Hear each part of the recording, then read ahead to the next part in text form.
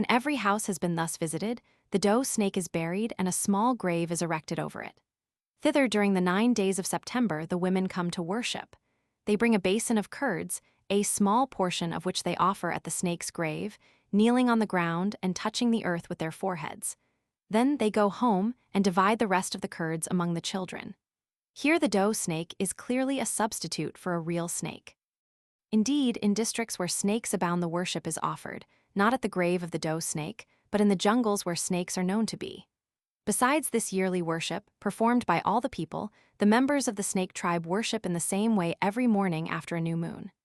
The snake tribe is not uncommon in the Punjab. Members of it will not kill a snake, and they say that its bite does not hurt them.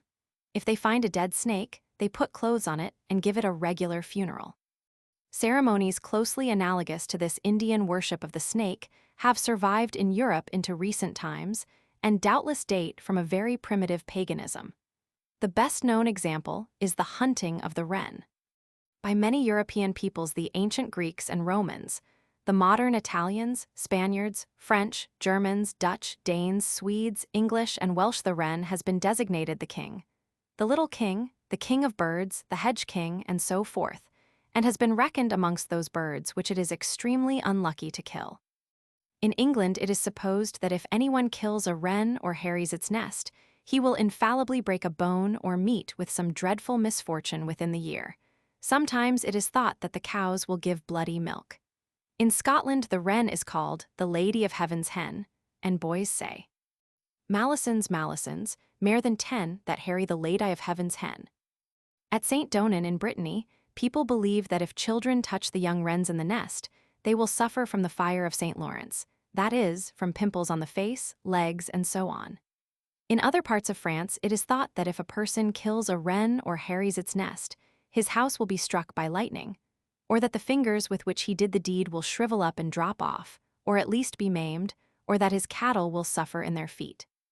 Notwithstanding such beliefs, the custom of annually killing the wren has prevailed widely both in this country and in France. In the Isle of Man down to the 18th century, the custom was observed on Christmas Eve, or rather Christmas morning. On the 24th of December, towards evening, all the servants got a holiday. They did not go to bed all night, but rambled about till the bells rang in all the churches at midnight. When prayers were over, they went to hunt the wren, and having found one of these birds, they killed it and fastened it to the top of a long pole with its wings extended. Thus they carried it in procession to every house, chanting the following rhyme: "We hunted the wren for Robin the Bobbin, we hunted the wren for Jack of the Can, we hunted the wren for Robin the Bobbin, we hunted the wren for everyone." When they had gone from house to house and collected all the money they could, they laid the wren on a bier and carried it in procession to the parish churchyard, where they made a grave and buried it with the utmost solemnity, singing dirges over her in the Manx language, which they call her Nell, after which Christmas begins. The burial over, the company outside the churchyard formed a circle and danced to music. A writer of the 18th century says that in Ireland the wren is still hunted and killed by the peasants on Christmas Day, and on the following St. Stephen's Day, he is carried about, hung by the leg, in the center of 2 hoops crossing each other at right angles, and a procession made in every village of men, women, and children, singing an Irish catch, importing him to be the king of all birds. Down to the present time, the hunting of the wren still takes place in parts of Leinster and Connaught. On Christmas Day or St. Stephen's Day the boys hunt and kill the wren, fasten it in the middle of a mass of holly and ivy on the top of a broomstick, and on St. Stephen's Day go about with it from house to house, singing, the wren, the king of all birds. St. Stephen's Day was caught in the furs, although he is little, his family's great. I pray you, good landlady, give us a treat." Money or food, bread, butter, eggs, etc. were given them, upon which they feasted in the evening. In the first half of the 19th century, similar customs were still observed in various parts of the south of France. Thus at Carcassonne, every year on the first Sunday of December, the young people of the street Saint Jean used to go out of the town armed with sticks, with which they beat the bushes, looking for wrens. The first to strike down one of these birds was proclaimed king. Then they returned to the town in procession, headed by the king, who carried the wren on a pole. On the evening of the last day of the year, the king and all who had hunted the wren marched through the streets of the town to the light of torches, with drums beating and fifes playing in front of them. At the door of every house they stopped, and one of them wrote with chalk on the door Vive le Roi, with the number of the year which was about to begin. On the morning of 12th day, the king again marched in procession with great pomp, wearing a crown and a blue mantle, and carrying a scepter. In front of him was borne the wren fastened to the top of a pole, which was adorned with a verdant wreath of olive, of oak, and sometimes of mistletoe grown on an oak. After hearing high mass in the parish church of St. Vincent, surrounded by his officers and guards, the king visited the bishop, the mayor, the magistrates, and the chief inhabitants, collecting money to defray the expenses of the royal banquet which took place in the evening and wound up with a dance.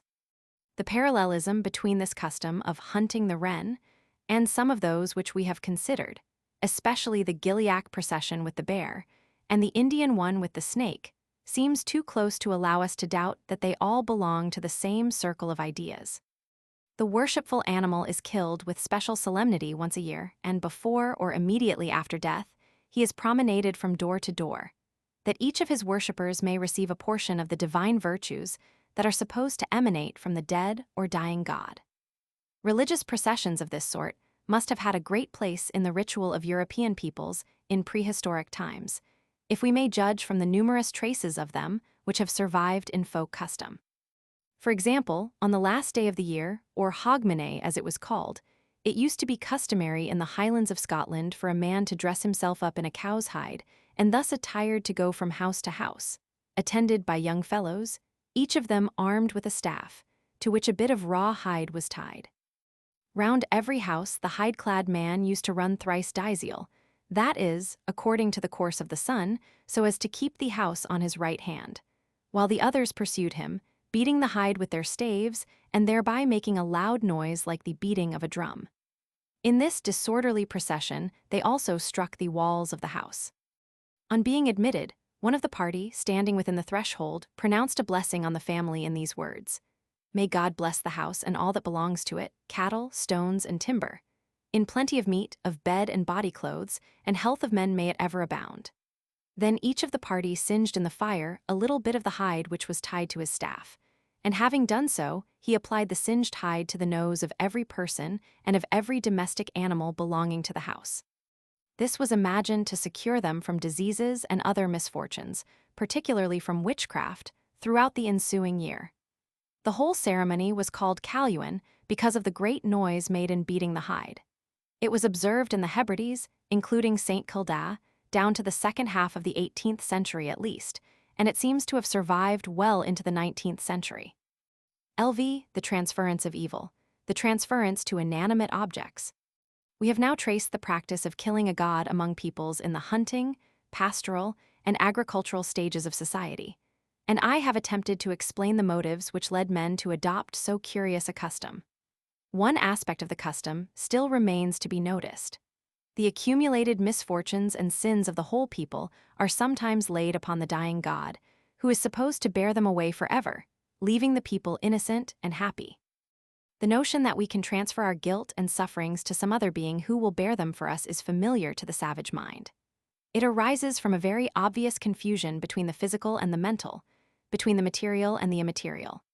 Because it is possible to shift a load of wood, stones, or what not, from our own back to the back of another, the savage fancies that it is equally possible to shift the burden of his pains and sorrows to another, who will suffer them in his stead. Upon this idea he acts, and the result is an endless number of very unamiable devices for palming off upon someone else the trouble which a man shrinks from bearing himself. In short, the principle of vicarious suffering is commonly understood and practiced by races who stand on a low level of social and intellectual culture. In the following pages, I shall illustrate the theory and the practice as they are found among savages in all their naked simplicity, undisguised by the refinements of metaphysics and the subtleties of theology. The devices to which the cunning and selfish savage resorts for the sake of easing himself at the expense of his neighbor are manifold. Only a few typical examples out of a multitude can be cited. At the outset, it is to be observed that the evil of which a man seeks to rid himself need not be transferred to a person. It may equally well be transferred to an animal or a thing, though in the last case, the thing is often only a vehicle to convey the trouble to the first person who touches it. In some of the East Indian islands, they think that epilepsy can be cured by striking the patient on the face with the leaves of certain trees and then throwing them away. The disease is believed to have passed into the leaves and to have been thrown away with them. To cure toothache, some of the Australian blacks apply a heated spear thrower to the cheek. The spear thrower is then cast away, and the toothache goes with it in the shape of a black stone called caryatch. Stones of this kind are found in old mounds and sandhills. They are carefully collected and thrown in the direction of enemies in order to give them toothache. The Bahima, a pastoral people of Uganda, often suffer from deep-seated abscesses. Their cure for this is to transfer the disease to some other person by obtaining herbs from the medicine man, rubbing them over the place where the swelling is, and burying them in the road where people continually pass. The first person who steps over these buried herbs contracts the disease, and the original patient recovers. Sometimes, in case of sickness, the malady is transferred to an effigy as a preliminary to passing it on to a human being. Thus, among the Baganda, the medicine man would sometimes make a model of his patient in clay. Then a relative of the sick man would rub the image over the sufferer's body and either bury it in the road or hide it in the grass by the wayside. The first person who stepped over the image or passed by it would catch the disease. Sometimes the effigy was made out of a plantain flower tied up so as to look like a person. It was used in the same way as the clay figure. But the use of images for this maleficent purpose was a capital crime. Any person caught in the act of burying one of them in the public road would surely have been put to death. In the western district of the island of Timor, when men or women are making long and tiring journeys, they fan themselves with leafy branches, which they afterwards throw away on particular spots where their forefathers did the same before them. The fatigue which they felt is thus supposed to have passed into the leaves and to be left behind. Others use stones instead of leaves. Similarly, in the Babar archipelago, tired people will strike themselves with stones, believing that they thus transfer to the stones the weariness which they felt in their own bodies. They then throw away the stones in places which are specially set apart for the purpose. A like belief and practice in many distant parts of the world have given rise to those cairns or heaps of sticks and leaves which travelers often observe beside the path, and to which every passing native adds his contribution in the shape of a stone or stick or leaf. Thus, in the Solomon and Banks Islands, the natives are wont to throw sticks, stones, or leaves upon a heap at a place of steep descent, or where a difficult path begins, saying, "There goes my fatigue." The act is not a religious rite, for the thing thrown on the heap is not an offering to spiritual powers, and the words which accompany the act are not a prayer. It is nothing but a magical ceremony for getting rid of fatigue, which the simple savage fancies he can embody in a stick, leaf, or stone, and so cast it from him. The transference to animals. Animals are often employed as a vehicle for carrying away or transferring the evil. When a Moor has a headache, he will sometimes take a lamb or a goat and beat it till it falls down, believing that the headache will thus be transferred to the animal. In Morocco, most wealthy Moors keep a wild boar in their stables, in order that the jinn and evil spirits may be diverted from the horses and enter into the boar. Amongst the Kaffirs of South Africa, when other remedies have failed, natives sometimes adopt the custom of taking a goat into the presence of a sick man and confess the sins of the kraal over the animal. Sometimes, a few drops of blood from the sick man are allowed to fall on the head of the goat, which is turned out into an uninhabited part of the veldt. The sickness is supposed to be transferred to the animal and to become lost in the desert. In Arabia, when the plague is raging, the people will sometimes lead a camel through all the quarters of the town in order that the animal may take the pestilence on itself. Then they strangle it in a sacred place and imagine that they have rid themselves of the camel and of the plague at one blow.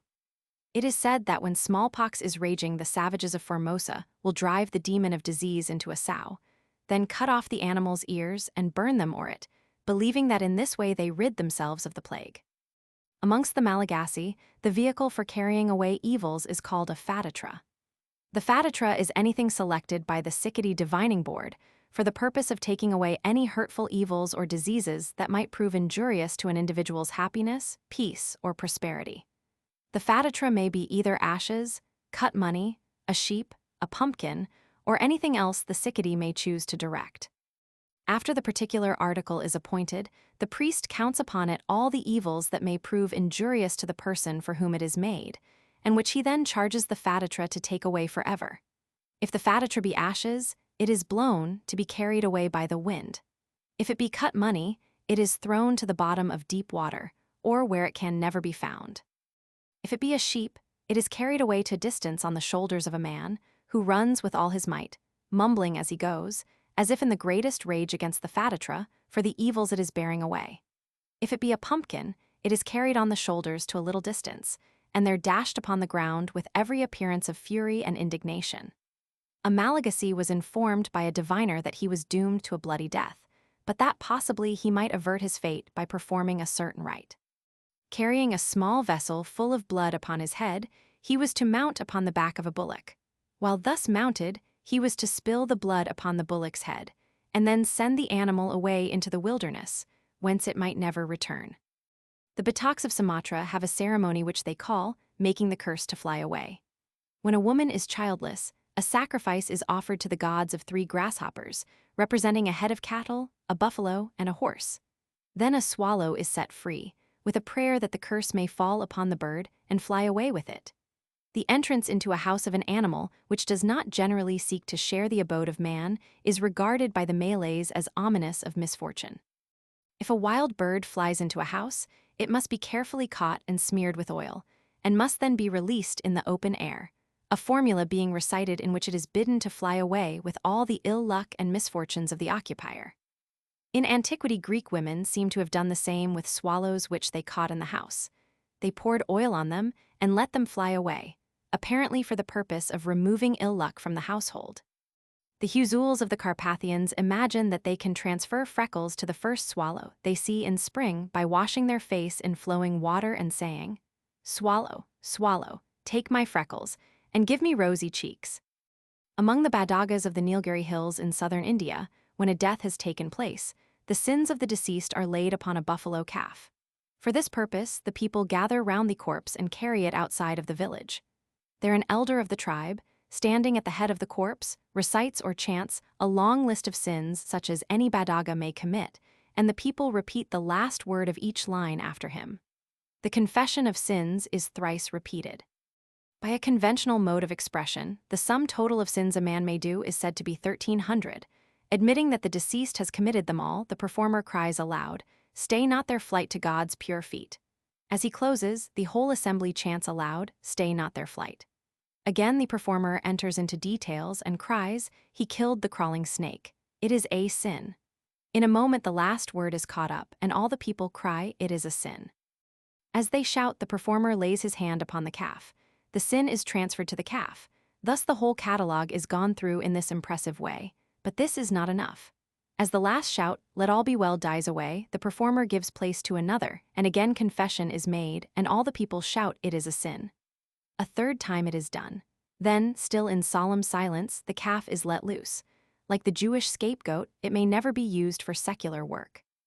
At a Badaga funeral witnessed by the Reverend A.C. Clayton, the buffalo calf was led thrice round the bier, and the dead man's hand was laid on its head.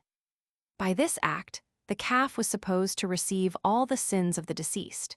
It was then driven away to a great distance, that it might contaminate no one, and it was said that it would never be sold, but looked on as a dedicated sacred animal.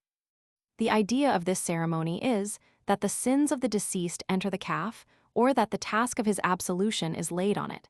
They say that the calf very soon disappears, and that it is never heard of. The transference to men. Again, men sometimes play the part of scapegoat by diverting to themselves the evils that threaten others. When a Singalese is dangerously ill, and the physicians can do nothing, a devil dancer is called in, who by making offerings to the devils, and dancing in the masks appropriate to them, conjures these demons of disease, one after the other, out of the sick man's body and into his own. Having thus successfully extracted the cause of the malady, the artful dancer lies down on a bier, and shamming death is carried to an open place outside the village.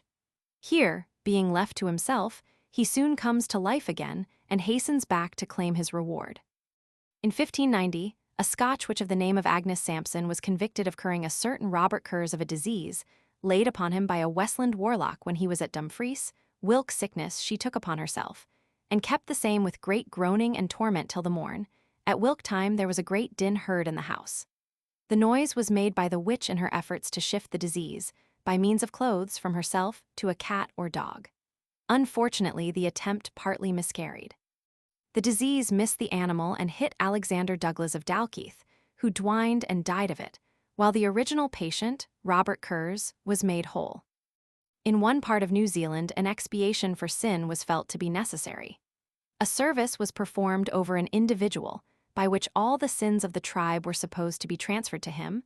A fern stalk was previously tied to his person, with which he jumped into the river, and there unbinding, allowed it to float away to the sea, bearing their sins with it. In great emergencies, the sins of the Raja of Manipur used to be transferred to somebody else, usually to a criminal, who earned his pardon by his vicarious sufferings. To effect the transference, the Raja and his wife, clad in fine robes, bathed on a scaffold erected in the bazaar, while the criminal crouched beneath it. With the water which dripped from them on him, their sins also were washed away and fell on the human scapegoat. To complete the transference, the Raja and his wife made over their fine robes to their substitute, while they themselves, clad in new raiment, mixed with the people till evening. In Travancore, when a Raja is near his end, they seek out a holy Brahmin, who consents to take upon himself the sins of the dying man in consideration of the sum of 10,000 rupees. Thus prepared to immolate himself on the altar of duty, the saint is introduced into the chamber of death and closely embraces the dying Raja, saying to him, "O king, I undertake to bear all your sins and diseases. May your highness live long and reign happily." Having thus taken to himself the sins of the sufferer, he is sent away from the country and never more allowed to return. At Uch Kurgan in Turkestan, Mr. Schuyler saw an old man who was said to get his living by taking on himself the sins of the dead, and thenceforth devoting his life to prayer for their souls. In Uganda, when an army had returned from war, and the gods warned the king by their oracles that some evil had attached itself to the soldiers, it was customary to pick out a woman slave from the captives, together with a cow, a goat, a fowl, and a dog from the booty, and to send them back under a strong guard to the borders of the country from which they had come. There their limbs were broken, and they were left to die, for they were too crippled to crawl back to Uganda. In order to ensure the transference of the evil to these substitutes, bunches of grass were rubbed over the people and cattle and then tied to the victims. After that, the army was pronounced clean and was allowed to return to the capital. So, on his accession, a new king of Uganda used to wound a man and send him away as a scapegoat to Buniaro to carry away any uncleanliness that might attach to the king or queen. The transference of evil in Europe. The examples of the transference of evil hitherto adduced have been mostly drawn from the customs of savage or barbarous peoples. But similar attempts to shift the burden of disease, misfortune, and sin from oneself to another person, or to an animal or thing, have been common also among the civilized nations of Europe, both in ancient and modern times. A Roman cure for fever was to pare the patient's nails and stick the parings with wax on a neighbor's door before sunrise. The fever then passed from the sick man to his neighbor. Similar devices must have been resorted to by the Greeks, for in laying down laws for his ideal state, Plato thinks it too much to expect that men should not be alarmed at finding certain wax figures adhering to their doors or to the tombstones of their parents, or lying at crossroads. In the 4th century of our era, Marcellus of Bordeaux prescribed a cure for warts, which has still a great vogue among the superstitious in various parts of Europe. You are to touch your warts with as many little stones as you have warts, then wrap the stones in an ivy leaf and throw them away in a thoroughfare. Whoever picks them up will get the warts, and you will be rid of them. People in the Orkney Islands will sometimes wash a sick man and then throw the water down at a gateway, in the belief that the sickness will leave the patient and be transferred to the first person who passes through the gate. A Bavarian cure for fever is to write upon a piece of paper, "Fever, stay away, I am not at home," and to put the paper in somebody's pocket. The latter then catches the fever, and the patient is rid of it. A Bohemian prescription for the same malady is this: take an empty pot, go with it to a crossroad, throw it down, and run away. The first person who kicks against the pot will catch your fever, and you will be cured. Often in Europe, as among savages, an attempt is made to transfer a pain or malady from a man to an animal. Grave writers of antiquity recommended that, if a man be stung by a scorpion, he should sit upon an ass with his face to the tail, or whisper in the animal's ear, "A scorpion has stung me." In either case, they thought, the pain would be transferred from the man to the ass. Many cures of this sort are recorded by Marcellus. For example, he tells us that the following is a remedy for toothache. Standing booted under the open sky on the ground, you catch a frog by the head, spit into its mouth, ask it to carry away the ache, and then let it go. But the ceremony must be performed on a lucky day and at a lucky hour. In Cheshire, the ailment known as aphtha or thrush, which affects the mouth or throat of infants, is not uncommonly treated in much the same manner. A young frog is held for a few moments with its head inside the mouth of the sufferer, whom it is supposed to relieve by taking the malady to itself. "I assure you," said an old woman who had often superintended such a cure, "we used to hear the poor frog whooping and coughing, mortal bad, for days after. It would have made your heart ache to hear the poor creature coughing as it did about the garden." A Northamptonshire, Devonshire, and Welsh cure for a cough is to put a hair of the patient's head between 2 slices of buttered bread and give the sandwich to a dog. The animal will thereupon catch the cough and the patient will lose it. Sometimes an ailment is transferred to an animal by sharing food with it. Thus in Oldenburg, if you are sick of a fever, you set a bowl of sweet milk before a dog and say, "Good luck, you hound. May you be sick and I be sound." Then when the dog has lapped some of the milk, you take a swig at the bowl, and then the dog must lap again, and then you must swig again. And when you and the dog have done it the 3rd time, he will have the fever and you will be quit of it. A Bohemian cure for fever is to go out into the forest before the sun is up and look for a snipe's nest. When you have found it, take out one of the young birds and keep it beside you for 3 days. Then go back into the wood and set the snipe free. The fever will leave you at once. The snipe has taken it away. So in Vedic times the Hindus of old sent consumption away with a blue jay. They said, "O consumption, fly away with the blue jay. With the wild rush of the storm and the whirlwind, oh, vanish away." In the village of Llandegla in Wales, there is a church dedicated to the Virgin Martyr Saint Tecla, where the falling sickness is, or used to be, cured by being transferred to a fowl. The patient first washed his limbs in a sacred well hard by, dropped 4pence into it as an offering, walked thrice round the well, and thrice repeated the Lord's Prayer. Then the fowl, which was a cock or a hen according as the patient was a man or a woman, was put into a basket and carried round first the well and afterwards the church. Next the sufferer entered the church and lay down under the communion table till break of day. After that, he offered 6pence and departed, leaving the fowl in the church. If the bird died, the sickness was supposed to have been transferred to it from the man or woman, who was now rid of the disorder. As late as 1855, the old parish clerk of the village remembered quite well to have seen the birds staggering about from the effects of the fits which had been transferred to them. Often the sufferer seeks to shift his burden of sickness or ill luck to some inanimate object. In Athens, there is a little chapel of St. John the Baptist built against an ancient column. Fever patients resort thither, and by attaching a waxed thread to the inner side of the column, believe that they transfer the fever from themselves to the pillar. In the Mark of Brandenburg, they say that if you suffer from giddiness, you should strip yourself naked and run thrice round a flaxfield after sunset. In that way, the flax will get the giddiness, and you will be rid of it. But perhaps the thing most commonly employed in Europe as a receptacle for sickness and trouble of all sorts is a tree or bush. A Bulgarian cure for fever is to run thrice around a willow tree at sunrise, crying, "The fever shall shake thee, and the sun shall warm me." In the Greek island of Carpathos, the priest ties a red thread round the neck of a sick person. Next morning, the friends of the patient remove the thread and go out to the hillside, where they tie the thread to a tree, thinking that they thus transfer the sickness to the tree. Italians attempt to cure fever in like manner by tethering it to a tree. The sufferer ties a thread round his left wrist at night and hangs the thread on a tree next morning. The fever is thus believed to be tied up to the tree and the patient to be rid of it, but he must be careful not to pass by that tree again, otherwise the fever would break loose from its bonds and attack him afresh. A Flemish cure for the ague is to go early in the morning to an old willow, tie 3 knots in one of its branches, say, "Good morrow, old one, I give thee the cold.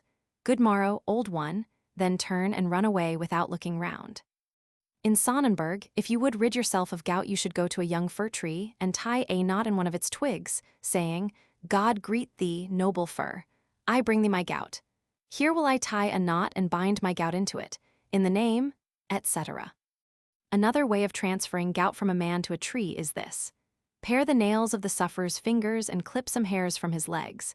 Bore a hole in an oak, stuff the nails and hair in the hole, stop up the hole again, and smear it with cow's dung.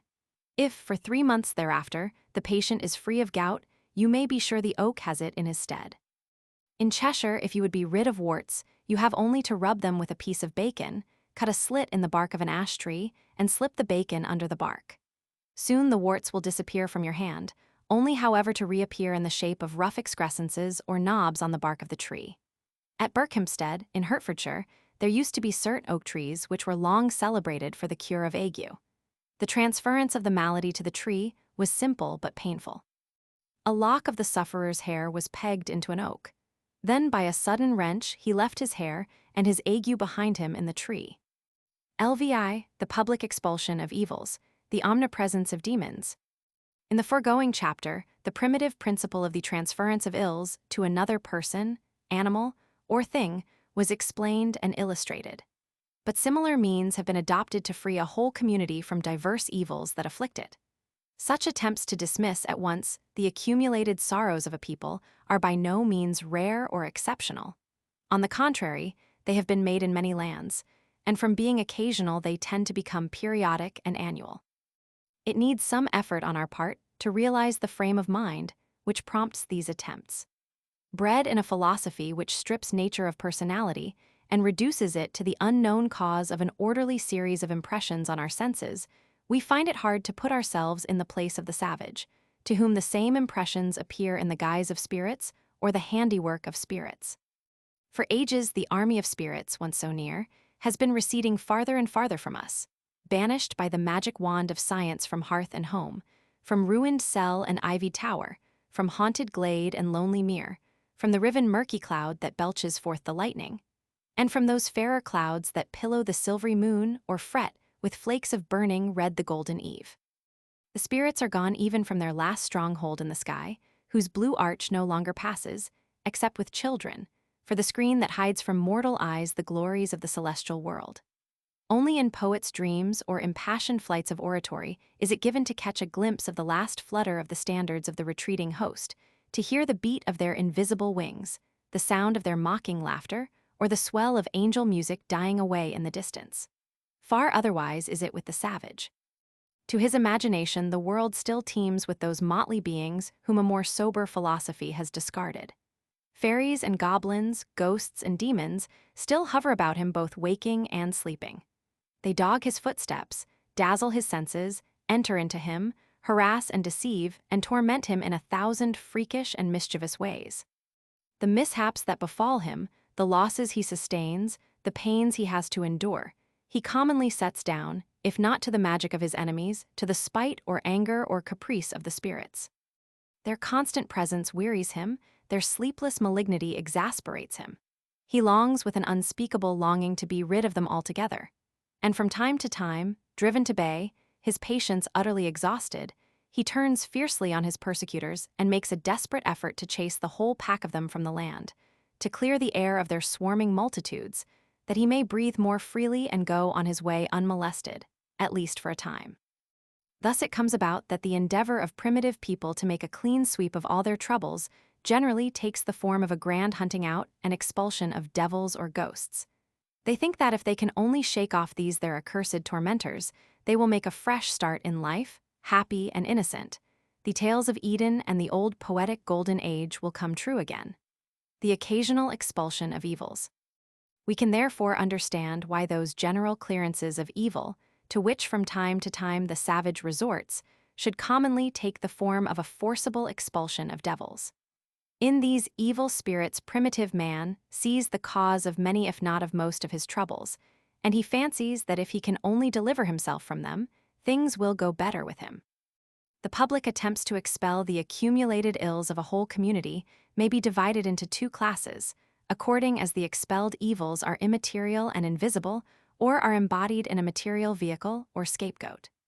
The former may be called the direct or immediate expulsion of evils, the latter the indirect or mediate expulsion, or the expulsion by scapegoat. We begin with examples of the former.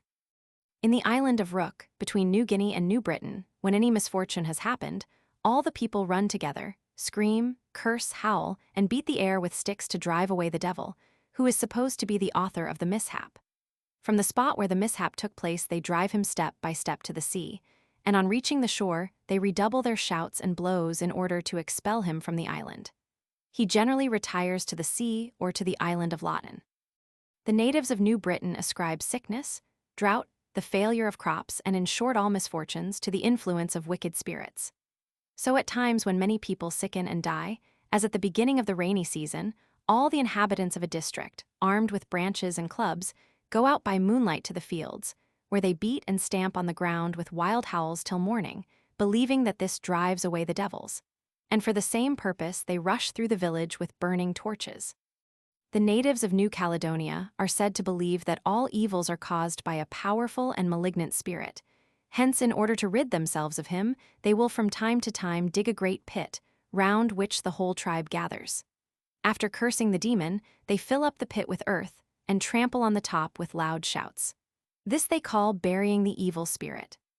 Among the Diri tribe of Central Australia, when a serious illness occurs, the medicine men expel Kuchi, or the devil, by beating the ground in and outside of the camp with the stuffed tail of a kangaroo, until they have chased the demon away to some distance from the camp. When a village has been visited by a series of disasters or a severe epidemic, the inhabitants of Minahassa in Celebes lay the blame upon the devils who are infesting the village and who must be expelled from it. Accordingly, early one morning all the people, men, women, and children, quit their homes, carrying their household goods with them, and take up their quarters in temporary huts which have been erected outside the village. Here they spend several days, offering sacrifices and preparing for the final ceremony. At last the men, some wearing masks, others with their faces blackened, and so on, but all armed with swords, guns, pikes, or brooms, steal cautiously and silently back to the deserted village. Then, at a signal from the priest, they rush furiously up and down the streets and into and under the houses, which are raised on piles above the ground, yelling and striking on walls, doors, and windows to drive away the devils. Next, the priests and the rest of the people come with the holy fire and march 9 times round each house and thrice round the ladder that leads up to it, carrying the fire with them. Then they take the fire into the kitchen, where it must burn for 3 days continuously. The devils are now driven away, and great and general is the joy. The Ulfors of Halmahera attribute epidemics to the devil who comes from other villages to carry them off. So, in order to rid the village of the disease, the sorcerer drives away the devil. From all the villagers, he receives a costly garment and places it on 4 vessels, which he takes to the forest and leaves at the spot where the devil is supposed to be. Then, with mocking words, he bids the demon abandon the place. In the Kei Islands to the southwest of New Guinea, the evil spirits, who are quite distinct from the souls of the dead, form a mighty host. Almost every tree and every cave is the lodging place of one of these fiends, who are moreover extremely irascible and apt to fly out on the smallest provocation. They manifest their displeasure by sending sickness and other calamities. Hence, in times of public misfortune, as when an epidemic is raging and all other remedies have failed, the whole population go forth with the priest at their head to a place at some distance from the village.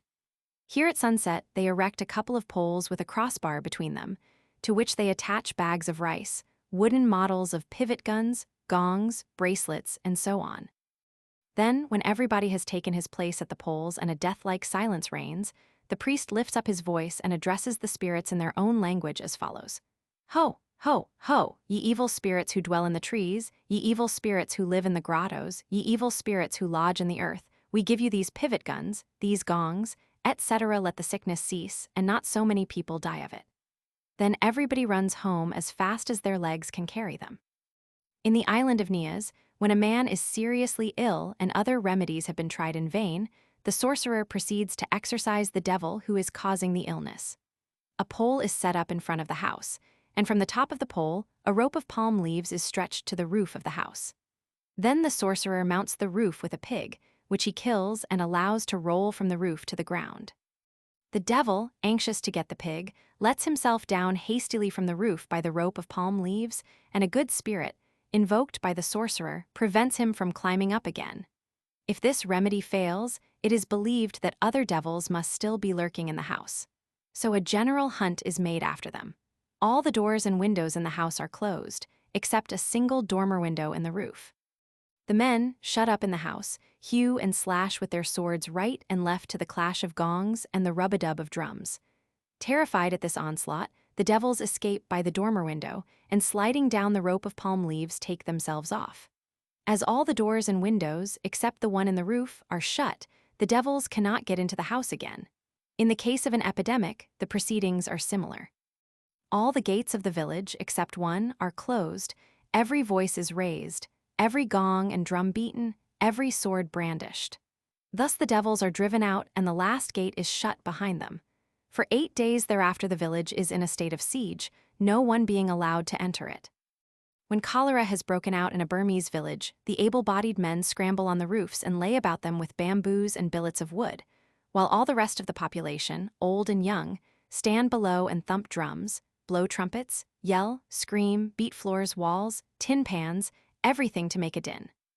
This uproar, repeated on 3 successive nights, is thought to be very effective in driving away the cholera demons. When smallpox first appeared amongst the Kumis of southeastern India, they thought it was a devil come from Arakan. The villages were placed in a state of siege, no one being allowed to leave or enter them. A monkey was killed by being dashed on the ground, and its body was hung at the village gate. Its blood, mixed with small river pebbles, was sprinkled on the houses. The threshold of every house was swept with the monkey's tail, and the fiend was adjured to depart. When an epidemic is raging on the Gold Coast of West Africa, the people will sometimes turn out, armed with clubs and torches, to drive the evil spirits away. At a given signal, the whole population begin with frightful yells to beat in every corner of the houses, then rush like mad into the streets waving torches and striking frantically in the empty air. The uproar goes on till somebody reports that the cowed and daunted demons have made good their escape by a gate of the town or village. The people stream out after them, pursue them for some distance into the forest, and warn them never to return.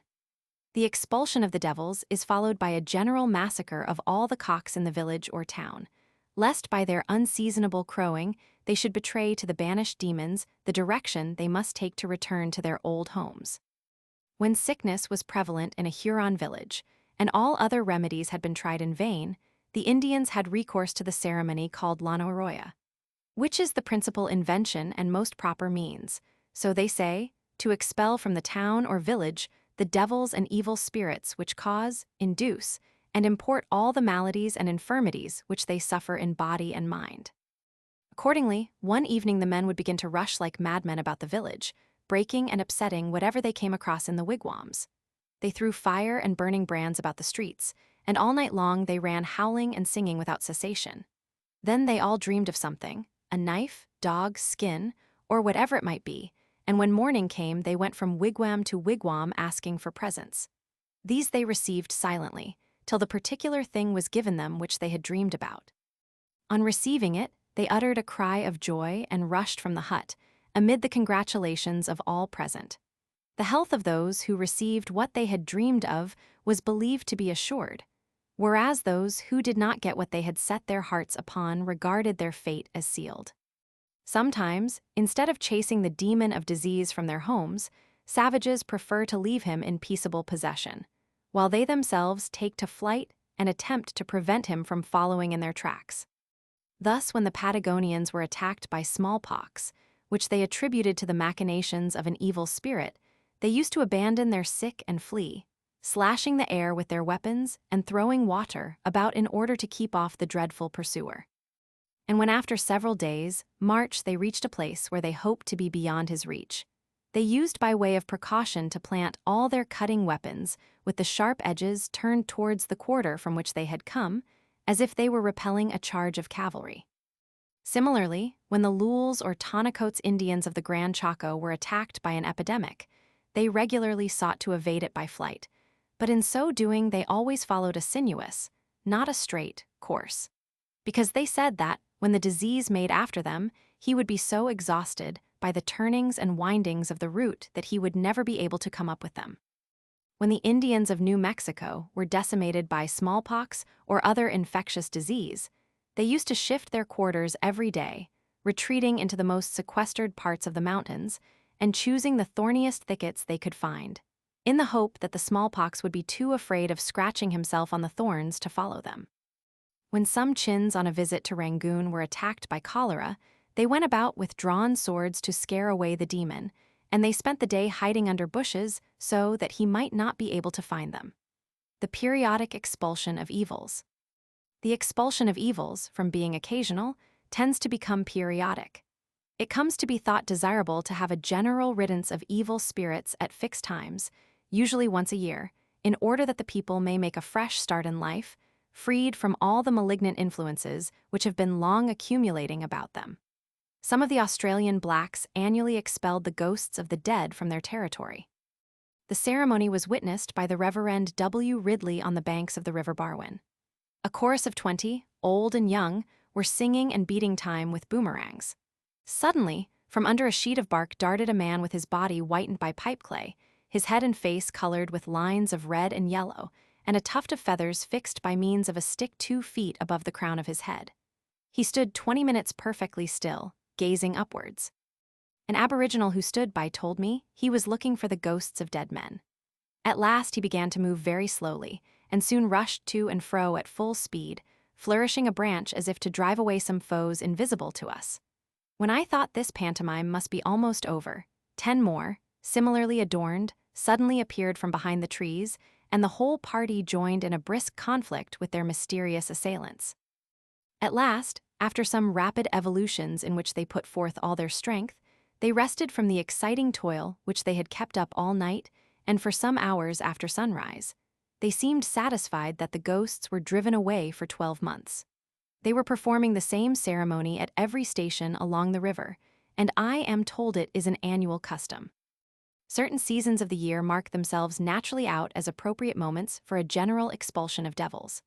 Such a moment occurs towards the close of an Arctic winter, when the sun reappears on the horizon after an absence of weeks or months.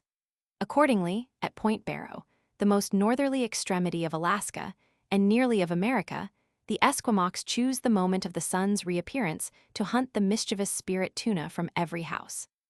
The ceremony was witnessed by the members of the United States Polar Expedition, who wintered at Point Barrow.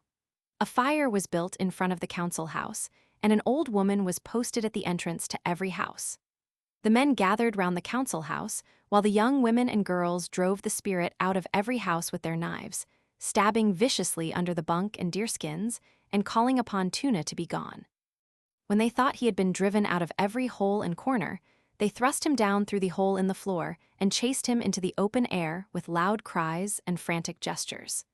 Meanwhile, the old woman at the entrance of the house made passes with a long knife in the air to keep him from returning. Each party drove the spirit towards the fire and invited him to go into it. All were by this time drawn up in a semicircle round the fire, when several of the leading men made specific charges against the spirit, and each after his speech brushed his clothes violently, calling on the spirit to leave him and go into the fire. 2 men now stepped forward with rifles loaded with blank cartridges, while a third brought a vessel of urine and flung it on the flames. At the same time, one of the men fired a shot into the fire, and as the cloud of steam rose, it received the other shot, which was supposed to finish Tunna for the time being. In late autumn, when storms rage over the land and break the icy fetters by which the frozen sea is as yet but slightly bound, when the loosened floes are driven against each other and break with loud crashes, and when the cakes of ice are piled in wild disorder one upon another, the Esquimaux of Baffin land fancy they hear the voices of the spirits who people the mischief-laden air. Then the ghosts of the dead knock wildly at the huts, which they cannot enter, and woe to the hapless wight whom they catch. He soon sickens and dies. Then the phantom of a huge hairless dog pursues the real dogs, which expire in convulsions and cramps at sight of him. All the countless spirits of evil are abroad striving to bring sickness and death, foul weather and failure in hunting on the Esquimaux. Most dreaded of all these spectral visitants are Sedna, mistress of the netherworld, and her father, to whose share dead Esquimaux fall. While the other spirits fill the air and the water, she rises from underground. It is then a busy season for the wizards. In every house you may hear them singing and praying, while they conjure the spirits, seated in a mystic gloom at the back of the hut, which is dimly lit by a lamp burning low. The hardest task of all is to drive away Sedna, and this is reserved for the most powerful enchanter. A rope is coiled on the floor of a large hut in such a way as to leave a small opening at the top, which represents the breathing hole of a seal. 2 enchanters stand beside it, one of them grasping a spear as if he were watching a seal hole in winter, the other holding the harpoon line. A third sorcerer sits at the back of the hut, chanting a magic song to lure Sedna to the spot. Now she is heard approaching under the floor of the hut, breathing heavily. Now she emerges at the hole. Now she is harpooned and sinks away in angry haste, dragging the harpoon with her, while the 2 men hold onto the line with all their might. The struggle is severe, but at last, by a desperate wrench, she tears herself away and returns to her dwelling in Adlivun. When the harpoon is drawn up out of the hole, it is found to be splashed with blood, which the enchanters proudly exhibit as a proof of their prowess. Thus Sedna and the other evil spirits are at last driven away, and next day a great festival is celebrated by old and young in honor of the event. But they must still be cautious, for the wounded Sedna is furious and will seize anyone she may find outside of his hut, so they all wear amulets on the top of their hoods to protect themselves against her. These amulets consist of pieces of the first garments that they wore after birth. The Iroquois inaugurated the new year in January, February, or March. The time varied with a festival of dreams, like that which the Hurons observed on special occasions. The whole ceremonies lasted several days or even weeks and formed a kind of saturnalia. Men and women, variously disguised, went from wigwam to wigwam smashing and throwing down whatever they came across. It was a time of general license. The people were supposed to be out of their senses and therefore not to be responsible for what they did. Accordingly, many seized the opportunity of paying off old scores by belaboring obnoxious persons, drenching them with ice-cold water, and covering them with filth or hot ashes. Others seized burning brands or coals and flung them at the heads of the first persons they met. The only way of escaping from these persecutors was to guess what they had dreamed of. On one day of the festival, the ceremony of driving away evil spirits from the village took place. Men clothed in the skins of wild beasts, their faces covered with hideous masks, and their hands with the shell of the tortoise, went from hut to hut making frightful noises. In every hut, they took the fuel from the fire and scattered the embers and ashes about the floor with their hands. The general confession of sins which preceded the festival was probably a preparation for the public expulsion of evil influences. It was a way of stripping the people of their moral burdens, that these might be collected and cast out.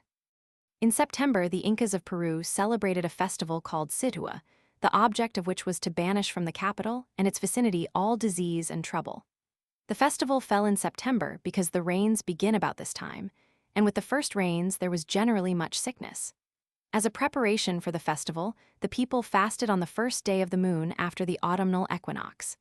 Having fasted during the day, and the night being come, they baked a coarse paste of maize. This paste was made of 2 sorts. One was kneaded with the blood of children aged from 5 to 10 years, the blood being obtained by bleeding the children between the eyebrows. These 2 kinds of paste were baked separately because they were for different uses. Each family assembled at the house of the eldest brother to celebrate the feast, and those who had no elder brother went to the house of their next relation of greater age. On the same night, all who had fasted during the day washed their bodies, and taking a little of the blood-kneaded paste, rubbed it over their head, face, breast, shoulders, arms, and legs. They did this in order that the paste might take away all their infirmities. After this, the head of the family anointed the threshold with the same paste, and left it there as a token that the inmates of the house had performed their ablutions and cleansed their bodies. Meantime, the high priest performed the same ceremonies in the temple of the sun. As soon as the sun rose, all the people worshipped and besought him to drive all evils out of the city, and then they broke their fast with the paste that had been kneaded without blood. When they had paid their worship and broken their fast, which they did at a stated hour, in order that all might adore the sun as one man, an Inca of the blood royal came forth from the fortress, as a messenger of the sun, richly dressed, with his mantle girded round his body, and a lance in his hand. The lance was decked with feathers of many hues, extending from the blade to the socket, and fastened with rings of gold. He ran down the hill from the fortress brandishing his lance, till he reached the center of the great square, where stood the golden urn, like a fountain, that was used for the sacrifice of the fermented juice of the maize. Here 4 other Incas of the blood royal awaited him, each with a lance in his hand, and his mantle girded up to run. The messenger touched their 4 lances with his lance, and told them that the sun bade them, as his messengers, drive the evils out of the city. The 4 Incas then separated and ran down the 4 royal roads which led out of the city to the 4 quarters of the world. While they ran, all the people, great and small, came to the doors of their houses, and with great shouts of joy and gladness shook their clothes, as if they were shaking off dust, while they cried, "Let the evils be gone." How greatly desired has this festival been by us. O Creator of all things, permit us to reach another year, that we may see another feast like this. After they had shaken their clothes, they passed their hands over their heads, faces, arms, and legs, as if in the act of washing. All this was done to drive the evils out of their houses, that the messengers of the sun might banish them from the city, and it was done not only in the streets through which the Incas ran, but generally in all quarters of the city. Moreover, they all danced, the Inca himself amongst them, and bathed in the rivers and fountains, saying that their maladies would come out of them. Then they took great torches of straw, bound round with cords. These they lighted and passed from one to the other, striking each other with them and saying, "Let all harm go away." Meanwhile, the runners ran with their lances for a quarter of a league outside the city, where they found 4 other Incas ready, who received the lances from their hands and ran with them. Thus the lances were carried by relays of runners for a distance of 5 or 6 leagues, at the end of which the runners washed themselves and their weapons in rivers, and set up the lances, in sign of a boundary within which the banished evils might not return. The Negroes of Guinea annually banish the devil from all their towns with much ceremony at a time set apart for the purpose. At Axum, on the Gold Coast, this annual expulsion is preceded by a feast of 8 days, during which mirth and jollity, skipping, dancing, and singing prevail, and a perfect lampooning liberty is allowed, and scandal so highly exalted that they may freely sing of all the faults, villainies, and frauds of their superiors as well as inferiors, without punishment, or so much as the least interruption. On the 8th day they hunt out the devil with a dismal cry, running after him and pelting him with sticks, stones, and whatever comes to hand. When they have driven him far enough out of the town, they all return. In this way he is expelled from more than 100 towns at the same time. To make sure that he does not return to their houses, the women wash and scour all their wooden and earthen vessels, to free them from all uncleanness and the devil. At Cape Coast Castle, on the Gold Coast, the ceremony was witnessed on the 9th of October, 1844, by an Englishman who has described it as follows. Tonight the annual custom of driving the evil spirit, Abonsum, out of the town has taken place. As soon as the 8 o'clock gun fired in the fort, the people began firing muskets in their houses, turning all their furniture out of doors, beating about in every corner of the rooms with sticks, etc., and screaming as loudly as possible, in order to frighten the devil.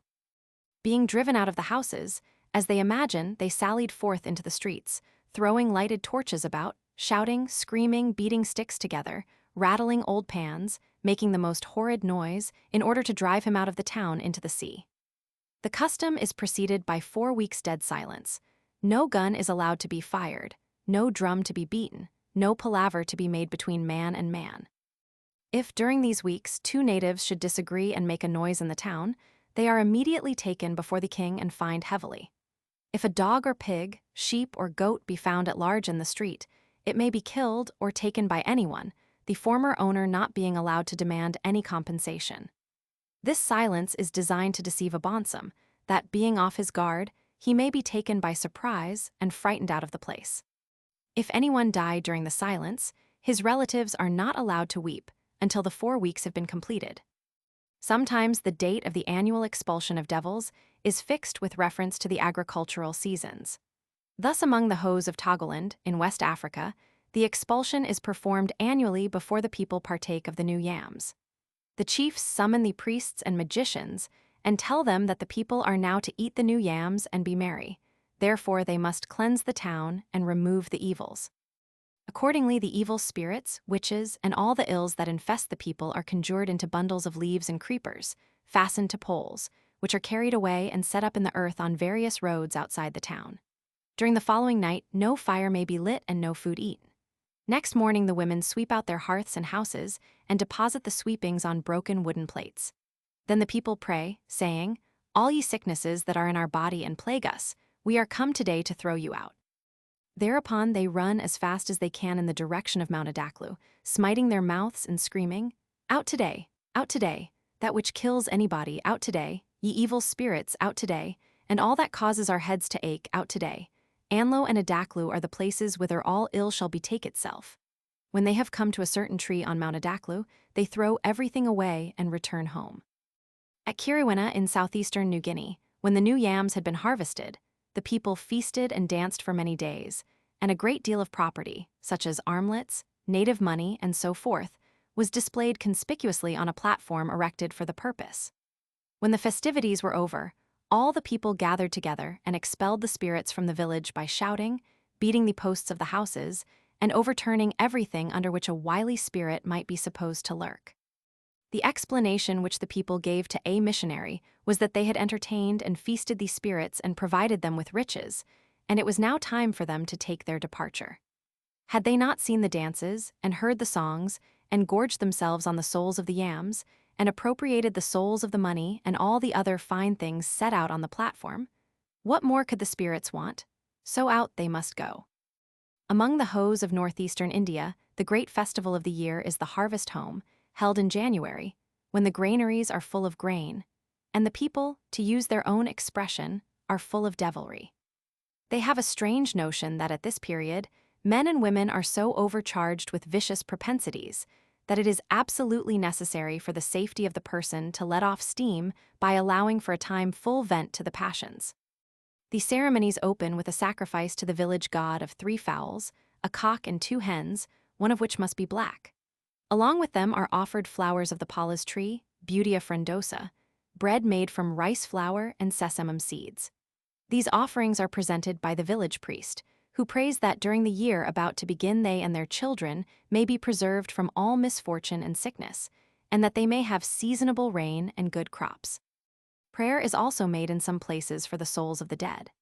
At this time, an evil spirit is supposed to infest the place, and to get rid of it men, women, and children go in procession round and through every part of the village with sticks in their hands, as if beating for game, singing a wild chant, and shouting vociferously, till they feel assured that the evil spirit must have fled. Then they give themselves up to feasting and drinking rice beer, till they are in a fit state for the wild debauch which follows. The festival now becomes a saturnalia, during which servants forget their duty to their masters, children their reverence for parents, men their respect for women, and women all notions of modesty, delicacy, and gentleness. They become raging bacchantes. Usually the Hos are quiet and reserved in manner, decorous and gentle to women. But during this festival, their natures appear to undergo a temporary change. Sons and daughters revile their parents in gross language, and parents their children. Men and women become almost like animals in the indulgence of their amorous propensities. The Mundaris, kinsmen and neighbors of the Hos, keep the festival in much the same manner. The resemblance to a saturnalia is very complete, as at this festival the farm laborers are feasted by their masters, and allowed the utmost freedom of speech in addressing them.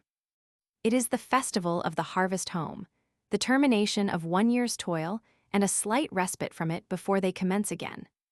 Amongst some of the Hindu Kush tribes, as among the Hos and Mundaris, the expulsion of devils takes place after harvest. When the last crop of autumn has been got in, it is thought necessary to drive away evil spirits from the granaries. A kind of porridge is eaten, and the head of the family takes his matchlock and fires it into the floor. Then, going outside, he sets to work loading and firing till his powder horn is exhausted, while all his neighbors are similarly employed. The next day is spent in rejoicings. In Chitral this festival is called devil driving. On the other hand, the Khans of India expel the devils at seed time instead of at harvest. At this time they worship Pitari Penu, the god of increase and of gain in every shape. On the first day of the festival, a rude car is made of a basket set upon a few sticks, tied upon the bamboo rollers for wheels. The priest takes this car first to the house of the lineal head of the tribe, to whom precedence is given in all ceremonies connected with agriculture. Here he receives a little of each kind of seed and some feathers. He then takes the car to all the other houses in the village, each of which contributes the same things. Lastly, the car is conducted to a field without the village, attended by all the young men, who beat each other and strike the air violently with long sticks. The seed thus carried out is called the share of the evil spirits, spoilers of the seed. These are considered to be driven out with the car, and when it and its contents are abandoned to them, they are held to have no excuse for interfering with the rest of the seed corn. The people of Bali, an island to the east of Java, have periodical expulsions of devils upon a great scale. Generally, the time chosen for the expulsion is the day of the dark moon in the 9th month, when the demons have been long unmolested. The country is said to be warm, and the priest issues orders to expel them by force, lest the whole of Bali should be rendered uninhabitable. On the day appointed, the people of the village or district assemble at the principal temple. Here at a crossroad, offerings are set out for the devils. After prayers have been recited by the priests, the blast of a horn summons the devils to partake of the meal which has been prepared for them. At the same time, a number of men step forward and light their torches at the holy lamp which burns before the chief priest. Immediately afterwards, followed by the bystanders, they spread in all directions and march through the streets and lanes crying, "Depart! Go away!"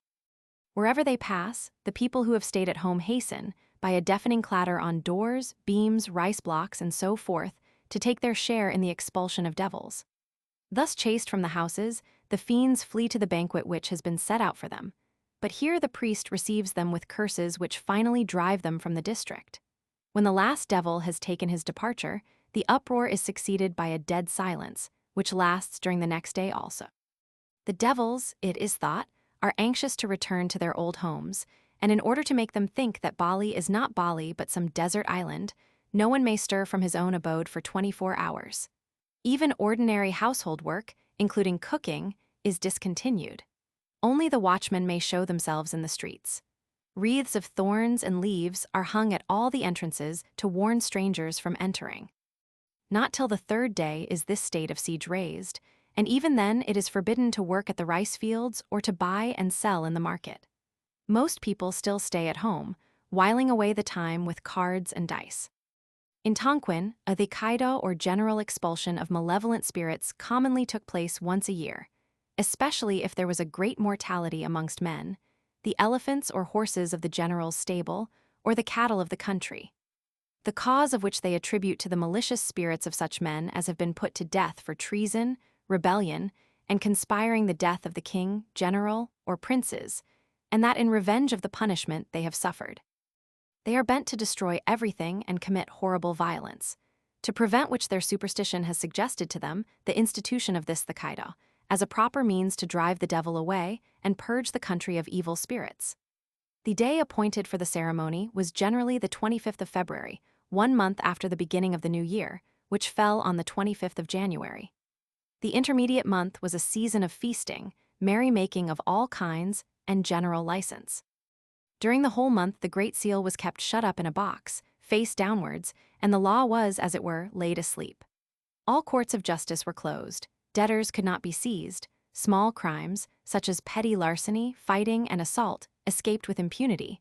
Only treason and murder were taken account of, and the malefactors detained till the Great Seal should come into operation again.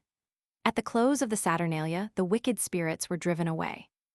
Great masses of troops and artillery having been drawn up with flying colors and all the pomp of war. The general beginneth then to offer meat offerings to the criminal devils and malevolent spirits, for it is usual and customary likewise amongst them to feast the condemned before their execution, inviting them to eat and drink, when presently he accuses them in a strange language, by characters and figures, etc., of many offenses and crimes committed by them. As to their having disquieted the land, killed his elephants and horses, etc., for all which they justly deserve to be chastised and banished the country. Whereupon 3 great guns are fired as the last signal, upon which all the artillery and muskets are discharged, that by their most terrible noise the devils may be driven away, and they are so blind as to believe for certain that they really and effectually put them to flight. In Cambodia, the expulsion of evil spirits took place in March.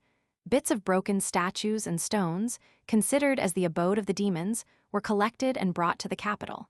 Here as many elephants were collected as could be got together.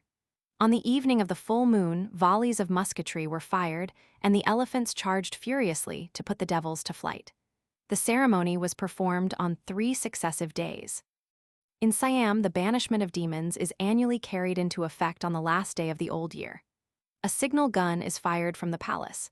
It is answered from the next station, and so on from station to station, till the firing has reached the outer gate of the city. Thus the demons are driven out step by step. As soon as this is done, a consecrated rope is fastened round the circuit of the city walls to prevent the banished demons from returning.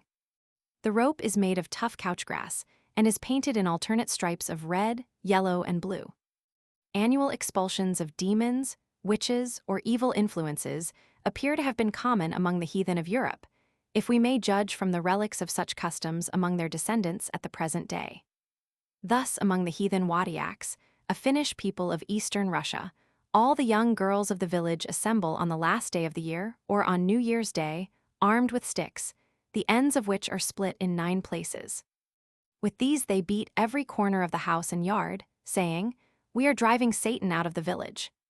Afterwards the sticks are thrown into the river below the village, and as they float downstream Satan goes with them to the next village, from which he must be driven out in turn. In some villages the expulsion is managed otherwise. The unmarried men receive from every house in the village groats, flesh, and brandy. These they take to the fields, light a fire under a fir tree, boil the groats, and eat of the food they have brought with them after pronouncing the words, "Go away into the wilderness, come not into the house." Then they return to the village and enter every house where there are young women. They take hold of the young women and throw them into the snow, saying, "May the spirits of disease leave you." The remains of the groats and the other food are then distributed among all the houses in proportion to the amount that each contributed, and each family consumes its share. According to a Wadiak of the Malmas district, the young men throw into the snow whomever they find in the houses, and this is called driving out Satan. Moreover, some of the boiled groats are cast into the fire with the words, "O God, afflict us not with sickness and pestilence, give us not up as a prey to the spirits of the wood." But the most antique form of the ceremony is that observed by the Wadiaks of the Kassan government. First of all, a sacrifice is offered to the devil at noon. Then all the men assemble on horseback in the center of the village and decide with which house they shall begin. When this question, which often gives rise to hot disputes, is settled, they tether their horses to the paling and arm themselves with whips, clubs of limewood, and bundles of lighted twigs. The lighted twigs are believed to have the greatest terrors for Satan. Thus armed, they proceed with frightful cries to beat every corner of the house and yard, then shut the door and spit at the ejected fiend. So they go from house to house, till the devil has been driven from everyone. Then they mount their horses and ride out of the village, yelling wildly and brandishing their clubs in every direction. Outside of the village, they fling away the clubs and spit once more at the devil. The Cheremiss, another Finnish people of eastern Russia, chase Satan from their dwellings by beating the walls with cudgels of limewood. For the same purpose, they fire guns, stab the ground with knives, and insert burning chips of wood in the crevices. Also, they leap over bonfires, shaking out their garments as they do so, and in some districts they blow on long trumpets of lime tree bark to frighten him away. When he has fled to the wood, they pelt the trees with some of the cheesecakes and eggs which furnish the feast. In Christian Europe, the old heathen custom of expelling the powers of evil at certain times of the year has survived to modern times. Thus, in some villages of Calabria, the month of March is inaugurated with the expulsion of the witches. It takes place at night to the sound of the church bells, the people running about the streets and crying, "March is come." They say that the witches roam about in March, and the ceremony is repeated every Friday evening during the month. Often, as might have been anticipated, the ancient pagan rite has attached itself to church festivals.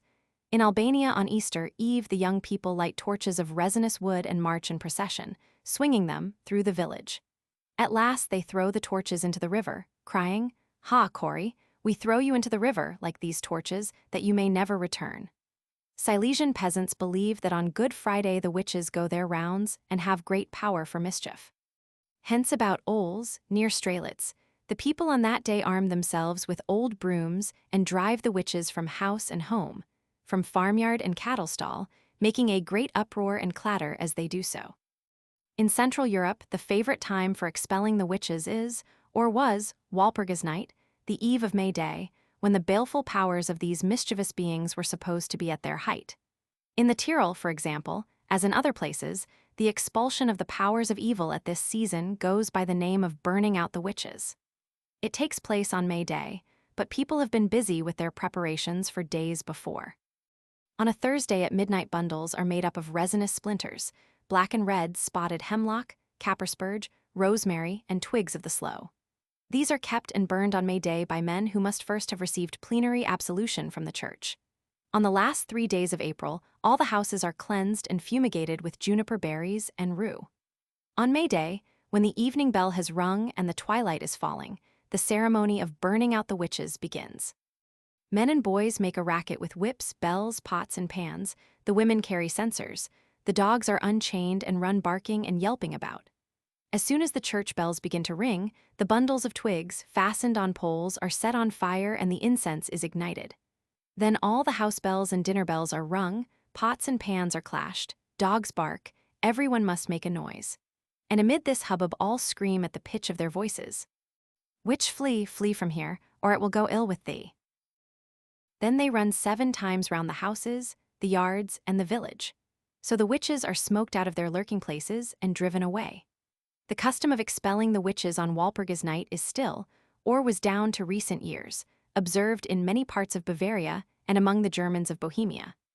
Thus, in the Böhmerwald Mountains, all the young fellows of the village assemble after sunset on some height, especially at a crossroad, and crack whips for a while in unison with all their strength. This drives away the witches, for so far as the sound of the whips is heard, these maleficent beings can do no harm. In some places, while the young men are cracking their whips, the herdsmen wind their horns, and the long-drawn notes, heard far off in the silence of night, are very effectual for banning the witches. Another witching time is the period of 12 days between Christmas and Epiphany. Hence, in some parts of Silesia, the people burn pine resin all night long between Christmas and the New Year, in order that the pungent smoke may drive witches and evil spirits far away from house and homestead. And on Christmas Eve and New Year's Eve, they fire shots over fields and meadows, into shrubs and trees, and wrap straw around the fruit trees, to prevent the spirits from doing them harm. On New Year's Eve, which is St. Sylvester's Day, Bohemian lads, armed with guns, form themselves into circles and fire thrice into the air. This is called shooting the witches, and is supposed to frighten the witches away. The last of the mystic 12 days is Epiphany or 12th night, and it has been selected as a proper season for the expulsion of the powers of evil in various parts of Europe. Thus at Brunnen, on the Lake of Lucerne, boys go about in procession on 12th night carrying torches and making a great noise with horns, bells, whips, and so forth to frighten away 2 female spirits of the wood, Strudeli and Stradeli. The people think that if they do not make enough noise, there will be little fruit that year. Again, in La Bruguière, a canton of southern France, on the eve of 12th day the people run through the streets, jangling bells, clattering kettles, and doing everything to make a discordant noise. Then, by the light of torches and blazing faggots, they set up a prodigious hue and cry, an ear-splitting uproar, hoping thereby to chase all the wandering ghosts and devils from the town. Elvae, public scapegoats, the expulsion of embodied evils. Thus far we have dealt with that class of the general expulsion of evils, which I have called direct or immediate. In this class, the evils are invisible, at least to common eyes, and the mode of deliverance consists for the most part in beating the empty air and raising such a hubbub as may scare the mischievous spirits and put them to flight. It remains to illustrate the second class of expulsions, in which the evil influences are embodied in a visible form or are at least supposed to be loaded upon a material medium, which acts as a vehicle to draw them off from the people, village, or town. The Pomos of California celebrate an expulsion of devils every 7 years, at which the devils are represented by disguised men. 20 or 30 men array themselves in harlequin rig and barbaric paint and put vessels of pitch on their heads. Then they secretly go out into the surrounding mountains. These are to personify the devils. A herald goes up to the top of the assembly house and makes a speech to the multitude. At a signal agreed upon in the evening, the masqueraders come in from the mountains, with the vessels of pitch flaming on their heads, and with all the frightful accessories of noise, motion, and costume which the savage mind can devise in representation of demons. The terrified women and children flee for life. The men huddle them inside a circle, and, on the principle of fighting the devil with fire, they swing blazing firebrands in the air, yell, whoop, and make frantic dashes at the marauding and bloodthirsty devils, so creating a terrific spectacle and striking great fear into the hearts of the assembled hundreds of women, who are screaming and fainting and clinging to their valorous protectors. Finally, the devils succeed in getting into the assembly house, and the bravest of the men enter and hold a parley with them. As a conclusion of the whole farce, the men summon courage, the devils are expelled from the assembly house, and with a prodigious row and racket of sham fighting are chased away into the mountains. In spring, as soon as the willow leaves were full grown on the banks of the river, the Mandan Indians celebrated their great annual festival, one of the features of which was the expulsion of the devil. A man, painted black to represent the devil, entered the village from the prairie, chased and frightened the women, and acted the part of a buffalo bull in the buffalo dance, the object of which was to ensure a plentiful supply of buffaloes during the ensuing year. Finally, he was chased from the village, the women pursuing him with hisses and jibes, beating him with sticks, and pelting him with dirt. Some of the native tribes of central Queensland believe in a noxious being called Malunga, who prowls unseen and would kill men and violate women if certain ceremonies were not performed. These ceremonies last for 5 nights and consist of dances, in which only men, fantastically painted and adorned, take part. On the 5th night, Malunga himself, personified by a man tricked out with red ochre and feathers and carrying a long feather-tipped spear, rushes forth from the darkness at the spectators and makes as if he would run them through. Great is the excitement, loud are the shrieks and shouts, but after another feigned attack the demon vanishes in the gloom. On the last night of the year, the palace of the kings of Cambodia is purged of devils. Men painted as fiends are chased by elephants about the palace courts. When they have been expelled, a consecrated thread of cotton is stretched round the palace to keep them out.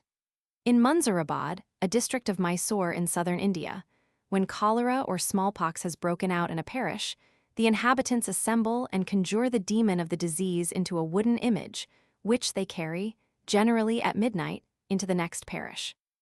The inhabitants of that parish in like manner pass the image on to their neighbors, and thus the demon is expelled from one village after another, until he comes to the bank of a river into which he is finally thrown. Oftener, however, the expelled demons are not represented at all, but are understood to be present invisibly in the material and visible vehicle which conveys them away. Here, again, it will be convenient to distinguish between occasional and periodical expulsions.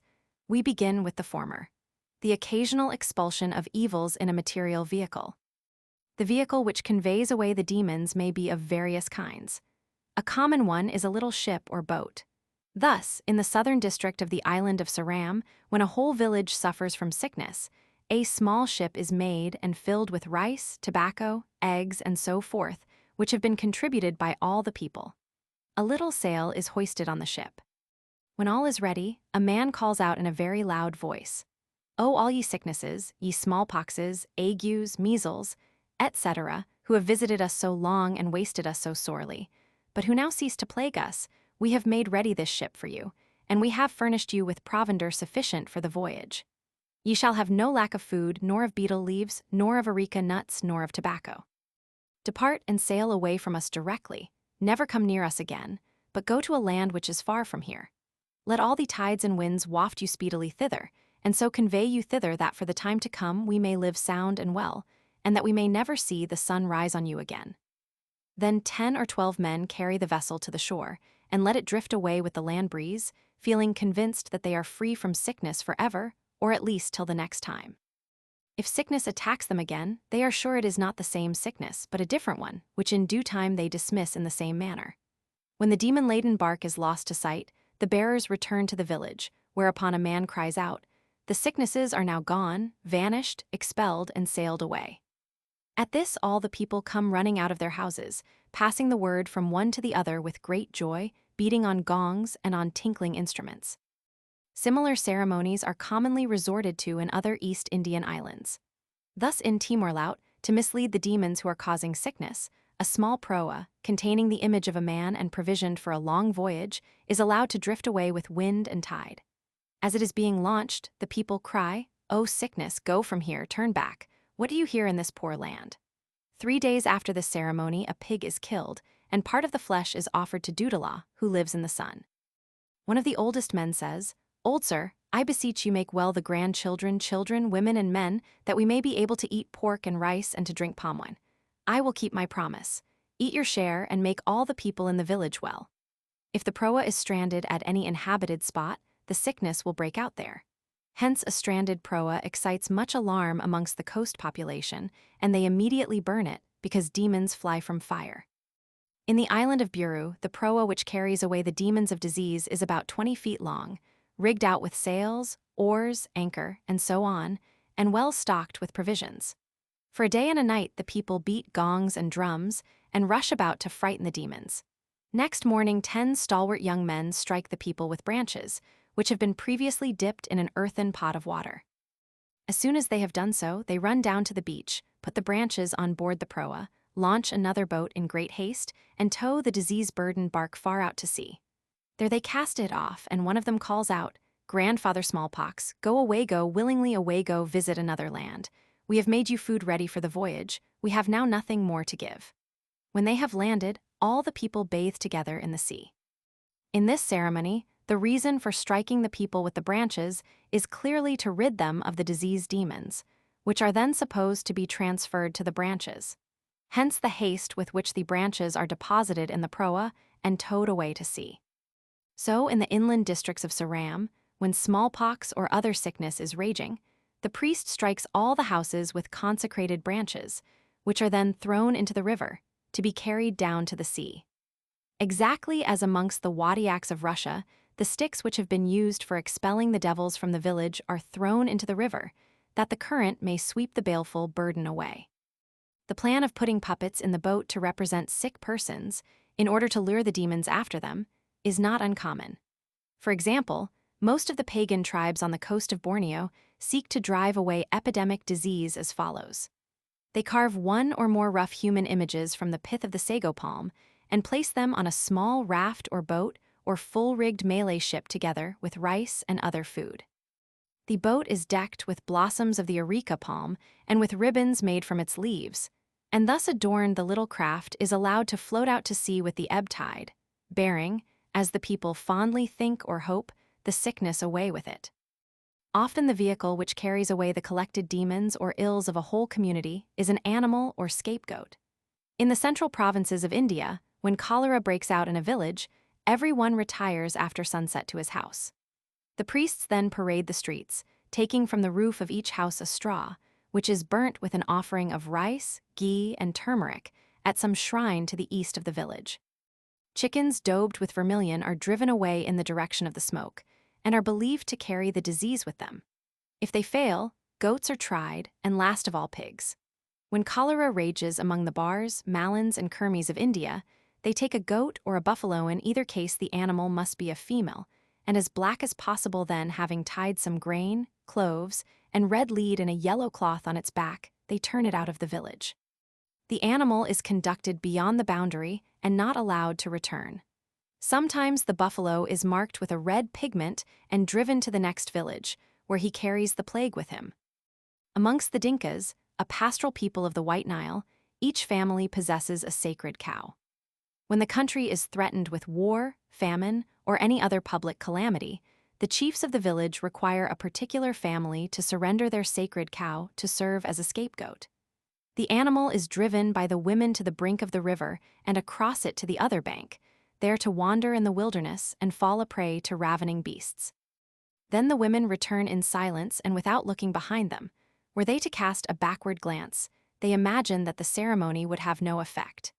In 1857, when the Aymara Indians of Bolivia and Peru were suffering from a plague, they loaded a black llama with the clothes of the plague-stricken people, sprinkled brandy on the clothes, and then turned the animal loose on the mountains, hoping that it would carry the pest away with it. Occasionally, the scapegoat is a man. For example, from time to time, the gods used to warn the king of Uganda that his foes, the Baniaro, were working magic against him and his people to make them die of disease. To avert such a catastrophe, the king would send a scapegoat to the frontier of Baniaro, the land of the enemy. The scapegoat consisted of either a man and a boy or a woman and her child, chosen because of some mark or bodily defect, which the gods had noted and by which the victims were to be recognized. With the human victims were sent a cow, a goat, a fowl, and a dog, and a strong guard escorted them to the land which the god had indicated. There the limbs of the victims were broken, and they were left to die a lingering death in the enemy's country, being too crippled to crawl back to Uganda. The disease, or plague, was thought to have been thus transferred to the victims, and to have been conveyed back in their persons to the land from which it came. Some of the Aboriginal tribes of China, as a protection against pestilence, select a man of great muscular strength to act the part of scapegoat. Having besmeared his face with paint, he performs many antics with the view of enticing all pestilential and noxious influences to attach themselves to him only. He is assisted by a priest. Finally, the scapegoat, hotly pursued by men and women beating gongs and tom-toms, is driven with great haste out of the town or village. In the Punjab, a cure for the murrain is to hire a man of the chamar caste, turn his face away from the village, brand him with a red-hot sickle, and let him go out into the jungle taking the murrain with him. He must not look back. The periodic expulsion of evils in a material vehicle.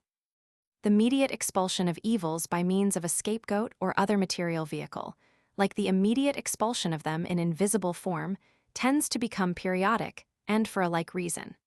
Thus every year, generally in March, the people of Ledi, Moa, and Lacquer, islands of the Indian archipelago, send away all their diseases to sea.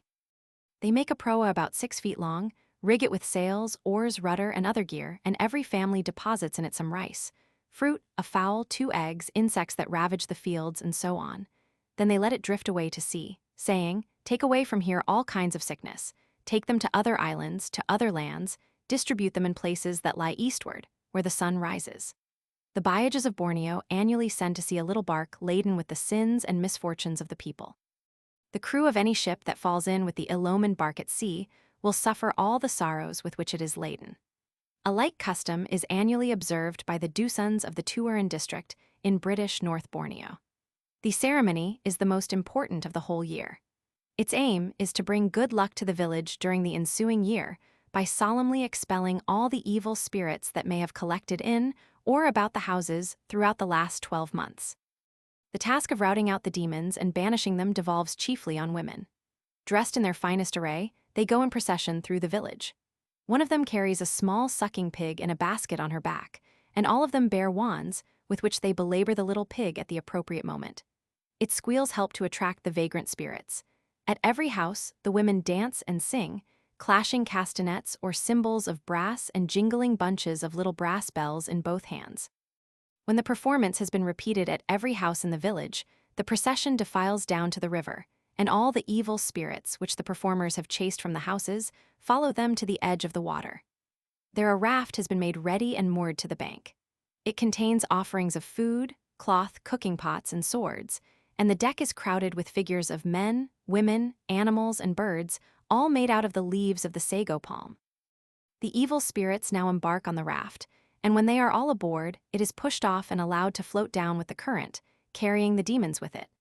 Should the raft run aground near the village, it is shoved off with all speed, lest the invisible passengers should seize the opportunity of landing and returning to the village. Finally, the sufferings of the little pig whose squeals serve to decoy the demons from their lurking places are terminated by death, for it is killed and its carcass thrown away. Every year, at the beginning of the dry season, the Nicobar Islanders carry the model of a ship through their villages. The devils are chased out of the huts and driven on board the little ship, which is then launched and suffered to sail away with the wind. The ceremony has been described by a catechist who witnessed it at Car Nicobar in July 1897. For 3 days the people were busy preparing 2 very large floating cars, shaped like canoes, fitted with sails, and loaded with certain leaves, which possessed the valuable property of expelling devils. While the young people were thus engaged, the exorcists and the elders sat in a house singing songs by turns. but often they would come forth, pace the beach armed with rods, and forbid the devil to enter the village. The fourth day of the solemnity bore a name which means expelling the devil by sails. In the evening, all the villagers assembled, the women bringing baskets of ashes and bunches of devil-expelling leaves.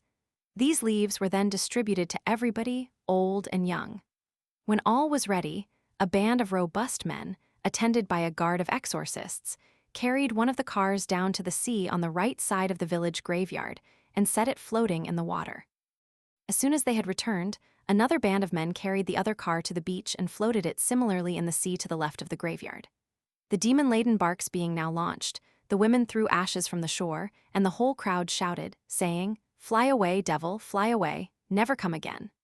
The wind and the tide being favorable, the canoes sailed quickly away, and that night all the people feasted together with great joy, because the devil had departed in the direction of Chaura.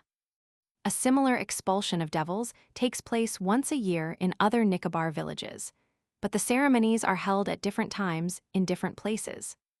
Amongst many of the Aboriginal tribes of China, a great festival is celebrated in the third month of every year.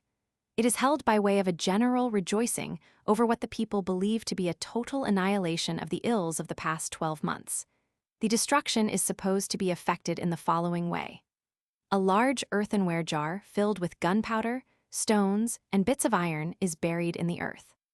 A train of gunpowder, communicating with the jar, is then laid, and a match being applied, the jar and its contents are blown up.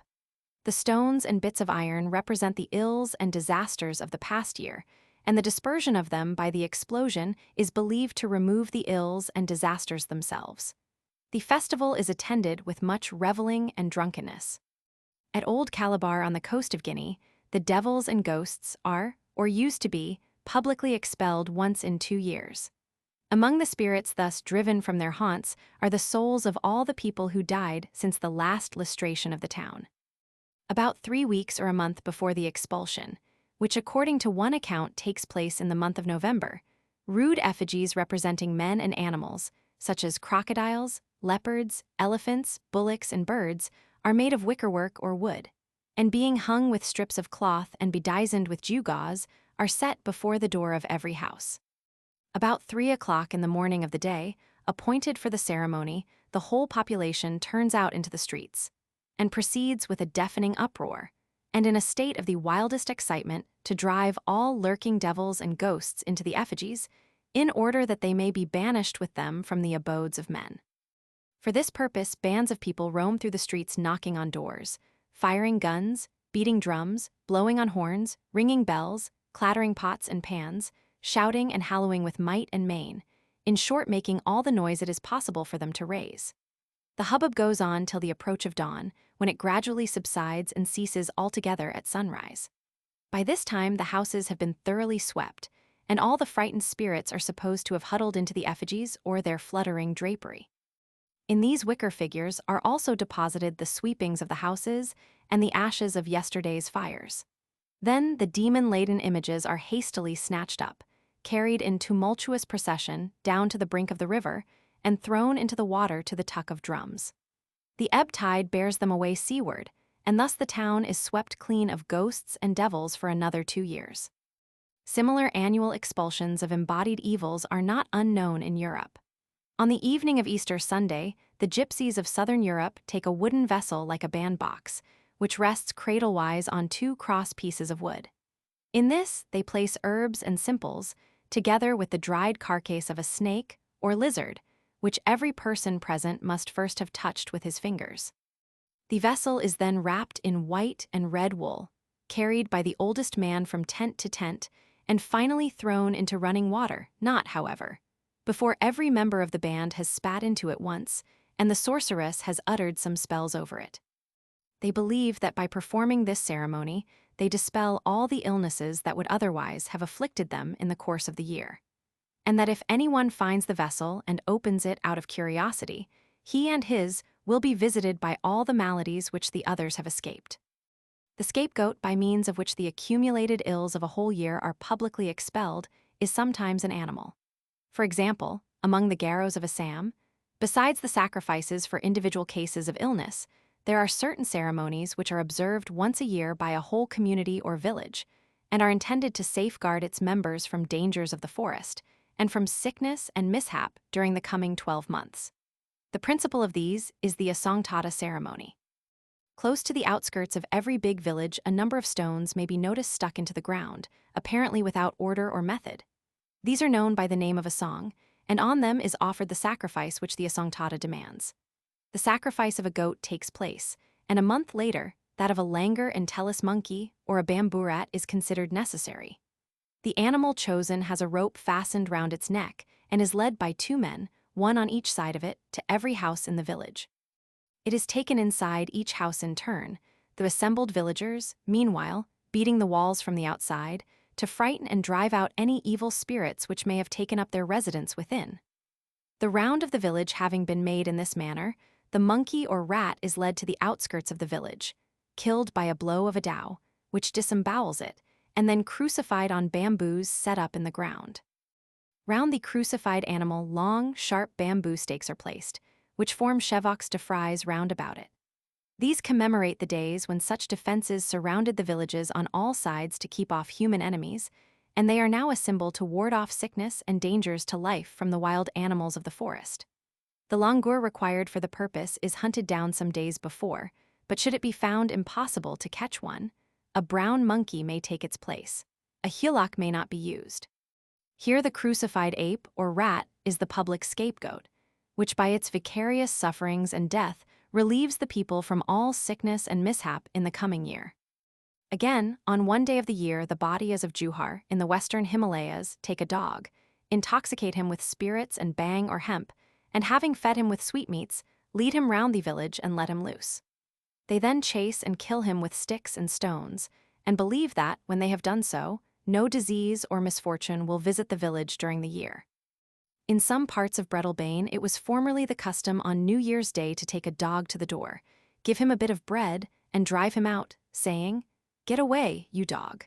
Whatever death of men or loss of cattle would happen in this house to the end of the present year, may it all light on your head." On the Day of Atonement, which was the 10th day of the 7th month, the Jewish high priest laid both his hands on the head of a live goat, confessed over it all the iniquities of the children of Israel, and, having thereby transferred the sins of the people to the beast, sent it away into the wilderness.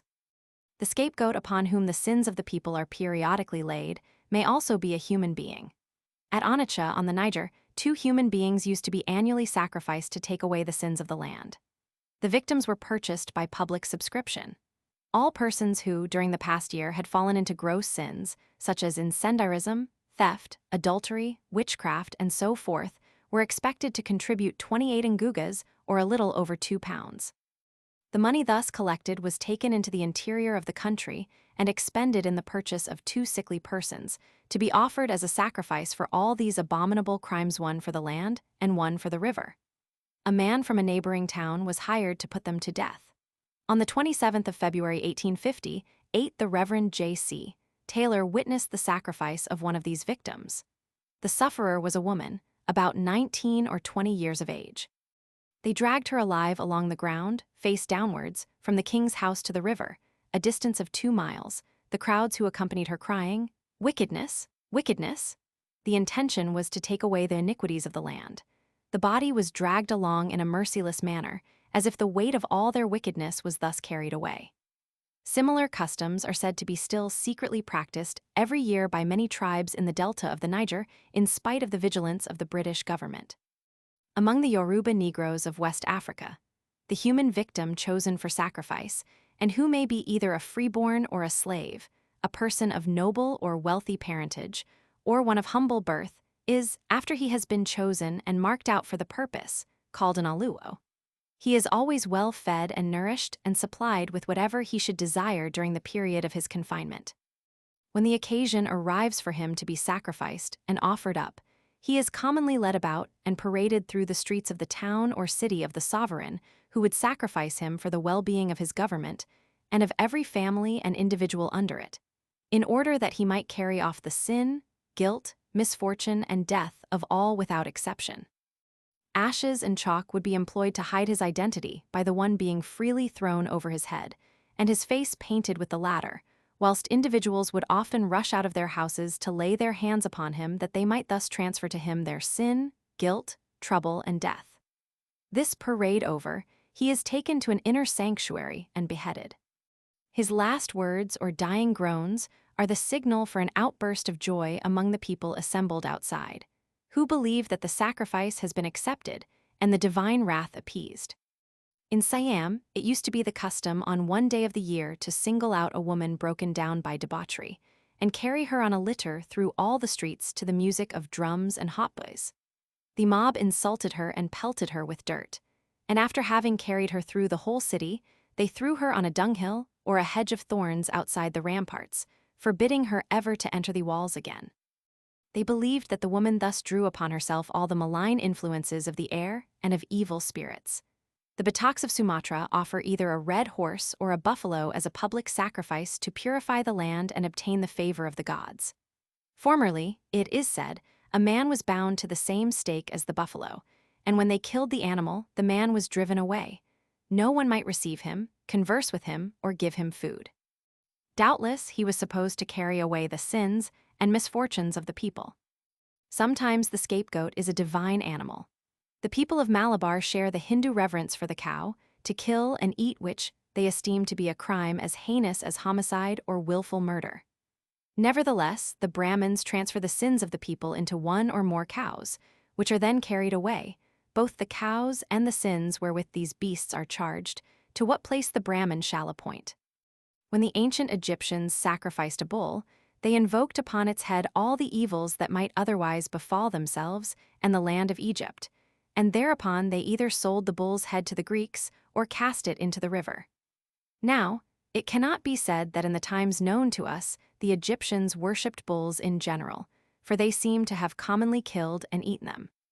But a good many circumstances point to the conclusion that originally all cattle, bulls as well as cows, were held sacred by the Egyptians. For not only were all cows esteemed holy by them and never sacrificed, but even bulls might not be sacrificed unless they had certain natural marks. A priest examined every bull before it was sacrificed. If it had the proper marks, he put his seal on the animal in token that it might be sacrificed. And if a man sacrificed a bull which had not been sealed, he was put to death. Moreover, the worship of the black bulls Apis and Nevis, especially the former, played an important part in Egyptian religion. All bulls that died a natural death were carefully buried in the suburbs of the cities, and their bones were afterwards collected from all parts of Egypt and interred in a single spot. And at the sacrifice of a bull in the great rites of Isis, all the worshippers beat their breasts and mourned. On the whole, then, we are perhaps entitled to infer that bulls were originally, as cows were always, esteemed sacred by the Egyptians, and that the slain bull upon whose head they laid the misfortunes of the people was once a divine scapegoat. It seems not improbable that the lamb annually slain by the Mahdi's of Central Africa is a divine scapegoat, and the same supposition may partly explain the Zuni sacrifice of the turtle. Lastly, the scapegoat may be a divine man. Thus, in November the Gonds of India worship Gansi-Mdo, the protector of the crops, and at the festival the god himself is said to descend on the head of one of the worshippers, who is suddenly seized with a kind of fit, and after staggering about, rushes off into the jungle, where it is believed that, if left to himself, he would die mad. However, they bring him back, but he does not recover his senses for 1 or 2 days. The people think that one man is thus singled out as a scapegoat for the sins of the rest of the village. In the Temple of the Moon, the Albanians of the Eastern Caucasus kept a number of sacred slaves, of whom many were inspired and prophesied. When one of these men exhibited more than usual symptoms of inspiration or insanity, and wandered solitary up and down the woods, like the Gond and the jungle, the high priest had him bound with a sacred chain and maintained him in luxury for a year. At the end of the year, he was anointed with unguents and led forth to be sacrificed. A man whose business it was to slay these human victims, and to whom practice had given dexterity, advanced from the crowd and thrust a sacred spear into the victim's side, piercing his heart. From the manner in which the slain man fell, omens were drawn as to the welfare of the commonwealth. Then the body was carried to a certain spot where all the people stood upon it as a purificatory ceremony. This last circumstance clearly indicates that the sins of the people were transferred to the victim, just as the Jewish priest transferred the sins of the people to the scapegoat by laying his hands on the animal's head. And since the man was believed to be possessed by the divine spirit, we have here an undoubted example of a man-god slain to take away the sins and misfortunes of the people. In Tibet, the ceremony of the scapegoat presents some remarkable features.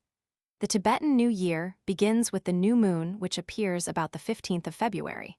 For 23 days afterwards, the government of Lhasa, the capital, is taken out of the hands of the ordinary rulers and entrusted to the monk of the Debang monastery, who offers to pay the highest sum for the privilege. The successful bidder is called the Jalno, and he announces his accession to power in person, going through the streets of Lhasa with a silver stick in his hand. Monks from all the neighboring monasteries and temples assemble to pay him homage. The Jalno exercises his authority in the most arbitrary manner for his own benefit, as all the fines which he exacts are his by purchase. The profit he makes is about 10 times the amount of the purchase money. His men go about the streets in order to discover any conduct on the part of the inhabitants that can be found fault with. Every house in Lhasa is taxed at this time, and the slightest offense is punished with unsparing rigor by fines. This severity of the Jalno drives all working classes out of the city till the 23 days are over. But if the laity go out, the clergy come in. All the Buddhist monasteries of the country for miles round about open their gates and disgorge their inmates. All the roads that lead down into Lhasa from the neighboring mountains are full of monks hurrying to the capital, some on foot, some on horseback, some riding asses or lowing oxen, all carrying their prayer books and culinary utensils. In such multitudes do they come that the streets and squares of the city are encumbered with their swarms and incarnadined with their red cloaks.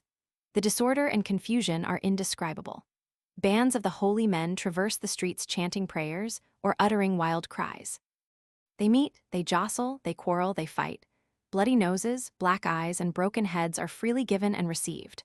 All day long, too, from before the peep of dawn till after darkness has fallen, these red-cloaked monks hold services in the dim incense-laden air of the great Machendranath temple, the cathedral of Lhasa, and thither they crowd thrice a day to receive their doles of tea and soup and money. The cathedral is a vast building, standing in the center of the city and surrounded by bazaars and shops. The idols in it are richly inlaid with gold and precious stones. 24 days after the Jalno has ceased to have authority, he assumes it again, and for 10 days acts in the same arbitrary manner as before. On the first of the 10 days, the priests again assemble at the cathedral, pray to the gods to prevent sickness and other evils among the people, and, as a peace offering, sacrifice one man. The man is not killed purposely, but the ceremony he undergoes often proves fatal. Grain is thrown against his head, and his face is painted half white, half black. Thus grotesquely disguised, and carrying a coat of skin on his arm, he is called the King of the Years, and sits daily in the marketplace, where he helps himself to whatever he likes and goes about shaking a black yak's tail over the people, who thus transfer their bad luck to him. On the 10th day, all the troops in Lhasa march to the great temple and form in line before it. The King of the Years is brought forth from the temple and receives small donations from the assembled multitude. He then ridicules the Jalno, saying to him, "What we perceive through the 5 senses is no illusion. All you teach is untrue," and the like. The Jalno, who represents the Grand Lama for the time being, contests these heretical opinions. The dispute waxes warm, and at last both agree to decide the questions at issue by a cast of the dice, the Jalno offering to change places with the scapegoat should the throw be against him. If the King of the Years wins, much evil is prognosticated, but if the Jalno wins, there is great rejoicing, for it proves that his adversary has been accepted by the gods as a victim to bear all the sins of the people of Lhasa. Fortune, however, always favors the Jalno, who throws 6s with unvarying success, while his opponent turns up only 1s. Nor is this so extraordinary as at first sight it might appear, for the Jalno's dice are marked with nothing but 6s and his adversaries with nothing but 1s. When he sees the finger of Providence thus plainly pointed against him, the King of the Years is terrified and flees away upon a white horse, with a white dog, a white bird, salt, and so forth, which have all been provided for him by the government. His face is still painted half white and half black, and he still wears his leathern coat. The whole populace pursues him, hooting, yelling, and firing blank shots in volleys after him. Thus driven out of the city, he is detained for 7 days in the Great Chamber of Horrors at the Samias Monastery, surrounded by monstrous and terrific images of devils and skins of huge serpents and wild beasts. Thence he goes away into the mountains of Chedang, where he has to remain an outcast for several months or a year in a narrow den. If he dies before the time is out, the people say it is an auspicious omen. But if he survives, he may return to Lhasa and play the part of scapegoat over again the following year. This quaint ceremonial, still annually observed in the secluded capital of Buddhism, the Rome of Asia, is interesting because it exhibits, in a clearly marked religious stratification, a series of divine redeemers themselves redeemed, of vicarious sacrifices vicariously atoned for, of gods undergoing a process of fossilization, who, while they retain the privileges, have disburdened themselves of the pains and penalties of divinity. In the Jalno, we may without undue straining discern a successor of those temporary kings, those mortal gods, who purchase a short lease of power and glory at the price of their lives. That he is the temporary substitute of the Grand Lama is certain. That he is, or was once, liable to act as scapegoat for the people is made nearly certain by his offer to change places with the real scapegoat, the king of the years, if the arbitrament of the dice should go against him. It is true that the conditions under which the question is now put to the hazard have reduced the offer to an idle form. But such forms are no mere mushroom growths, springing up of themselves in a night. If they are now lifeless formalities, empty husks devoid of significance, we may be sure that they once had a life and a meaning. If at the present day they are blind alleys leading nowhere, we may be certain that in former days they were paths that led somewhere, if only to death. That death was the goal to which of old the Tibetan scapegoat passed after his brief period of license in the marketplace, is a conjecture that has much to commend it. Analogy suggests it. The blank shots fired after him, the statement that the ceremony often proves fatal, the belief that his death is a happy omen, all confirm it. We need not wonder then that the Jalno, after paying so dear to act as deputy deity for a few weeks, should have preferred to die by deputy rather than in his own person when his time was up. The painful but necessary duty was accordingly laid on some poor devil, some social outcast, some wretch with whom the world had gone hard, who readily agreed to throw away his life at the end of a few days if only he might have his fling in the meantime. For observe that while the time allowed to the original deputy the Jalno was measured by weeks, the time allowed to the deputy's deputy was cut down to days, 10 days according to one authority, 7 days according to another. So short a rope was doubtless thought a long enough tether for so black or sickly a sheep. So few sands in the hourglass, slipping so fast away, sufficed for one who had wasted so many precious years. Hence in the jack-pudding who now masquerades with motley countenance in the marketplace of Lhasa, sweeping up misfortune with a black yak's tail, we may fairly see the substitute of a substitute, the vicar of a vicar, the proxy on whose back the heavy burden was laid when it had been lifted from nobler shoulders. But the clue, if we have followed it aright, does not stop at the Jalno. It leads straight back to the Pope of Lhasa himself, the Grand Lama, of whom the Jalno is merely the temporary vicar. The analogy of many customs in many lands points to the conclusion that, if this human divinity stoops to resign his ghostly power for a time into the hands of a substitute, it is, or rather was once, for no other reason than that the substitute might die in his stead. Thus, through the mist of ages unillumined by the lamp of history, the tragic figure of the Pope of Buddhism, God's vicar on earth for Asia, looms dim and sad as the man-god who bore his people's sorrows, the good shepherd who laid down his life for the sheep. On scapegoats in general. The foregoing survey of the custom of publicly expelling the accumulated evils of a village or town or country suggests a few general observations. In the first place, it will not be disputed that what I have called the immediate and the mediate expulsions of evil are identical in intention. In other words, that whether the evils are conceived of as invisible or as embodied in a material form is a circumstance entirely subordinate to the main object of the ceremony, which is simply to effect a total clearance of all the ills that have been infesting a people. If any link were wanting to connect the two kinds of expulsion, it would be furnished by such a practice as that of sending the evils away in a litter or a boat. For here, on the one hand, the evils are invisible and intangible, and on the other hand, there is a visible and tangible vehicle to convey them away, and a scapegoat is nothing more than such a vehicle. In the second place, when a general clearance of evils is resorted to periodically, the interval between the celebrations of the ceremony is commonly a year, and the time of year when the ceremony takes place usually coincides with some well-marked change of season, such as the beginning or end of winter in the Arctic and temperate zones, and the beginning or end of the rainy season in the tropics.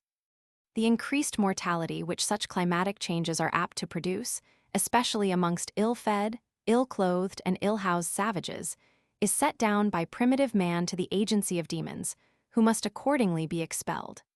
Hence, in the tropical regions of New Britain and Peru, the devils are or were driven out at the beginning of the rainy season. Hence, on the dreary coasts of Baffin Land, they are banished at the approach of the bitter Arctic winter.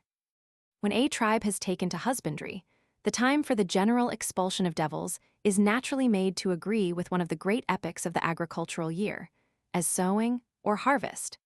But, as these epochs themselves naturally coincide with changes of season, it does not follow that the transition from the hunting or pastoral to the agricultural life involves any alteration in the time of celebrating this great annual rite. Some of the agricultural communities of India and the Hindu Kush, as we have seen, hold their general clearance of demons at harvest, others at sowing time. But, at whatever season of the year it is held, the general expulsion of devils commonly marks the beginning of the new year.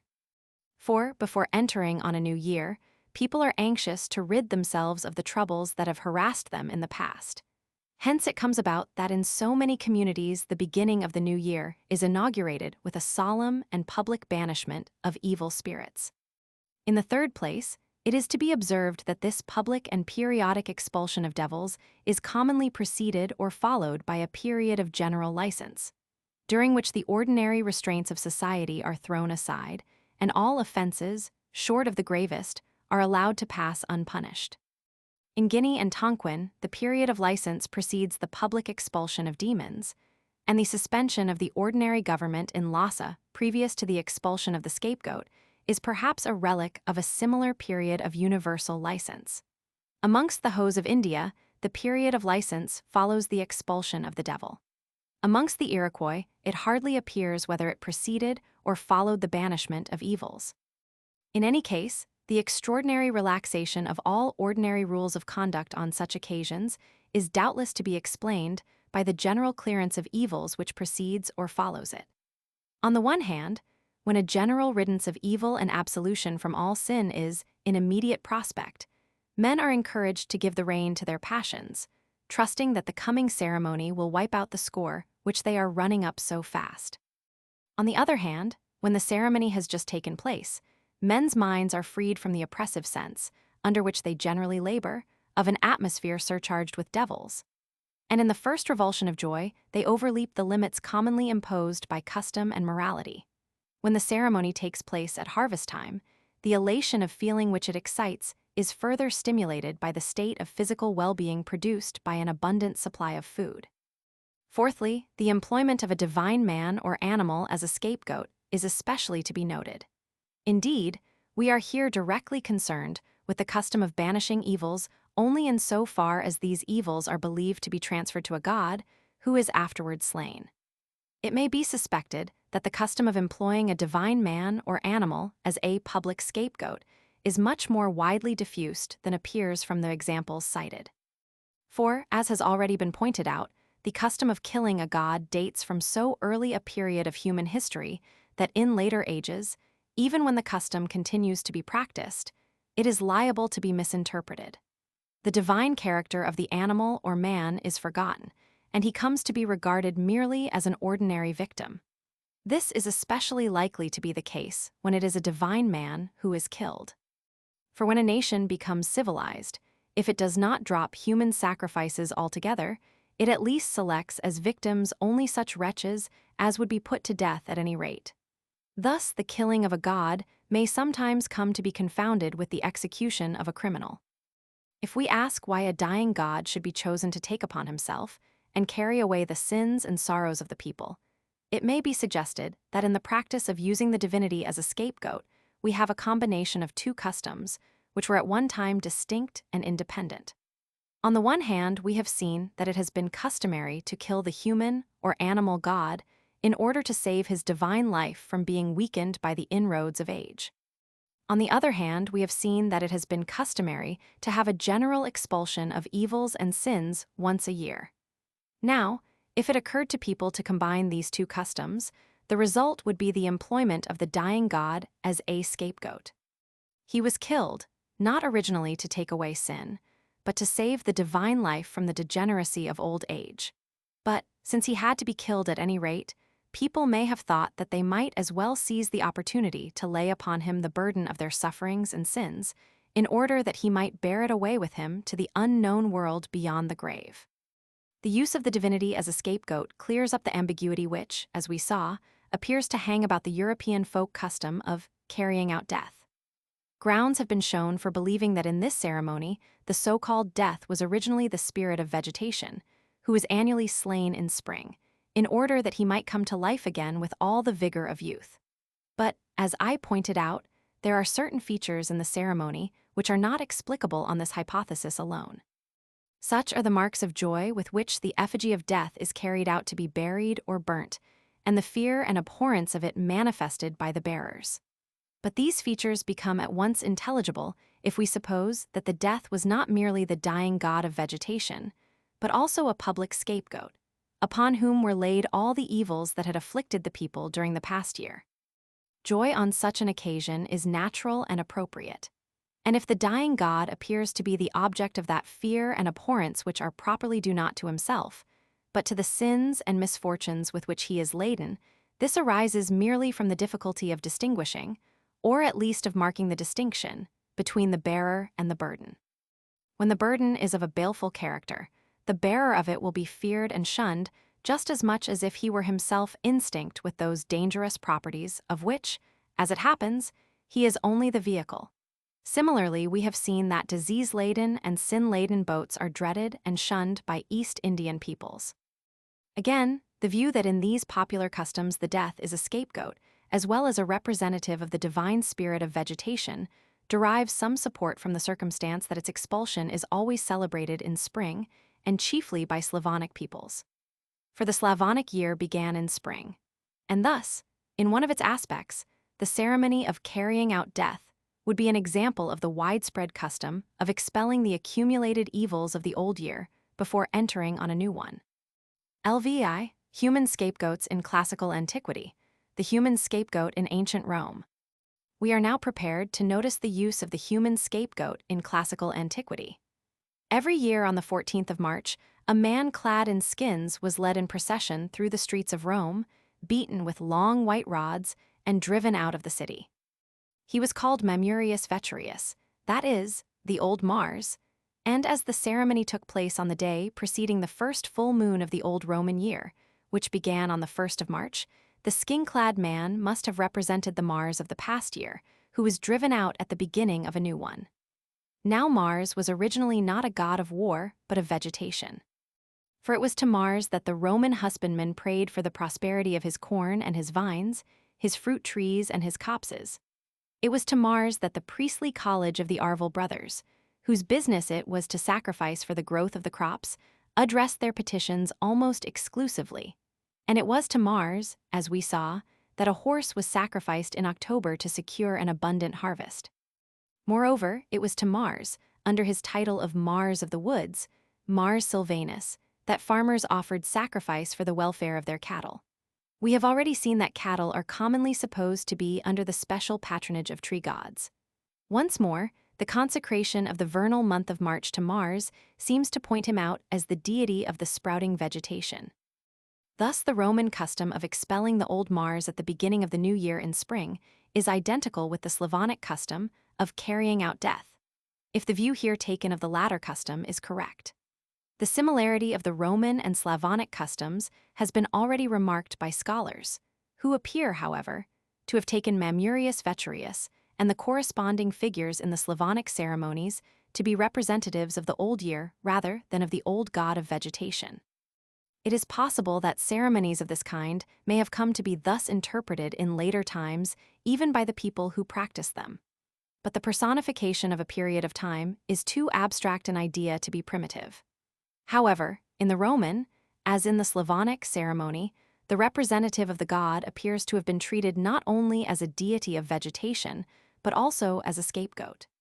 His expulsion implies this, for there is no reason why the god of vegetation, as such, should be expelled from the city, but it is otherwise if he is also a scapegoat.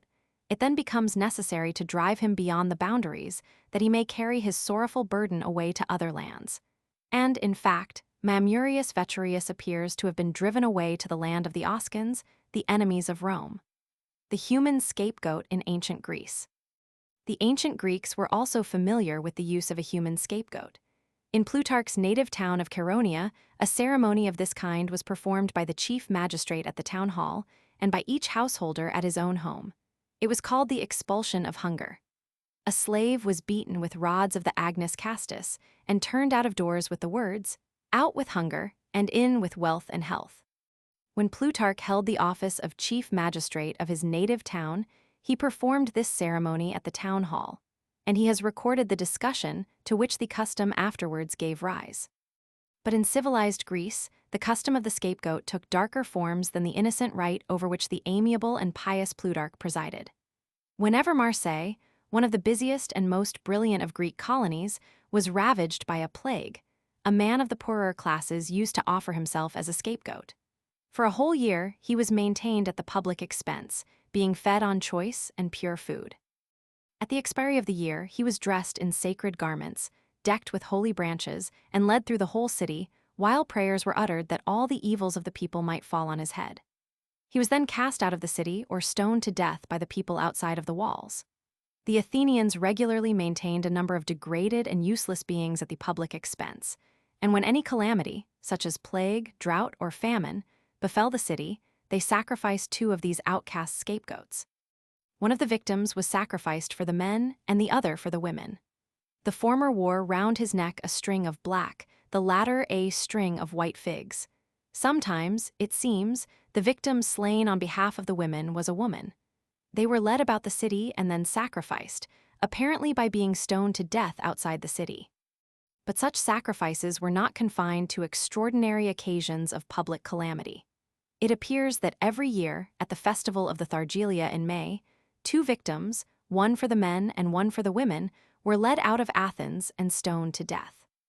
The city of Abdera in Thrace was publicly purified once a year, and one of the burghers, set apart for the purpose, was stoned to death as a scapegoat or vicarious sacrifice for the life of all the others. 6 days before his execution, he was excommunicated, in order that he alone might bear the sins of all the people. From the Lover's Leap, a white bluff at the southern end of their island, the Leucadians used annually to hurl a criminal into the sea as a scapegoat. But to lighten his fall, they fastened live birds and feathers to him, and a flotilla of small boats waited below to catch him and convey him beyond the boundary. Probably these humane precautions were a mitigation of an earlier custom of flinging the scapegoat into the sea to drown. The Leucadian ceremony took place at the time of a sacrifice to Apollo, who had a temple or sanctuary on the spot. Elsewhere, it was customary to cast a young man every year into the sea, with the prayer, "Be thou our offscouring." This ceremony was supposed to rid the people of the evils by which they were beset, or according to a somewhat different interpretation, it redeemed them by paying the debt they owed to the sea god. As practiced by the Greeks of Asia Minor in the 6th century before our era, the custom of the scapegoat was as follows. When a city suffered from plague, famine, or other public calamity, an ugly or deformed person was chosen to take upon himself all the evils which afflicted the community. He was brought to a suitable place, where dried figs, a barley loaf, and cheese were put into his hand. These he ate. Then he was beaten 7 times upon his genital organs with squills and branches of the wild fig and other wild trees, while the flutes played a particular tune. Afterwards, he was burned on a pyre built of the wood of forest trees, and his ashes were cast into the sea. A similar custom appears to have been annually celebrated by the Asiatic Greeks at the harvest festival of the Thargelia. In the ritual just described, the scourging of the victim with squills, branches of the wild fig, and so forth cannot have been intended to aggravate his sufferings, otherwise any stick would have been good enough to beat him with. The true meaning of this part of the ceremony has been explained by W. Manhart. He points out that the ancients attributed to squills a magical power of averting evil influences, and that accordingly they hung them up at the doors of their houses and made use of them in purificatory rites. Hence the Arcadian custom of whipping the image of Pan with squills at a festival, or whenever the hunters returned empty-handed, must have been meant not to punish the god, but to purify him from the harmful influences which were impeding him in the exercise of his divine functions as a god who should supply the hunter with game. Similarly, the object of beating the human scapegoat on the genital organs with squills and so on must have been to release his reproductive energies from any restraint or spell under which they might be laid by demoniacal or other malignant agency. And as the Thargelia at which he was annually sacrificed was an early harvest festival celebrated in May, we must recognize in him a representative of the creative and fertilizing god of vegetation. The representative of the god was annually slain for the purpose I have indicated, that of maintaining the divine life in perpetual vigor, untainted by the weakness of age. And before he was put to death, it was not unnatural to stimulate his reproductive powers in order that these might be transmitted in full activity to his successor, the new god or new embodiment of the old god, who was doubtless supposed immediately to take the place of the one slain. Similar reasoning would lead to a similar treatment of the scapegoat on special occasions, such as drought or famine. If the crops did not answer to the expectation of the husbandman, this would be attributed to some failure in the generative powers of the god, whose function it was to produce the fruits of the earth. It might be thought that he was under a spell or was growing old and feeble. Accordingly, he was slain in the person of his representative, with all the ceremonies already described, in order that, born young again, he might infuse his own youthful vigor into the stagnant energies of nature. On the same principle, we can understand why Mamurius Veturius was beaten with rods, why the slave at the Charonian ceremony was beaten with the Agnus Castus, a tree to which magical properties were ascribed, why the effigy of death in some parts of Europe is assailed with sticks and stones, and why at Babylon the criminal who played the god scourged before he was crucified. The purpose of the scourging was not to intensify the agony of the divine sufferer, but on the contrary to dispel any malignant influences by which at the supreme moment he might conceivably be beset. Thus far I have assumed that the human victims at the Thargelia represented the spirits of vegetation in general. But it has been well remarked by Mr. W. R. Patten that these poor wretches seem to have masqueraded as the spirits of fig trees in particular.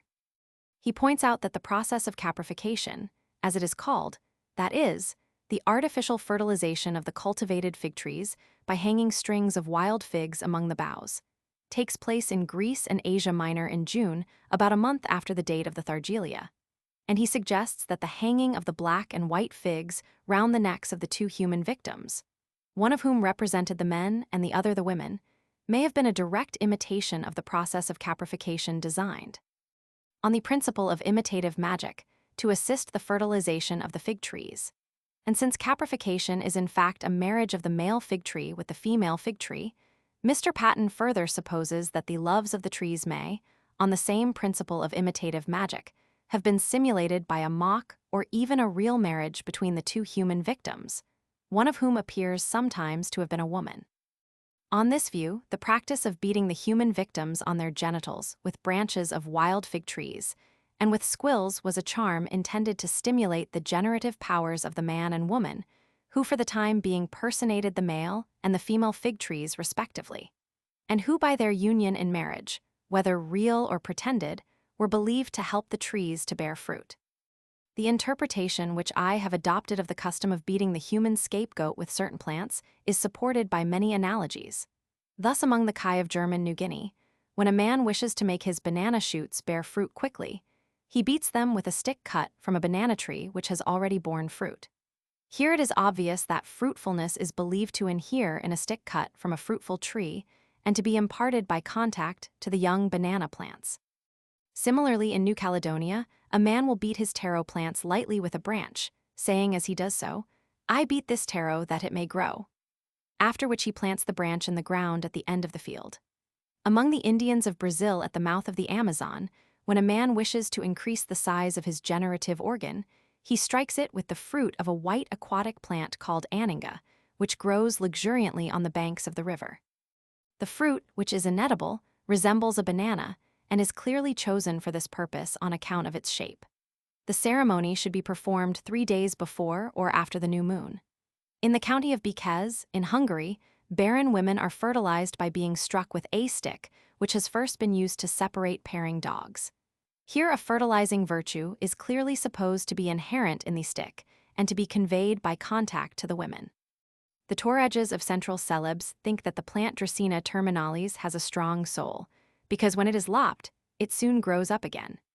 Hence, when a man is ill, his friends will sometimes beat him on the crown of the head with Dracaena leaves in order to strengthen his weak soul with the strong soul of the plant. These analogies, accordingly, support the interpretation which, following my predecessors W. Manhart and Mr. W. R. Patten, I have given of the beating inflicted on the human victims at the Greek harvest festival of the Thargelia. That beating, being administered to the generative organs of the victims by fresh green plants and branches, is most naturally explained as a charm to increase the reproductive energies of the men or women, either by communicating to them the fruitfulness of the plants and branches, or by ridding them of the maleficent influences. And this interpretation is confirmed by the observation that the two victims represented the two sexes, one of them standing for the men in general and the other for the women. The season of the year when the ceremony was performed, namely the time of the corn harvest, tallies well with the theory that the rite had an agricultural significance. Further, that it was above all intended to fertilize the fig trees is strongly suggested by the strings of black and white figs which were hung round the necks of the victims, as well as by the blows which were given their genital organs with the branches of a wild fig tree. Since this procedure closely resembles the procedure which ancient and modern husbandmen in Greek lands have regularly resorted to for the purpose of actually fertilizing their fig trees. When we remember what an important part the artificial fertilization of the date palm tree appears to have played of old not only in the husbandry, but in the religion of Mesopotamia, there seems no reason to doubt that the artificial fertilization of the fig tree may in like manner have vindicated for itself a place in the solemn ritual of Greek religion. If these considerations are just, we must apparently conclude that while the human victims at the Thargelia certainly appear in later classical times to have figured chiefly as public scapegoats, who carried away with them the sins, misfortunes, and sorrows of the whole people, at an earlier time they may have been looked on as embodiments of vegetation, perhaps of the corn, but particularly of the fig trees, and that the beating which they received and the death which they died were intended primarily to brace and refresh the powers of vegetation, then beginning to droop and languish under the torrid heat of the Greek summer. The view here taken of the Greek scapegoat, if it is correct, obviates an objection which might otherwise be brought against the main argument of this book. To the theory that the priest of Aricia was slain as a representative of the spirit of the grove, it might have been objected that such a custom has no analogy in classical antiquity. But reasons have now been given for believing that the human being periodically and occasionally slain by the Asiatic Greeks was regularly treated as an embodiment of a divinity of vegetation. Probably the persons whom the Athenians kept to be sacrificed were similarly treated as divine. That they were social outcasts did not matter. On the primitive view, a man is not chosen to be the mouthpiece or embodiment of a god on account of his high moral qualities or social rank. The divine afflatus descends equally on the good and the bad, the lofty and the lowly. If then the civilized Greeks of Asia and Athens habitually sacrificed men whom they regarded as incarnate gods, there can be no inherent improbability in the supposition that at the dawn of history, a similar custom was observed by the semi-barbarous Latins in the Arician Grove. But to clinch the argument, it is clearly desirable to prove that the custom of putting to death a human representative of a god was known and practiced in ancient Italy elsewhere than in the Arician Grove. This proof I now propose to adduce. The Roman Saturnalia. We have seen that many peoples have been used to observe an annual period of license, when the customary restraints of law and morality are thrown aside, when the whole population give themselves up to extravagant mirth and jollity, and when the darker passions find a vent which would never be allowed them in the more staid and sober course of ordinary life. Such outbursts of the pent-up forces of human nature, too often degenerating into wild orgies of lust and crime, occur most commonly at the end of the year, and are frequently associated, as I have had occasion to point out, with one or other of the agricultural seasons, especially with the time of sowing or of harvest. Now, of all these periods of license, the one which is best known, and which in modern language has given its name to the rest, is the Saturnalia. This famous festival fell in December, the last month of the Roman year, and was popularly supposed to commemorate the merry reign of Saturn, the god of sowing and of husbandry, who lived on earth long ago as a righteous and beneficent king of Italy, drew the rude and scattered dwellers on the mountains together, taught them to till the ground, gave them laws, and ruled in peace. His reign was the fabled Golden Age. The earth brought forth abundantly. No sound of war or discord troubled the happy world. No baleful love of lucre worked like poison in the blood of the industrious and contented peasantry. Slavery and private property were alike unknown. All men had all things in common. At last the good God, the kindly king, vanished suddenly, but his memory was cherished to distant ages, shrines were reared in his honor, and many hills and high places in Italy bore his name. Yet the bright tradition of his reign was crossed by a dark shadow. His altars are said to have been stained with the blood of human victims, for whom a more merciful age afterwards substituted effigies. Of this gloomy side of the gods' religion, there is little or no trace in the descriptions which ancient writers have left us of the Saturnalia. Feasting and revelry, and all the mad pursuit of pleasure, are the features that seem to have especially marked this carnival of antiquity, as it went on for 7 days in the streets and public squares and houses of ancient Rome from the 17th to the 23rd of December.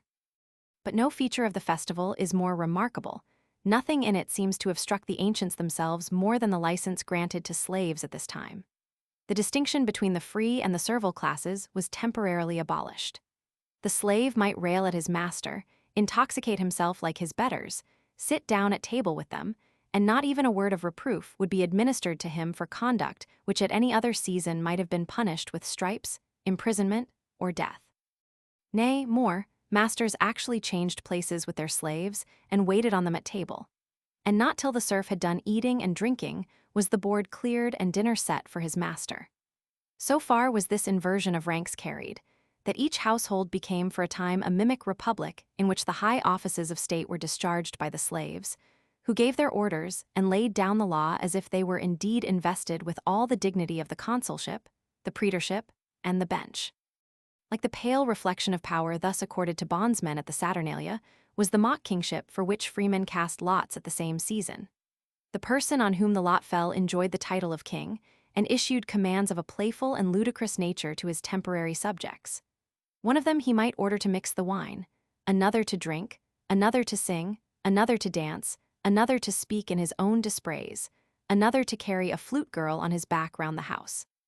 Now, when we remember that the liberty allowed to slaves at this festive season was supposed to be an imitation of the state of society in Saturn's time, and that in general the Saturnalia passed for nothing more or less than a temporary revival or restoration of the reign of that merry monarch, we are tempted to surmise that the mock king who presided over the revels may have originally represented Saturn himself.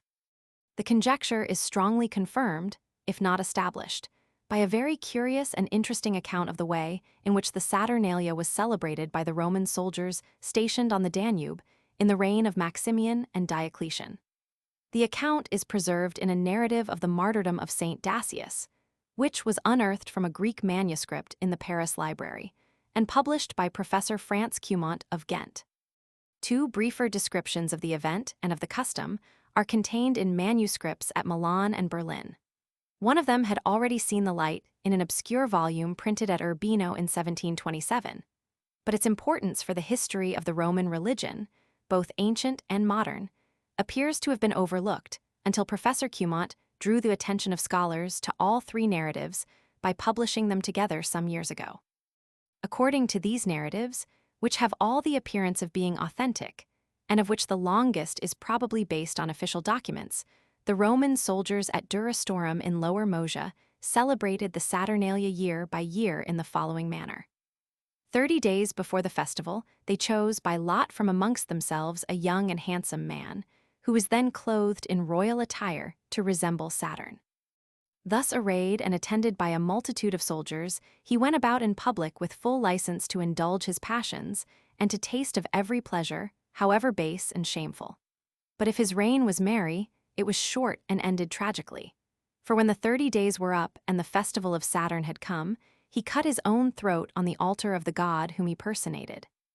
In the year AD 303, the lot fell upon the Christian soldier Dacius, but he refused to play the part of the heathen god and soil his last days by debauchery. The threats and arguments of his commanding officer, Bacchus, failed to shake his constancy, and accordingly he was beheaded, as the Christian martyrologist records with minute accuracy, at Durostorum by the soldier John on Friday the 20th day of November, being the 24th day of the moon, at the 4th hour. Since this narrative was published by Professor Cumont, its historical character, which had been doubted or denied, has received strong confirmation from an interesting discovery. In the crypt of the cathedral which crowns the promontory of Ancona there is preserved, among other remarkable antiquities, a white marble sarcophagus bearing a Greek inscription, in characters of the age of Justinian, to the following effect. Here lies the holy martyr Dacius, brought from Durostorum.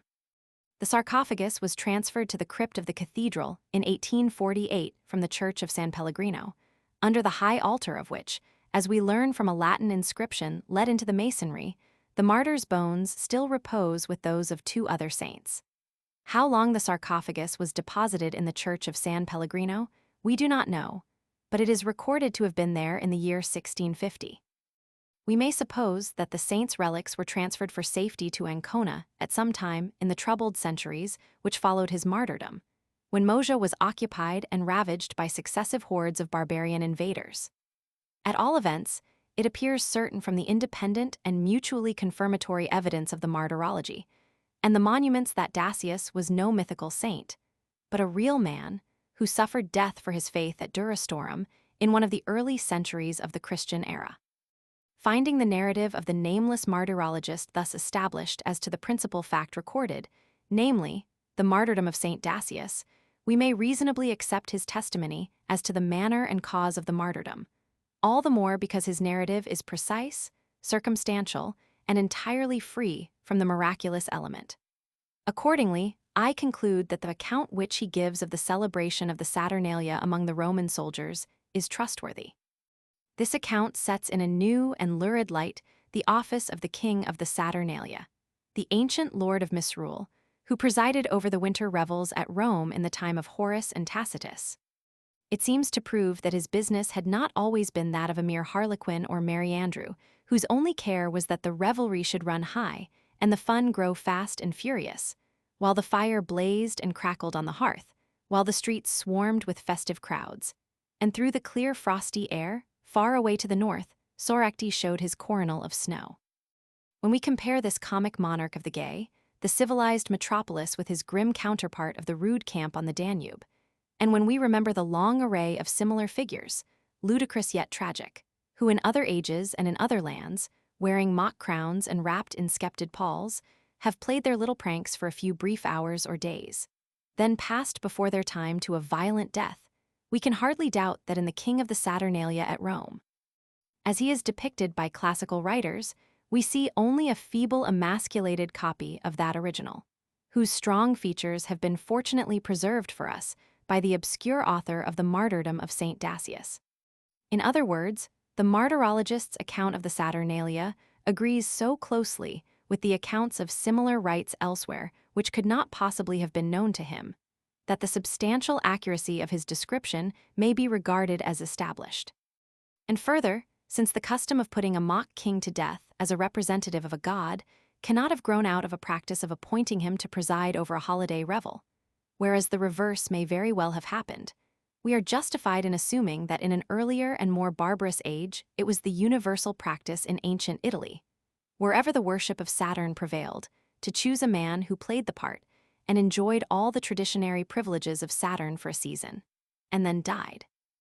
whether by his own or another's hand, whether by the knife or the fire or on the gallows tree, in the character of the good God who gave his life for the world. In Rome itself and other great towns, the growth of civilization had probably mitigated this cruel custom long before the Augustan age, and transformed it into the innocent shape it wears in the writings of the few classical writers who bestow a passing notice on the holiday king of the Saturnalia. But in remoter districts, the older and sterner practice may long have survived. And even if after the unification of Italy the barbarous usage was suppressed by the Roman government, the memory of it would be handed down by the peasants and would tend from time to time, as still happens with the lowest forms of superstition among ourselves, to lead to a recrudescence of the practice, especially among the rude soldiery on the outskirts of the empire, over whom the once iron hand of Rome was beginning to relax its grasp. The resemblance between the Saturnalia of ancient and the carnival of modern Italy has often been remarked. But in the light of all the facts that have come before us, we may well ask whether the resemblance does not amount to identity. We have seen that in Italy, Spain, and France, that is, in the countries where the influence of Rome has been deepest and most lasting, a conspicuous feature of the carnival is a burlesque figure personifying the festive season, which, after a short career of glory and dissipation, is publicly shot, burnt, or otherwise destroyed, to the feigned grief or genuine delight of the populace. If the view here suggested of the carnival is correct, this grotesque personage is no other than a direct successor of the old king of the Saturnalia, the master of the revels, the real man who personated Saturn and, when the revels were over, suffered a real death in his assumed character. The king of the bean on Twelfth Night and the medieval bishop of fools, abbot of unreason, or lord of misrule are figures of the same sort and may perhaps have had a similar origin. Whether that was so or not, we may conclude with a fair degree of probability that if the king of the wood at Aricia lived and died as an incarnation of a sylvan deity, he had of old a parallel at Rome in the men who, year by year, were slain in the character of King Saturn, the god of the sown and sprouting seed. Licks killing the god in Mexico. By no people does the custom of sacrificing the human representative of a god appear to have been observed so commonly, and with so much solemnity, as by the Aztecs of ancient Mexico.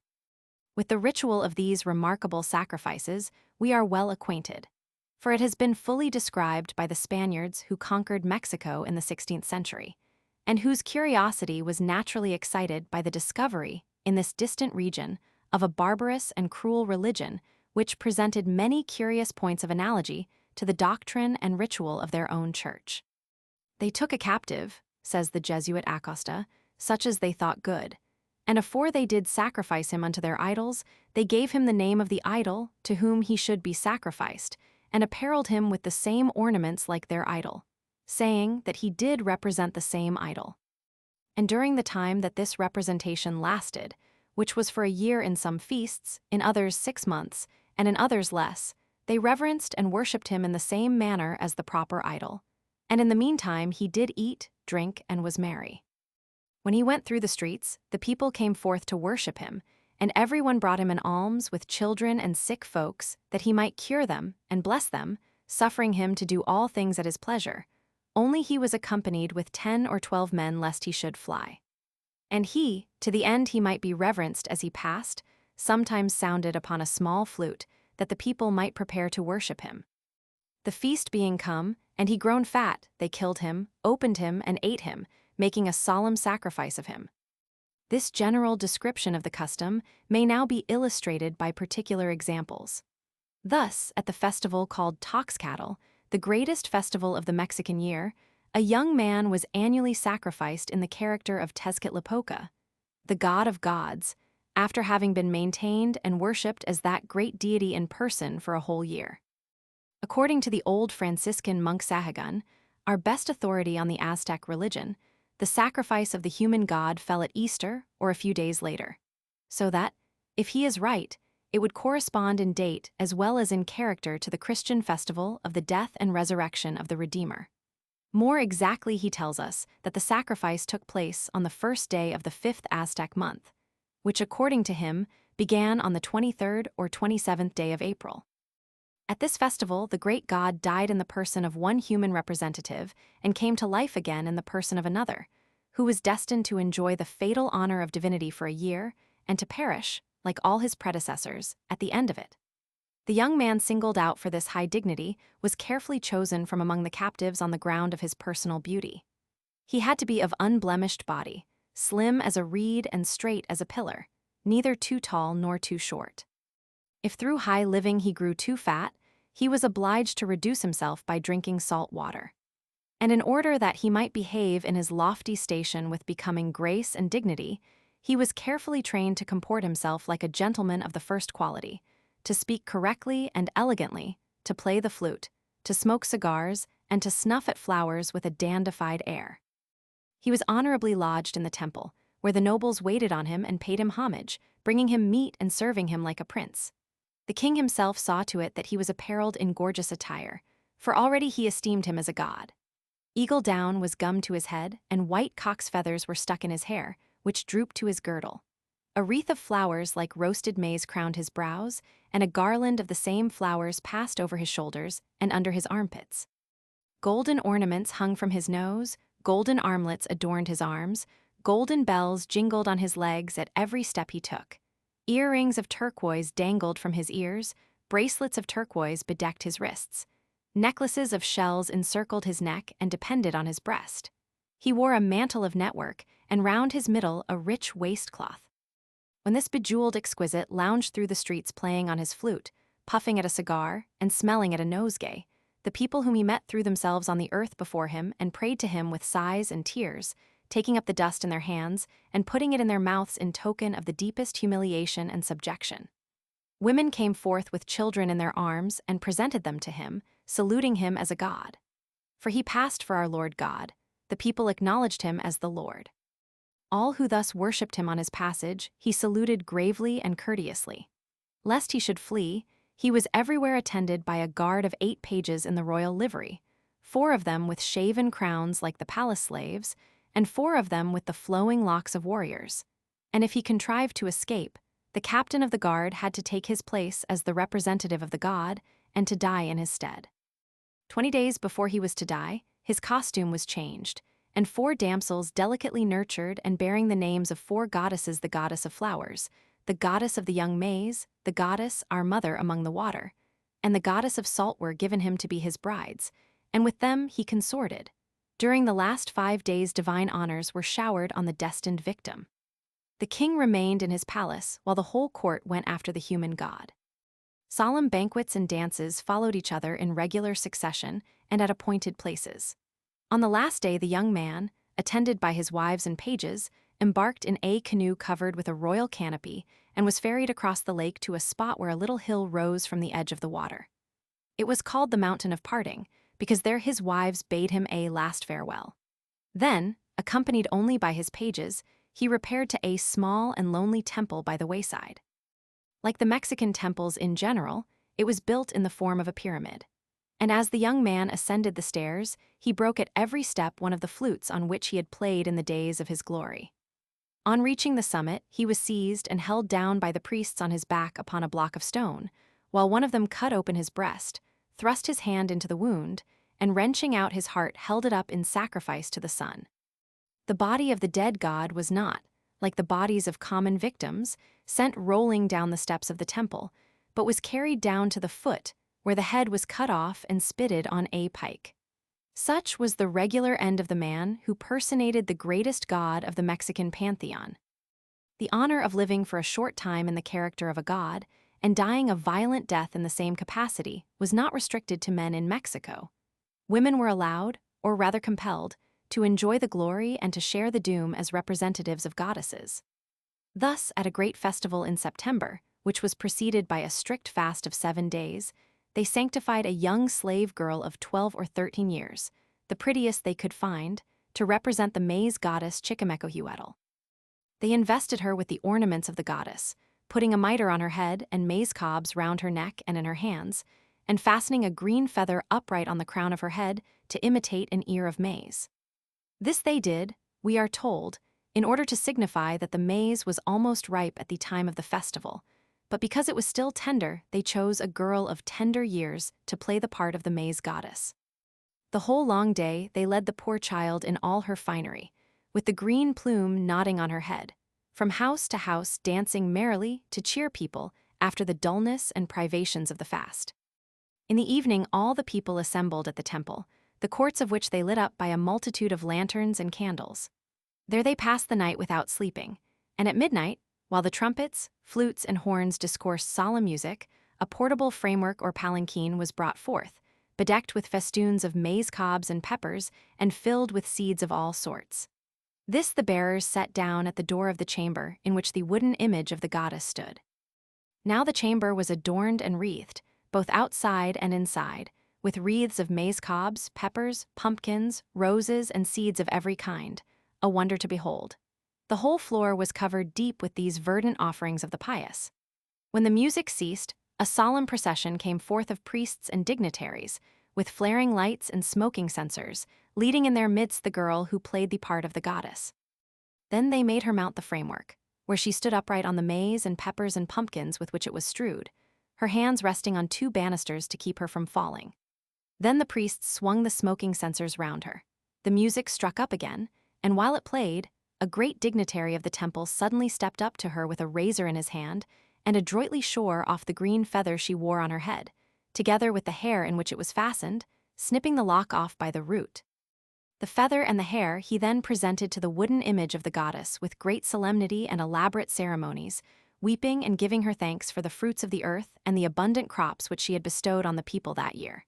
And as he wept and prayed, all the people, standing in the courts of the temple, wept and prayed with him. When that ceremony was over, the girl descended from the framework and was escorted to the place where she was to spend the rest of the night. But all the people kept watch in the courts of the temple by the light of torches till break of day. The morning being come, and the courts of the temple being still crowded by the multitude, who would have deemed it sacrilege to quit the precincts, the priests again brought forth the damsel attired in the costume of the goddess, with the mitre on her head and the cobs of maize about her neck. Again, she mounted the portable framework or palanquin and stood on it, supporting herself by her hands on the banisters. Then the elders of the temple lifted it on their shoulders, and while some swung burning censers and others played on instruments or sang, they carried it in procession through the great courtyard to the hall of the god Huitzilopochtli, and then back to the chamber, where stood the wooden image of the maize goddess, whom the girl personated. There they caused the damsel to descend from the palanquin and to stand on the heaps of corn and vegetables that had been spread in profusion on the floor of the sacred chamber. While she stood there, all the elders and nobles came in a line, one behind the other, carrying saucers full of dry and clotted blood, which they had drawn from their ears by way of penance during the 7 days' fast. One by one, they squatted on their haunches before her, which was the equivalent of falling on their knees with us, and scraping the crust of blood from the saucer, cast it down before her as an offering in return for the benefits which she, as the embodiment of the maize goddess, had conferred upon them. When the men had thus humbly offered their blood to the human representative of the goddess, the women, forming a long line, did so likewise, each of them dropping on her hams before the girl and scraping her blood from the saucer. The ceremony lasted a long time, for great and small, young and old, all without exception had to pass before the incarnate deity and make their offering. When it was over, the people returned home with glad hearts to feast on flesh and viands of every sort as merrily, we are told, as good Christians at Easter partake of meat and other carnal mercies after the long abstinence of Lent. And when they had eaten and drunk their fill and rested after the night watch, they returned quite refreshed to the temple to see the end of the festival. And the end of the festival was this. The multitude being assembled, the priests solemnly incensed the girl who personated the goddess. Then they threw her on her back on the heap of corn and seeds, cut off her head, caught the gushing blood in a tub, and sprinkled the blood on the wooden image of the goddess, the walls of the chamber, and the offerings of corn, peppers, pumpkins, seeds, and vegetables which cumbered the floor. After that, they flayed the headless trunk, and one of the priests made shift to squeeze himself into the bloody skin. Having done so, they clad him in all the robes which the girl had worn. They put the mitre on his head, the necklace of golden maize cobs about his neck, the maize cobs of feathers and gold in his hands. And thus arrayed, they led him forth in public, all of them dancing to the tuck of drum, while he acted as fugleman, skipping and posturing at the head of the procession as briskly as he could be expected to do, incommoded as he was by the tight and clammy skin of the girl and by her clothes, which must have been much too small for a grown man. In the foregoing custom, the identification of the young girl with the maize goddess appears to be complete.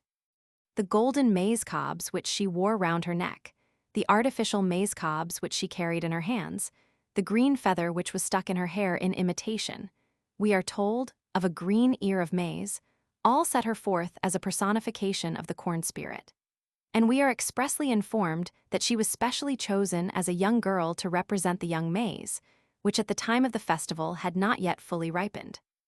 Further, her identification with the corn and the corn goddess was clearly announced by making her stand on the heaps of maize, and there receive the homage and blood offerings of the whole people, who thereby returned her thanks for the benefits which in her character of a divinity she was supposed to have conferred upon them. Once more, the practice of beheading her on a heap of corn and seeds and sprinkling her blood, not only on the image of the maize goddess, but on the piles of maize, peppers, pumpkins, seeds, and vegetables, can seemingly have had no other object but to quicken and strengthen the crops of corn and the fruits of the earth in general, by infusing into their representatives the blood of the corn goddess herself. The analogy of this Mexican sacrifice, the meaning of which appears to be indisputable, may be allowed to strengthen the interpretation which I have given of other human sacrifices offered for the crops. If the Mexican girl, whose blood was sprinkled on the maize, indeed personated the maize goddess, it becomes more than ever probable that the girl whose blood the Pawnees similarly sprinkled on the seed corn personated in like manner the female spirit of the corn. And so, with the other human beings whom other races have slaughtered for the sake of promoting the growth of the crops. Lastly, the concluding act of the sacred drama, in which the body of the dead maize goddess was flayed, and her skin worn, together with all her sacred insignia, by a man who danced before the people in this grim attire, seems to be best explained on the hypothesis that it was intended to ensure that the divine death should be immediately followed by the divine resurrection. If that was so, we may infer with some degree of probability that the practice of killing a human representative of a deity has commonly, perhaps always, been regarded merely as a means of perpetuating the divine energies in the fullness of youthful vigor, untainted by the weakness and frailty of age, from which they must have suffered if the deity had been allowed to die a natural death. These Mexican rites suffice to prove that human sacrifices of the sort I suppose to have prevailed at Aricia were, as a matter of fact, regularly offered by a people whose level of culture was probably not inferior, if indeed it was not distinctly superior, to that occupied by the Italian races at the early period, to which the origin of the Arician priesthood must be referred. The positive and indubitable evidence of the prevalence of such sacrifices in one part of the world may reasonably be allowed to strengthen the probability of their prevalence in places for which the evidence is less full and trustworthy. Taken all together, the facts which we have passed in review seem to show that the custom of killing men whom their worshippers regard as divine has prevailed in many parts of the world. LX between heaven and earth, not to touch the earth. At the outset of this book, two questions were proposed for answer. Why had the priest of Aricia to slay his predecessor? And why, before doing so, had he to pluck the golden bough? Of these two questions, the first has now been answered. The priest of Aricia, if I am right, was one of those sacred kings or human divinities on whose life the welfare of the community and even the course of nature in general are believed to be intimately dependent.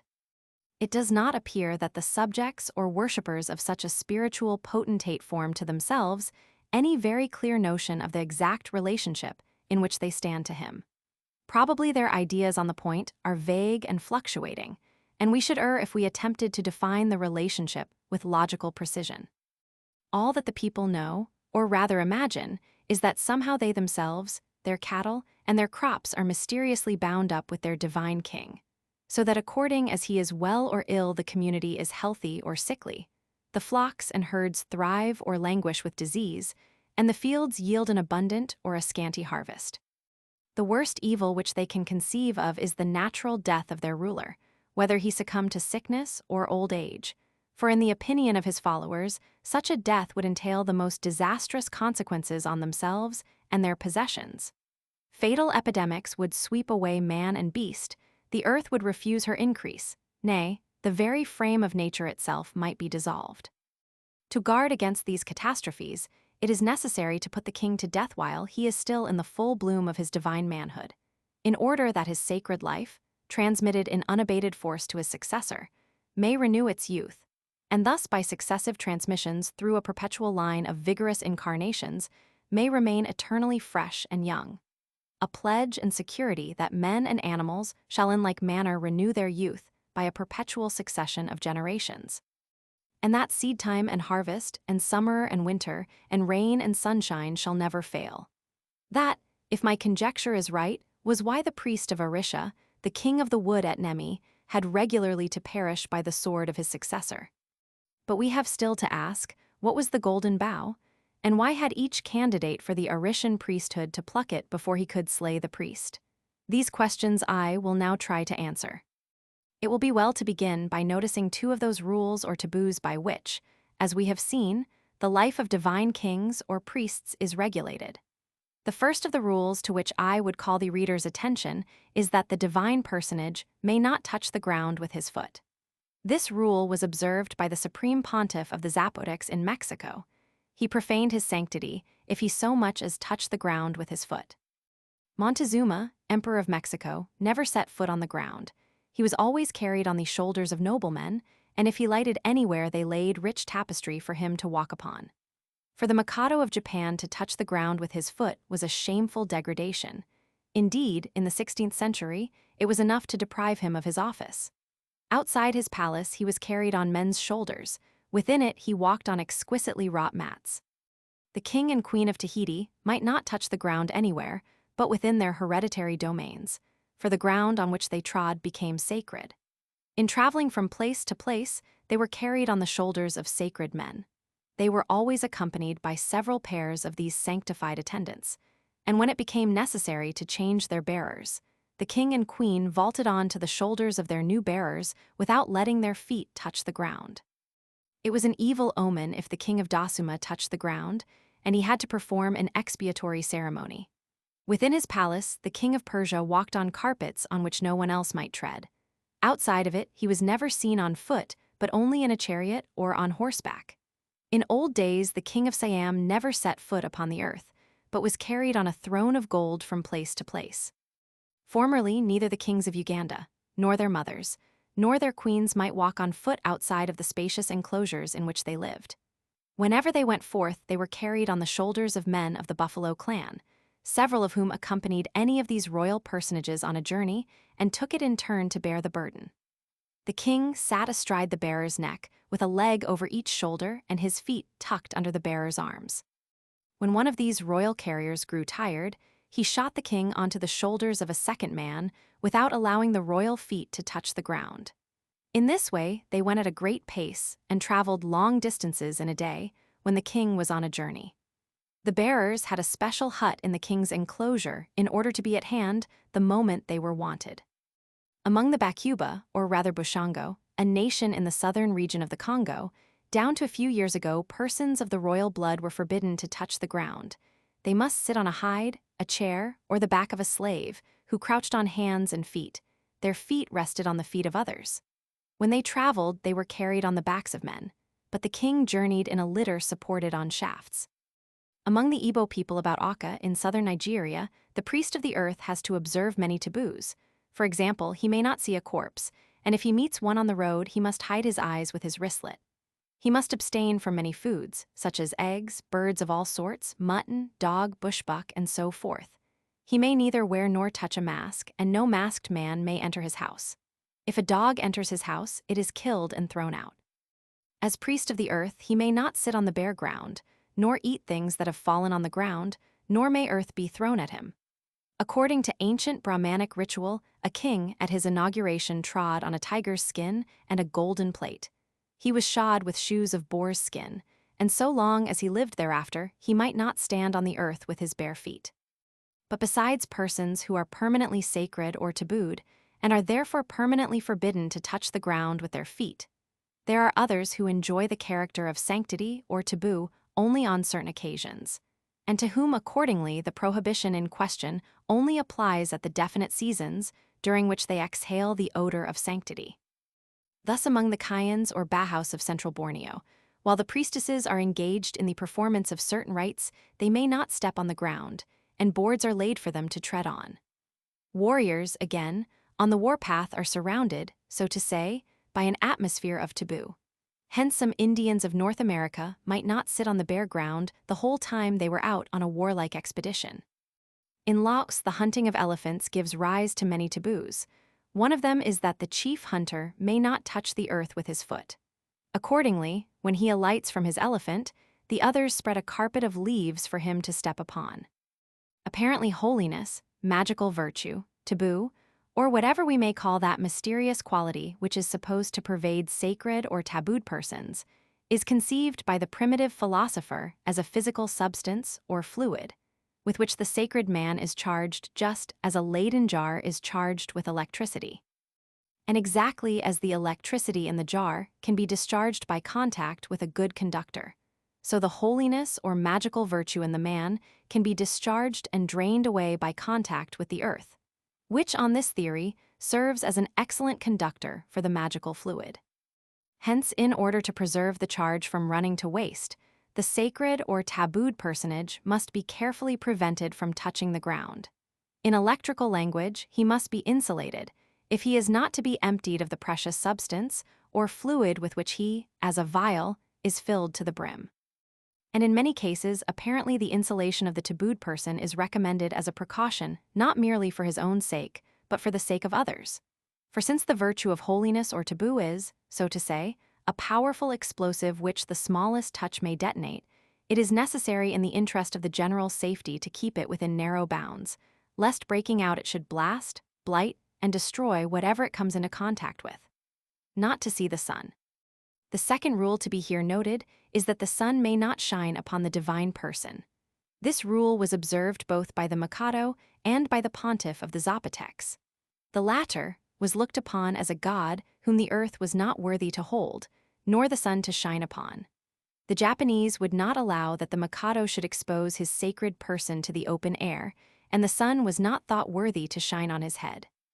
The Indians of Grenada in South America kept those who were to be rulers or commanders, whether men or women, locked up for several years when they were children, some of them 7 years, and this so close that they were not to see the sun, for if they should happen to see it they forfeited their lordship, eating certain sorts of food appointed. And those who were their keepers at certain times went into their retreat or prison and scourged them severely. Thus, for example, the heir to the throne of Bogota, who was not the son but the sister's son of the king, had to undergo a rigorous training from his infancy. He lived in complete retirement in a temple, where he might not see the sun nor eat salt nor converse with a woman. He was surrounded by guards who observed his conduct and noted all his actions. If he broke a single one of the rules laid down for him, he was deemed infamous and forfeited all his rights to the throne. So, too, the heir to the kingdom of Sogamoso, before succeeding to the crown, had to fast for 7 years in the temple, being shut up in the dark and not allowed to see the sun or light. The prince who was to become Inca of Peru had to fast for a month without seeing light. The seclusion of girls at puberty. Now, it is remarkable that the foregoing 2 rules not to touch the ground and not to see the sun are observed either separately or conjointly by girls at puberty in many parts of the world. Thus, amongst the Negroes of Longo, girls at puberty are confined in separate huts, and they may not touch the ground with any part of their bare body. Among the Zulus and kindred tribes of South Africa, when the first signs of puberty show themselves, while a girl is walking, gathering wood, or working in the field, she runs to the river and hides herself among the reeds for the day, so as not to be seen by men. She covers her head carefully with her blanket that the sun may not shine on it and shrivel her up into a withered skeleton, as would result from exposure to the sun's beams. After dark, she returns to her home and is secluded in a hut for some time.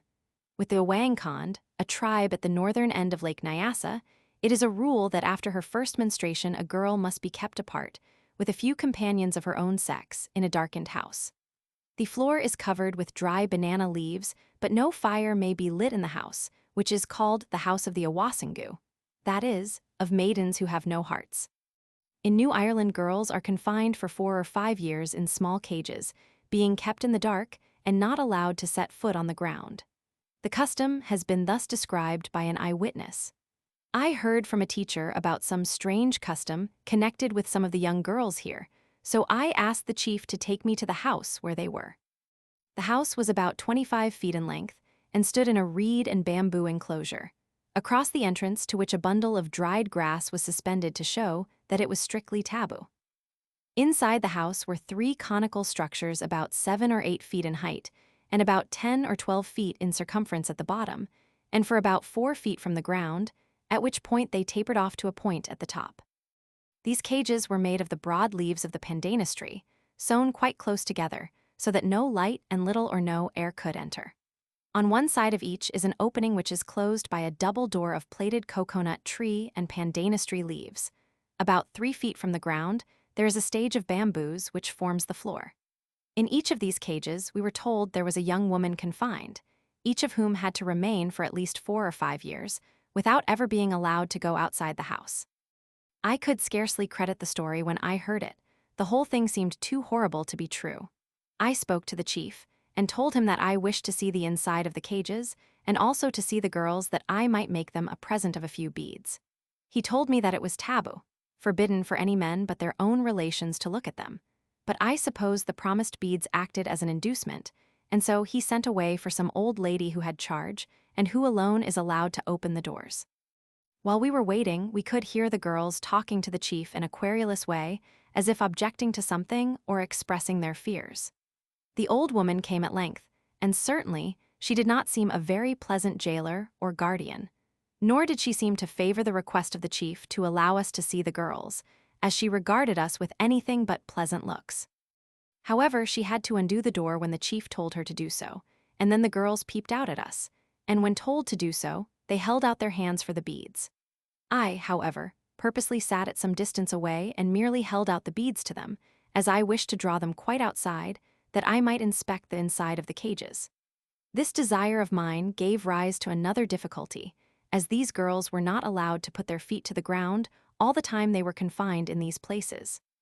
However, they wished to get the beads, and so the old lady had to go outside and collect a lot of pieces of wood and bamboo, which she placed on the ground, and then going to one of the girls, she helped her down and held her hand as she stepped from one piece of wood to another until she came near enough to get the beads I held out to her.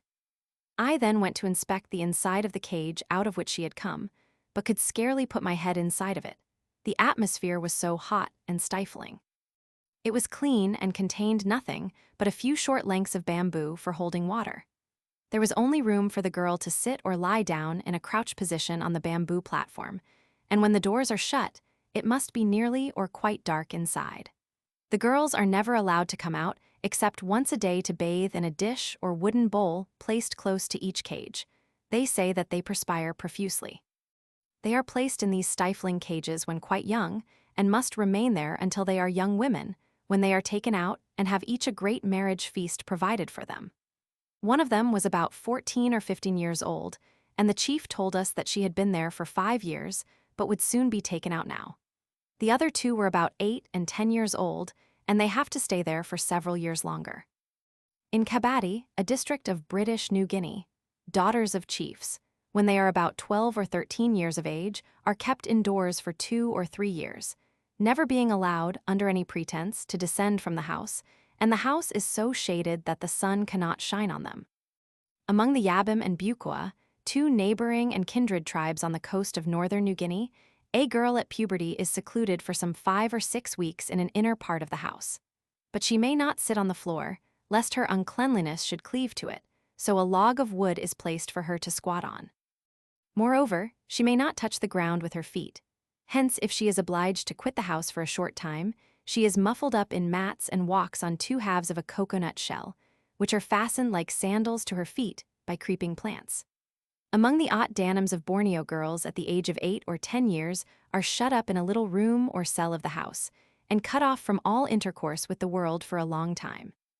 The cell, like the rest of the house, is raised on piles above the ground, and is lit by a single small window opening on a lonely place, so that the girl is in almost total darkness.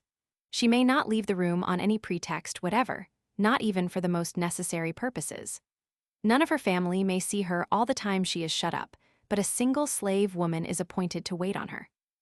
During her lonely confinement, which often lasts 7 years, the girl occupies herself in weaving mats or with other handiwork. Her bodily growth is stunted by the long want of exercise, and when, on attaining womanhood, she is brought out, her complexion is pale and wax-like. She is now shown the sun, the earth, the water, the trees, and the flowers as if she were newly born. Then a great feast is made, a slave is killed, and the girl is smeared with his blood. In Suram, girls at puberty were formerly shut up by themselves in a hut which was kept dark. In Yap, one of the Caroline Islands, should a girl be overtaken by her first menstruation on the public road, she may not sit down on the earth, but must beg for a coconut shell to put under her. She is shut up for several days in a small hut at a distance from her parents' house, and afterwards she is bound to sleep for 100 days in one of the special houses which are provided for the use of menstruous women. In the island of Mabuiag, Torres Straits, when the signs of puberty appear on a girl, a circle of bushes is made in a dark corner of the house. Here, decked with shoulder belts, armlets, leglets just below the knees, and anklets, wearing a chaplet on her head and shell ornaments in her ears, on her chest, and on her back, she squats in the midst of the bushes, which are piled so high round about her that only her head is visible. In this state of seclusion, she must remain for 3 months. All this time the sun may not shine upon her, but at night she is allowed to slip out of the hut, and the bushes that hedge her in are then changed. She may not feed herself or handle food, but is fed by 1 or 2 old women, her maternal aunts, who are especially appointed to look after her. One of these women cooks food for her at a special fire in the forest. The girl is forbidden to eat turtle or turtle eggs during the season when the turtles are breeding, but no vegetable food is refused her. No man, not even her own father, may come into the house while her seclusion lasts, for if her father saw her at this time, he would certainly have bad luck in his fishing, and would probably smash his canoe the very next time he went out in it. At the end of the 3 months, she is carried down to a freshwater creek by her attendants, hanging on to their shoulders in such a way that her feet do not touch the ground, while the women of the tribe form a ring round her, and thus escort her to the beach. Arrived at the shore, she is stripped of her ornaments, and the bearers stagger with her into the creek, where they immerse her, and all the other women join in splashing water over both the girl and her bearers. When they come out of the water, one of the 2 attendants makes a heap of grass for her charge to squat upon. The other runs to the reef, catches a small crab, tears off its claws, and hastens back with them to the creek. Here in the meantime a fire has been kindled, and the claws are roasted at it. The girl is then fed by her attendants with the roasted claws. After that she is freshly decorated, and the whole party marches back to the village in a single rank, the girl walking in the center between her 2 old aunts, who hold her by the wrists. The husbands of her aunts now receive her and lead her into the house of one of them, where all partake of food, and the girl is allowed once more to feed herself in the usual manner. A dance follows, in which the girl takes a prominent part, dancing between the husbands of the 2 aunts who had charge of her in her retirement. Among the Arikana tribe of Cape York Peninsula in northern Queensland, a girl at puberty is said to live by herself for a month or 6 weeks. No man may see her, though any woman may. She stays in a hut or shelter specially made for her, on the floor of which she lies supine. She may not see the sun, and towards sunset she must keep her eyes shut until the sun has gone down, otherwise it is thought that her nose will be diseased. During her seclusion she may eat nothing that lives in salt water, or a snake would kill her. An old woman waits upon her and supplies her with roots, yams, and water. Some Australian tribes are wont to bury their girls at such seasons more or less deeply in the ground, perhaps in order to hide them from the light of the sun. Among the Indians of California, a girl at her first menstruation was thought to be possessed of a particular degree of supernatural power, and this was not always regarded as entirely defiling or malevolent. Often, however, there was a strong feeling of the power of evil inherent in her condition. Not only was she secluded from her family and the community, but an attempt was made to seclude the world from her. One of the injunctions most strongly laid upon her was not to look about her. She kept her head bowed and was forbidden to see the world and the sun. Some tribes covered her with a blanket. Many of the customs in this connection resembled those of the North Pacific coast most strongly, such as the prohibition to the girl to touch or scratch her head with her hand, a special implement being furnished her for the purpose. Sometimes she could eat only when fed, and in other cases fasted altogether. Among the Chinook Indians who inhabited the coast of Washington state, when a chief's daughter attained to puberty, she was hidden for 5 days from the view of the people. She might not look at them nor at the sky, nor might she pick berries. It was believed that if she were to look at the sky, the weather would be bad, that if she picked berries, it would rain, and that when she hung her towel of cedar bark on a spruce tree, the tree withered up at once. She went out of the house by a separate door and bathed in a creek far from the village. She fasted for some days, and for many days more she might not eat fresh food. Amongst the Ot or Nootka Indians of Vancouver Island, when girls reach puberty they are placed in a sort of gallery in the house, and are there surrounded completely with mats, so that neither the sun nor any fire can be seen. In this cage, they remain for several days. Water is given them, but no food. The longer a girl remains in this retirement, the greater honor is it to the parents. But she is disgraced for life if it is known that she has seen fire or the sun during this initiatory ordeal. Pictures of the mythical Thunderbird are painted on the screens behind which she hides. During her seclusion, she may neither move nor lie down, but must always sit in a squatting posture. She may not touch her hair with her hands, but is allowed to scratch her head with a comb or a piece of bone provided for the purpose. To scratch her body is also forbidden, as it is believed that every scratch would leave a scar. For 8 months after reaching maturity, she may not eat any fresh food, particularly salmon. Moreover, she must eat by herself and use a cup and dish of her own. In the Tsetsaut tribe of British Columbia, a girl at puberty wears a large hat of skin which comes down over her face and screens it from the sun. It is believed that if she were to expose her face to the sun or to the sky, rain would fall. The hat protects her face also against the fire, which ought not to strike her skin. To shield her hands, she wears mittens. In her mouth, she carries the tooth of an animal to prevent her own teeth from becoming hollow. For a whole year, she may not see blood unless her face is blackened. Otherwise, she would grow blind. For 2 years, she wears the hat and lives in a hut by herself, although she is allowed to see other people. At the end of 2 years, a man takes the hat from her head and throws it away.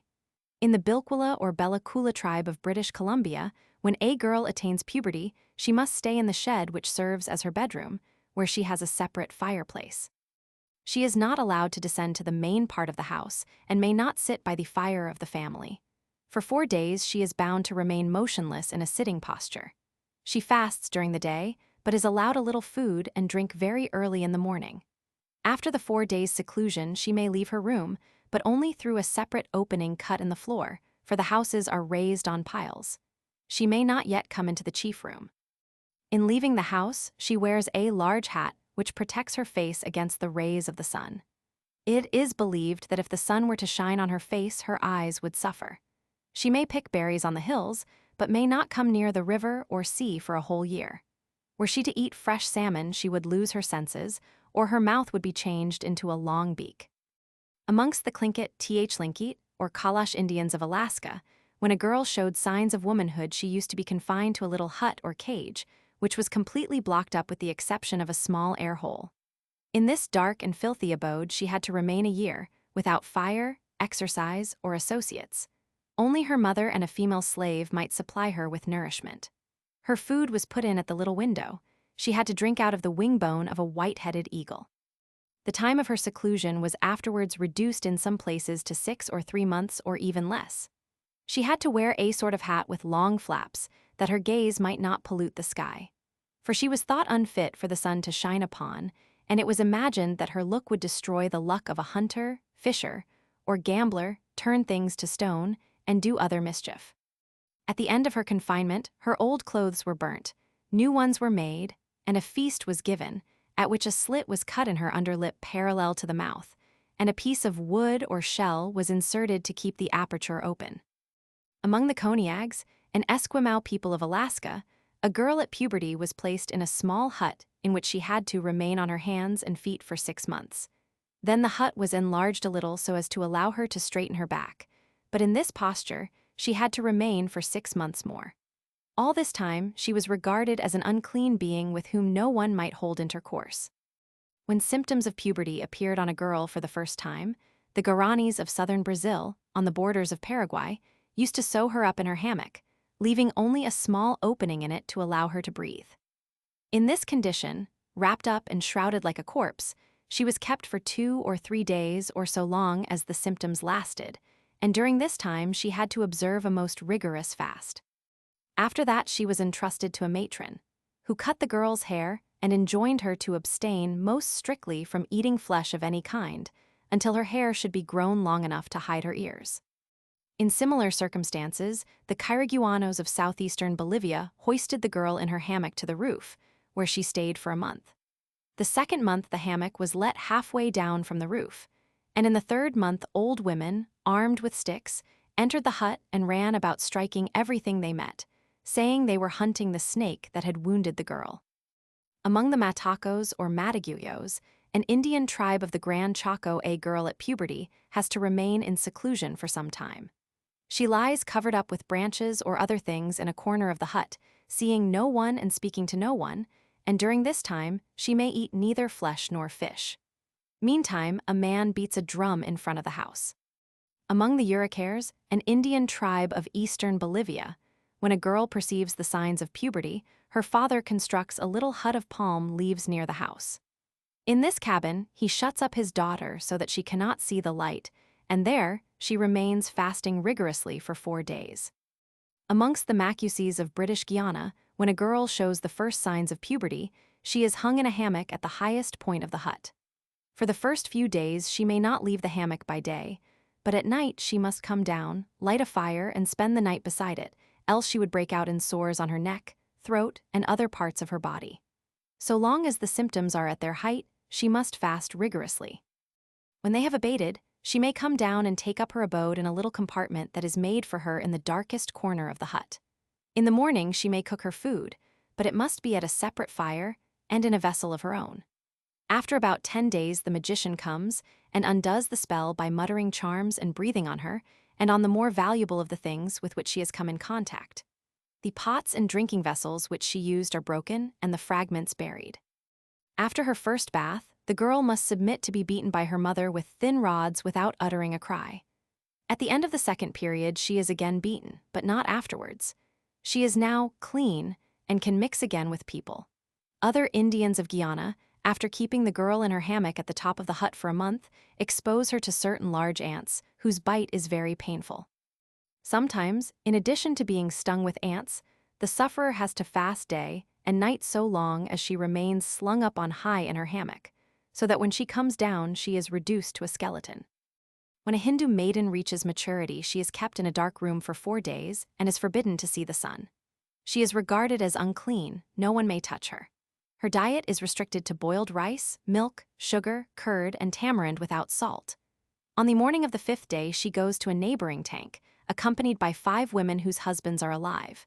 Smeared with turmeric water, they all bathe and return home, throwing away the mat and other things that were in the room.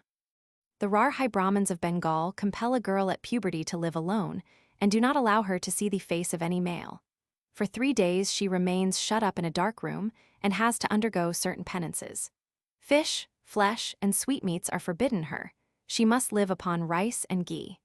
Among the Tians of Malabar, a girl is thought to be polluted for 4 days from the beginning of her first menstruation. During this time she must keep to the north side of the house, where she sleeps on a grass mat of a particular kind, in a room festooned with garlands of young coconut leaves. Another girl keeps her company and sleeps with her, but she may not touch any other person, tree, or plant. Further, she may not see the sky, and woe betide her if she catches sight of a crow or a cat. Her diet must be strictly vegetarian, without salt, tamarinds, or chilies. She is armed against evil spirits by a knife, which is placed on the mat or carried on her person.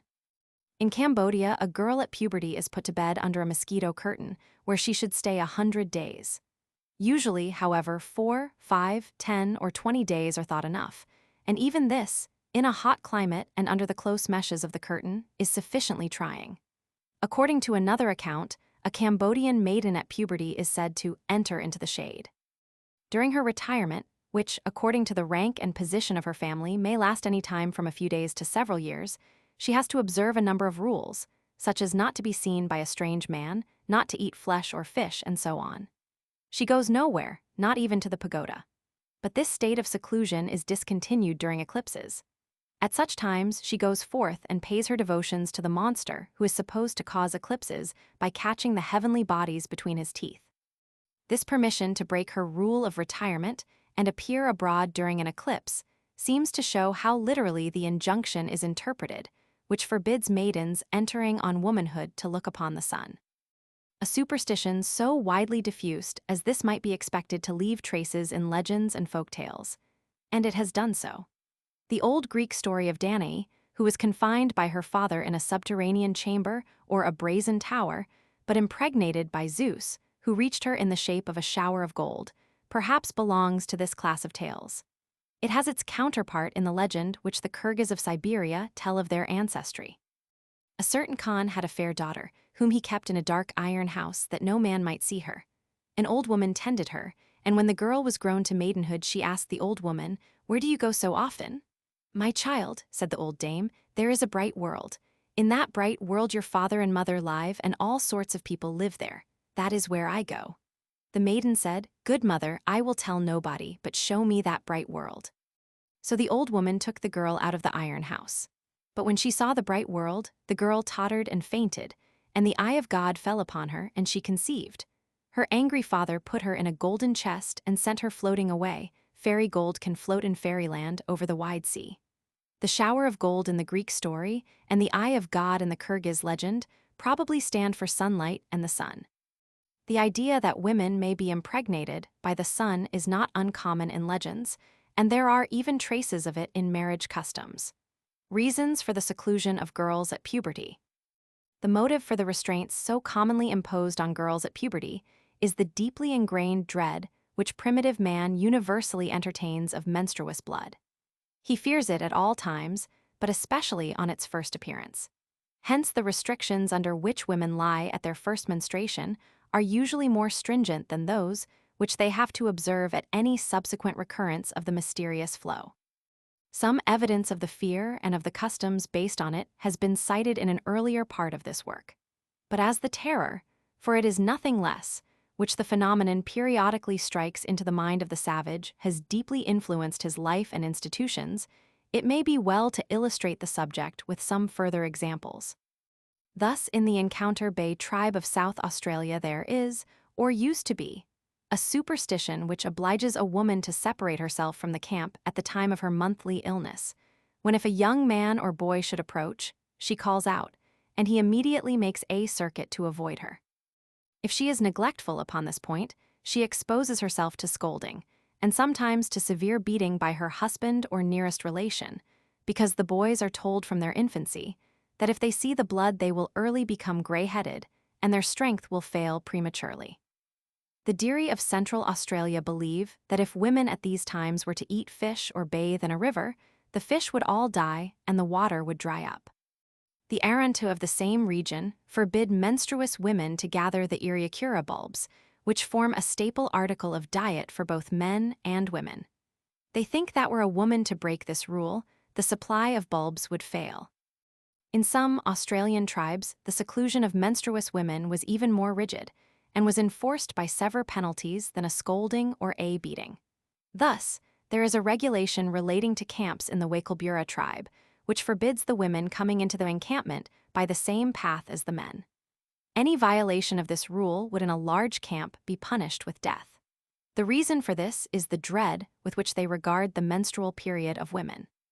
During such a time, a woman is kept entirely away from the camp, half a mile at least. A woman in such a condition has boughs of some tree of her totem tied round her loins, and is constantly watched and guarded, for it is thought that should any male be so unfortunate as to see a woman in such a condition, he would die. If such a woman were to let herself be seen by a man, she would probably be put to death. When the woman has recovered, she is painted red and white, her head covered with feathers, and returns to the camp. In Muralug, one of the Torres Straits Islands, a menstruous woman may not eat anything that lives in the sea, else the natives believe that the fisheries would fail. In Gaela, to the west of New Guinea, women at their monthly periods may not enter a tobacco field, or the plants would be attacked by disease. The Minangkabars of Sumatra are persuaded that if a woman in her unclean state were to go near a rice field, the crop would be spoiled. The Bushmen of South Africa think that, by a glance of a girl's eye at the time when she ought to be kept in strict retirement, men become fixed in whatever positions they happen to occupy, with whatever they were holding in their hands, and are changed into trees that talk. Cattle-rearing tribes of South Africa hold that their cattle would die if the milk were drunk by a menstruous woman, and they fear the same disaster if a drop of her blood were to fall on the ground and the oxen were to pass over it. To prevent such a calamity, women in general, not menstruous women only, are forbidden to enter the cattle enclosure. And more than that, they may not use the ordinary paths in entering the village or in passing from one hut to another. They are obliged to make circuitous tracks at the back of the huts in order to avoid the ground in the middle of the village where the cattle stand or lie down. These women's tracks may be seen at every Kaffir village.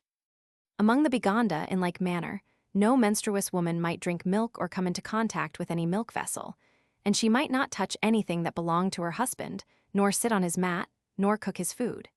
If she touched anything of his at such a time, it was deemed equivalent to wishing him dead or to actually working magic for his destruction. Were she to handle any article of his, he would surely fall ill. Were she to touch his weapons, he would certainly be killed in the next battle. Further, the Baganda would not suffer a menstruous woman to visit a well.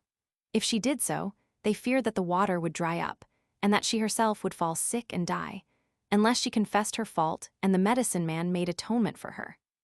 Among the Akikuyu of British East Africa, if a new hut is built in a village, and the wife chances to menstruate in it on the day she lights the first fire there, the hut must be broken down and demolished the very next day. The woman may on no account sleep a second night in it. There is a curse both on her and on it. According to the Talmud, if a woman at the beginning of her period passes between two men, she thereby kills one of them. Peasants of the Lebanon think that menstruous women are the cause of many misfortunes. Their shadow causes flowers to wither and trees to perish. It even arrests the movements of serpents. If one of them mounts a horse, the animal might die or at least be disabled for a long time. The Guayqueries of the Orinoco believe that when a woman has her courses, everything upon which she steps will die, and that if a man treads on the place where she has passed, his legs will immediately swell up. Among the Bri Indians of Costa Rica, a married woman at her periods uses for plates only banana leaves, which, when she is done with them, she throws away in a sequestered spot. For should a cow find and eat them, the animal would waste away and perish. Also, she drinks only out of a special vessel, because any person who should afterwards drink out of the same vessel would infallibly pine away and die. Among most tribes of North American Indians, the custom was that women in their courses retired from the camp or the village and lived during the time of their uncleanness in special huts or shelters which were appropriated to their use. There they dwelt apart, eating and sleeping by themselves, warming themselves at their own fires, and strictly abstaining from all communications with men, who shunned them just as if they were stricken with the plague. Thus, to take examples, the Creek and kindred Indians of the United States compelled women at menstruation to live in separate huts at some distance from the village. There the women had to stay, at the risk of being surprised and cut off by enemies. It was thought a most horrid and dangerous pollution to go near the women at such times, and the danger extended to enemies who, if they slew the women, had to cleanse themselves from the pollution by means of certain sacred herbs and roots. The Sealy's Indians of British Columbia imagined that if a menstruous woman were to step over a bundle of arrows, the arrows would thereby be rendered useless and might even cause the death of their owner. And similarly, that if she passed in front of a hunter who carried a gun, the weapon would never shoot straight again. Among the Chippewas and other Indians of the Hudson Bay Territory, menstruous women are excluded from the camp and take up their abode in huts of branches. They wear long hoods, which effectually conceal the head and breast. They may not touch the household furniture nor any objects used by men, for their touch is supposed to defile them, so that their subsequent use would be followed by certain mischief or misfortune, such as disease or death. They must drink out of a swan's bone. They may not walk on the common paths nor cross the tracks of animals. They are never permitted to walk on the ice of rivers or lakes, or near the part where the men are hunting beaver, or where a fishing net is set, for fear of averting their success. They are also prohibited at those times from partaking of the head of any animal, and even from walking in or crossing the track where the head of a deer, moose, beaver, and many other animals have lately been carried, either on a sledge or on the back. To be guilty of a violation of this custom is considered as of the greatest importance, because they firmly believe that it would be a means of preventing the hunter from having an equal success in his future excursions. So the Lapps forbid women at menstruation to walk on that part of the shore where the fishers are in the habit of setting out their fish. And the Esquimaux of Bering Strait believe that if hunters were to come near women in their courses, they would catch no game. For a like reason, the Carrier Indians will not suffer a menstruous woman to cross the tracks of animals. If need be, she is carried over them. They think that if she waded in a stream or a lake, the fish would die. Amongst the civilized nations of Europe, the superstitions which cluster round this mysterious aspect of woman's nature are not less extravagant than those which prevail among savages. In the oldest existing cyclopedia, the natural history of Pliny, the list of dangers apprehended from menstruation is longer than any furnished by mere barbarians. According to Pliny, the touch of a menstruous woman turned wine to vinegar. Blighted crops, killed seedlings, blasted gardens, brought down the fruit from trees, dimmed mirrors, blunted razors, rusted iron and brass, especially at the waning of the moon, killed bees or at least drove them from their hives, caused mares to miscarry, and so forth. Similarly, in various parts of Europe, it is still believed that if a woman in her courses enters a brewery, the beer will turn sour. If she touches beer, wine, vinegar, or milk, it will go bad. If she makes jam, it will not keep. If she mounts a mare, it will miscarry. If she touches buds, they will wither. If she climbs a cherry tree, it will die. In Brunswick, people think that if a menstruous woman assists at the killing of a pig, the pork will putrefy. In the Greek island of Kalymnos, a woman at such times may not go to the well to draw water, nor cross a running stream, nor enter the sea.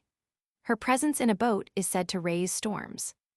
Thus, the object of secluding women at menstruation is to neutralize the dangerous influences which are supposed to emanate from them at such times. That the danger is believed to be especially great at the first menstruation appears from the unusual precautions taken to isolate girls at this crisis. Two of these precautions have been illustrated above, namely, the rules that the girls may not touch the ground nor see the sun. The general effect of these rules is to keep her suspended, so to say, between heaven and earth.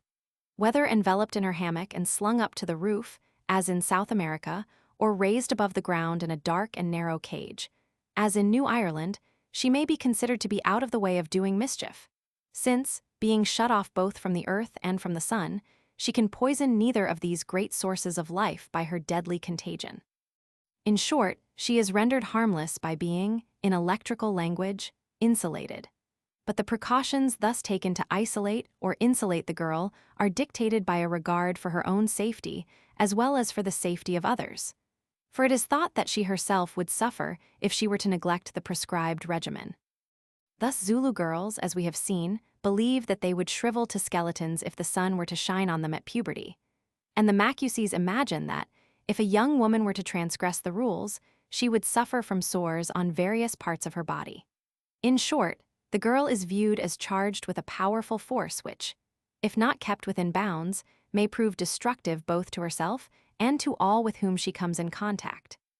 To repress this force within the limits necessary for the safety of all concerned is the object of the taboos in question. The same explanation applies to the observance of the same rules by divine kings and priests. The uncleanness, as it is called, of girls at puberty and the sanctity of holy men do not, to the primitive mind, differ materially from each other. They are only different manifestations of the same mysterious energy which, like energy in general, is in itself neither good nor bad, but becomes beneficent or maleficent according to its application. Accordingly, if, like girls at puberty, divine personages may neither touch the ground nor see the sun, the reason is, on the one hand, a fear lest their divinity might, at contact with earth or heaven, discharge itself with fatal violence on either. And on the other hand, an apprehension that the divine being, thus drained of his ethereal virtue, might thereby be incapacitated for the future performance of those magical functions, upon the proper discharge of which the safety of the people and even of the world is believed to hang. Thus the rules in question fall under the head of the taboos which we examined in an earlier part of this book. They are intended to preserve the life of the divine person, and with it the life of his subjects and worshippers. Nowhere, it is thought, can his precious yet dangerous life be at once so safe and so harmless as when it is neither in heaven nor in earth, but, as far as possible, suspended between the two. Elixai, the myth of Balder. A deity whose life might in a sense be said to be neither in heaven nor on earth but between the two, was the Norse Balder, the good and beautiful god, the son of the great god Odin, and himself the wisest, mildest, best beloved of all the immortals. The story of his death, as it is told in the Younger or Prose Edda, runs thus. Once on a time, Balder dreamed heavy dreams which seemed to forebode his death. Thereupon the gods held a council and resolved to make him secure against every danger.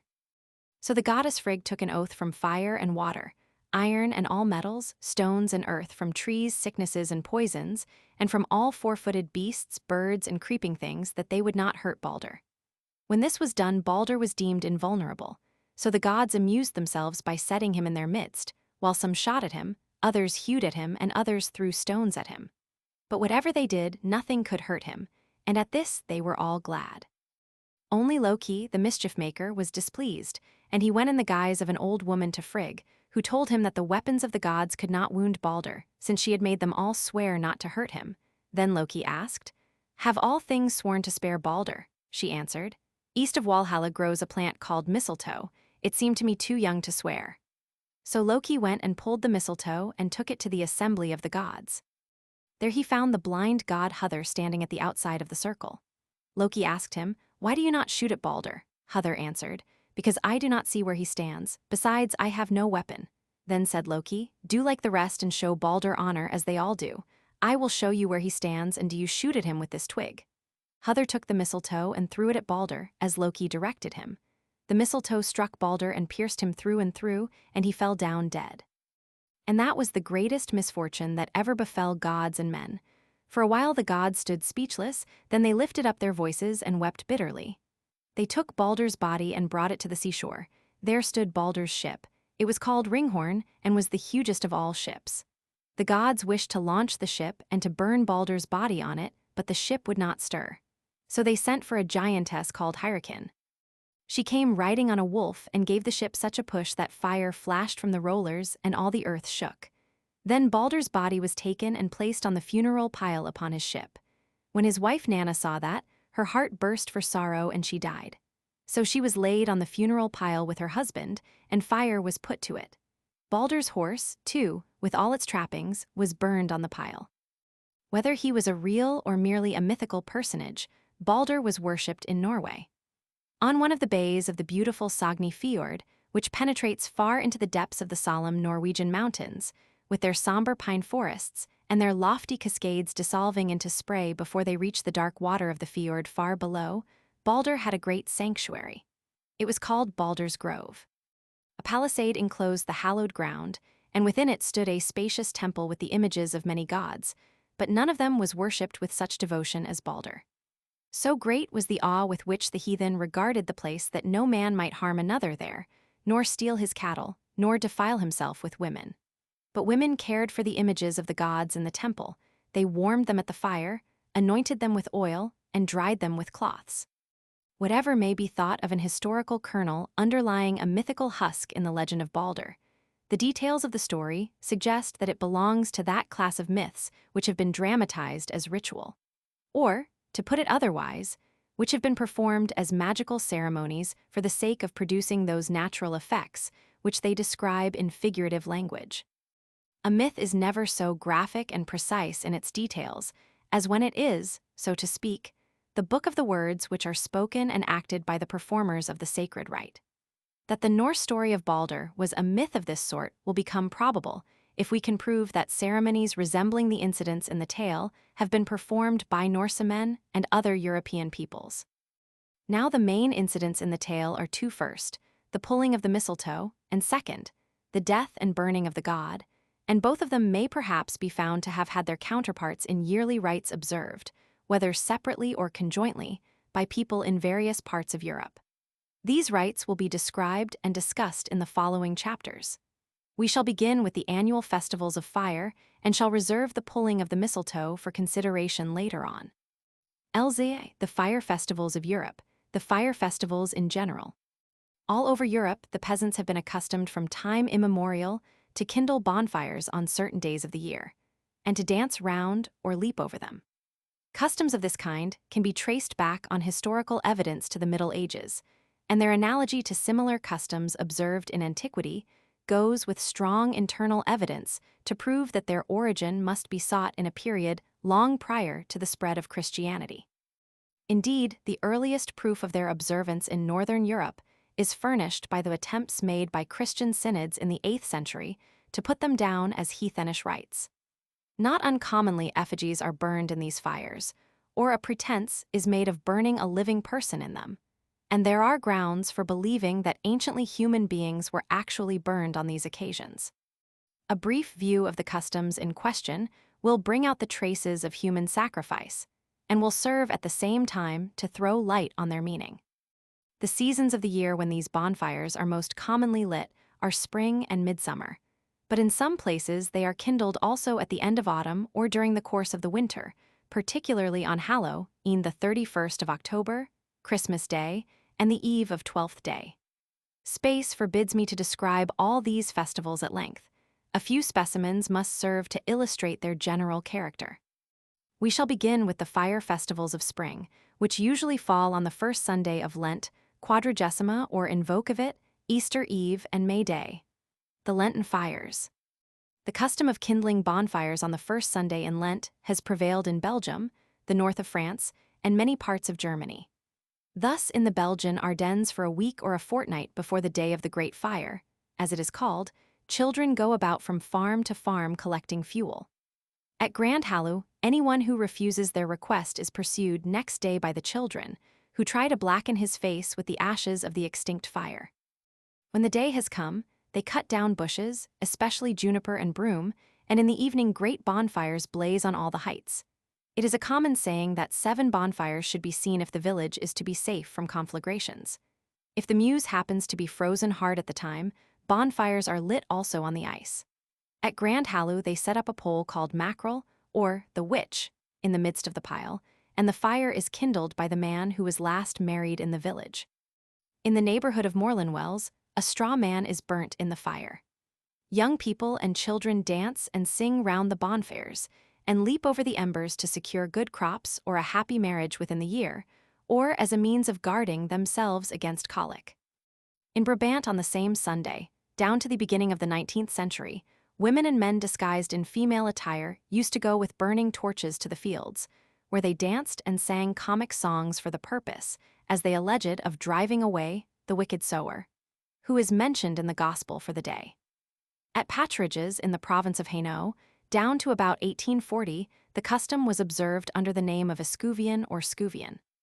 Every year on the first Sunday of Lent, which was called the day of the little Scuvian, young folks and children used to run with lighted torches through the gardens and orchards. As they ran, they cried at the pitch of their voices, "Bear apples, bear pears, and cherries all black to Scuvian." At these words, the torchbearer whirled his blazing brand and hurled it among the branches of the apple trees, the pear trees, and the cherry trees. The next Sunday was called the day of the Great Scuvian, and the same race with lighted torches among the trees of the orchards was repeated in the afternoon till darkness fell. In the French department of the Ardennes, the whole village used to dance and sing around the bonfires which were lighted on the first Sunday in Lent. Here, too, it was the person last married, sometimes a man and sometimes a woman, who put the match to the fire. The custom is still kept up very commonly in the district. Cats used to be burnt in the fire or roasted to death by being held over it, and while they were burning, the shepherds drove their flocks through the smoke and flames as a sure means of guarding them against sickness and witchcraft. In some communes it was believed that the livelier the dance round the fire, the better would be the crops that year. In the French province of Franche-Comté, to the west of the Jura Mountains, the first Sunday of Lent is known as the Sunday of the Firebrands, Brandons, on account of the fires which it is customary to kindle on that day. On the Saturday or the Sunday, the village lads harness themselves to a cart and drag it about the streets, stopping at the doors of the houses where there are girls and begging for a faggot. When they have got enough, they cart the fuel to a spot at some little distance from the village, pile it up, and set it on fire. All the people of the parish come out to see the bonfire. In some villages, when the bells have rung the Angelus, the signal for the observance is given by cries of, "To the fire! To the fire!" Lads, lasses, and children dance round the blaze, and when the flames have died down they vie with each other in leaping over the red embers. He or she who does so without singeing his or her garments will be married within the year. Young folk also carry lighted torches about the streets or the fields, and when they pass an orchard they cry out, "More fruit than leaves." Down to recent years at Laveran, in the department of Dubs, it was the young married couples of the year who had charge of the bonfires. In the midst of the bonfire, a pole was planted with a wooden figure of a cock fastened to the top. Then there were races, and the winner received the cock as a prize. In Auvergne, fires are everywhere kindled on the evening of the first Sunday in Lent. Every village, every hamlet, even every ward, every isolated farm has its bonfire or figo, as it is called, which blazes up as the shades of night are falling. The fires may be seen flaring on the heights and in the plains. The people dance and sing round about them and leap through the flames. Then they proceed to the ceremony of the granosmias. A granomio is a torch of straw fastened to the top of a pole. When the pyre is half consumed, the bystanders kindle the torches at the expiring flames and carry them into the neighboring orchards, fields, and gardens, wherever there are fruit trees. As they march, they sing at the top of their voices, "Grano my friend, grano my father, grano my mother." Then they pass the burning torches under the branches of every tree, singing, "Brando, brandonsite sac branso, in plan pane." That is, firebrand burn, every branch a basketful. In some villages, the people also run across the sown fields and shake the ashes of the torches on the ground. Also, they put some of the ashes in the fowls' nests, in order that the hens may lay plenty of eggs throughout the year. When all these ceremonies have been performed, everybody goes home and feasts. The special dishes of the evening are fritters and pancakes. Here the application of the fire to the fruit trees, to the sown fields, and to the nests of the poultry is clearly a charm intended to ensure fertility. And the grano to whom the invocations are addressed, and who gives his name to the torches, may possibly be, as Dr. Pomerol suggests, no other than the ancient Celtic god Granus, whom the Romans identified with Apollo, and whose worship is attested by inscriptions found not only in France but in Scotland and on the Danube. The custom of carrying lighted torches of straw brandons about the orchards and fields to fertilize them on the first Sunday of Lent seems to have been common in France, whether it was accompanied with the practice of kindling bonfires or not.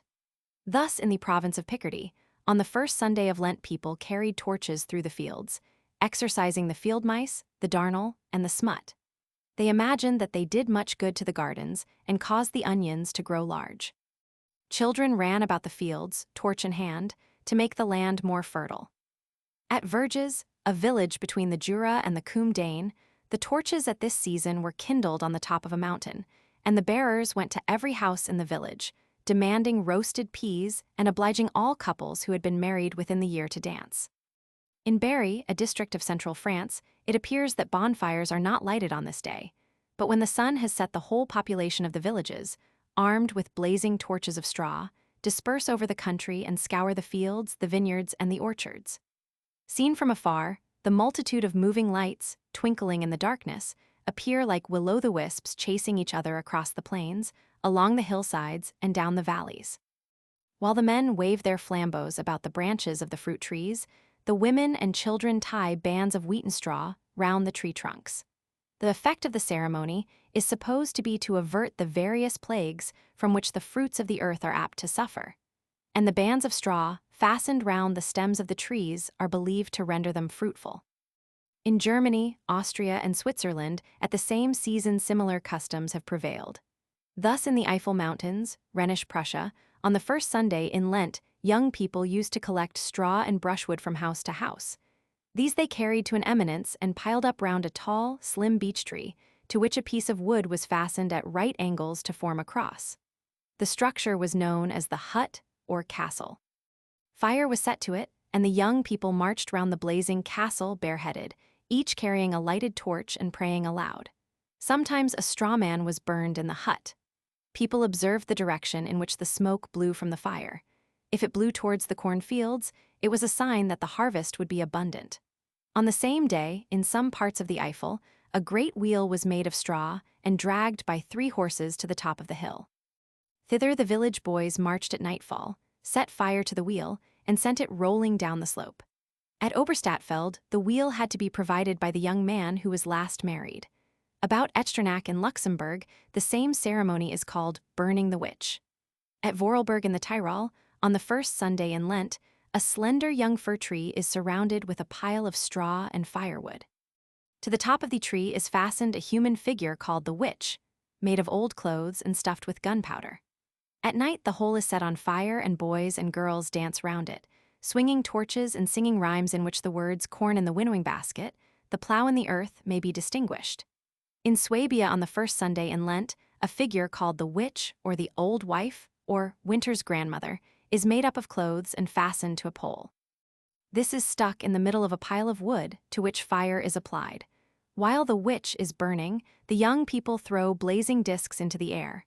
The discs are thin, round pieces of wood, a few inches in diameter, with notched edges to imitate the rays of the sun or stars. They have a hole in the middle, by which they are attached to the end of a wand. Before the disc is thrown, it is set on fire, the wand is swung to and fro, and the impetus thus communicated to the disc is augmented by dashing the rod sharply against a sloping board. The burning disc is thus thrown off, and mounting high into the air, describes a long fiery curve before it reaches the ground. The charred embers of the burned witch and discs are taken home and planted in the flax fields the same night, in the belief that they will keep vermin from the fields. In the Rhone Mountains, situated on the borders of Hesse and Bavaria, the people used to march to the top of a hill or eminence on the first Sunday in Lent. Children and lads carried torches, brooms daubed with tar, and poles swathed in straw. A wheel, wrapped in combustibles, was kindled and rolled down the hill, and the young people rushed about the fields with their burning torches and brooms, till at last they flung them in a heap, and standing round them, struck up a hymn or a popular song. The object of running about the fields with the blazing torches was to drive away the wicked sower. Or it was done in honor of the Virgin, that she might preserve the fruits of the earth throughout the year and bless them.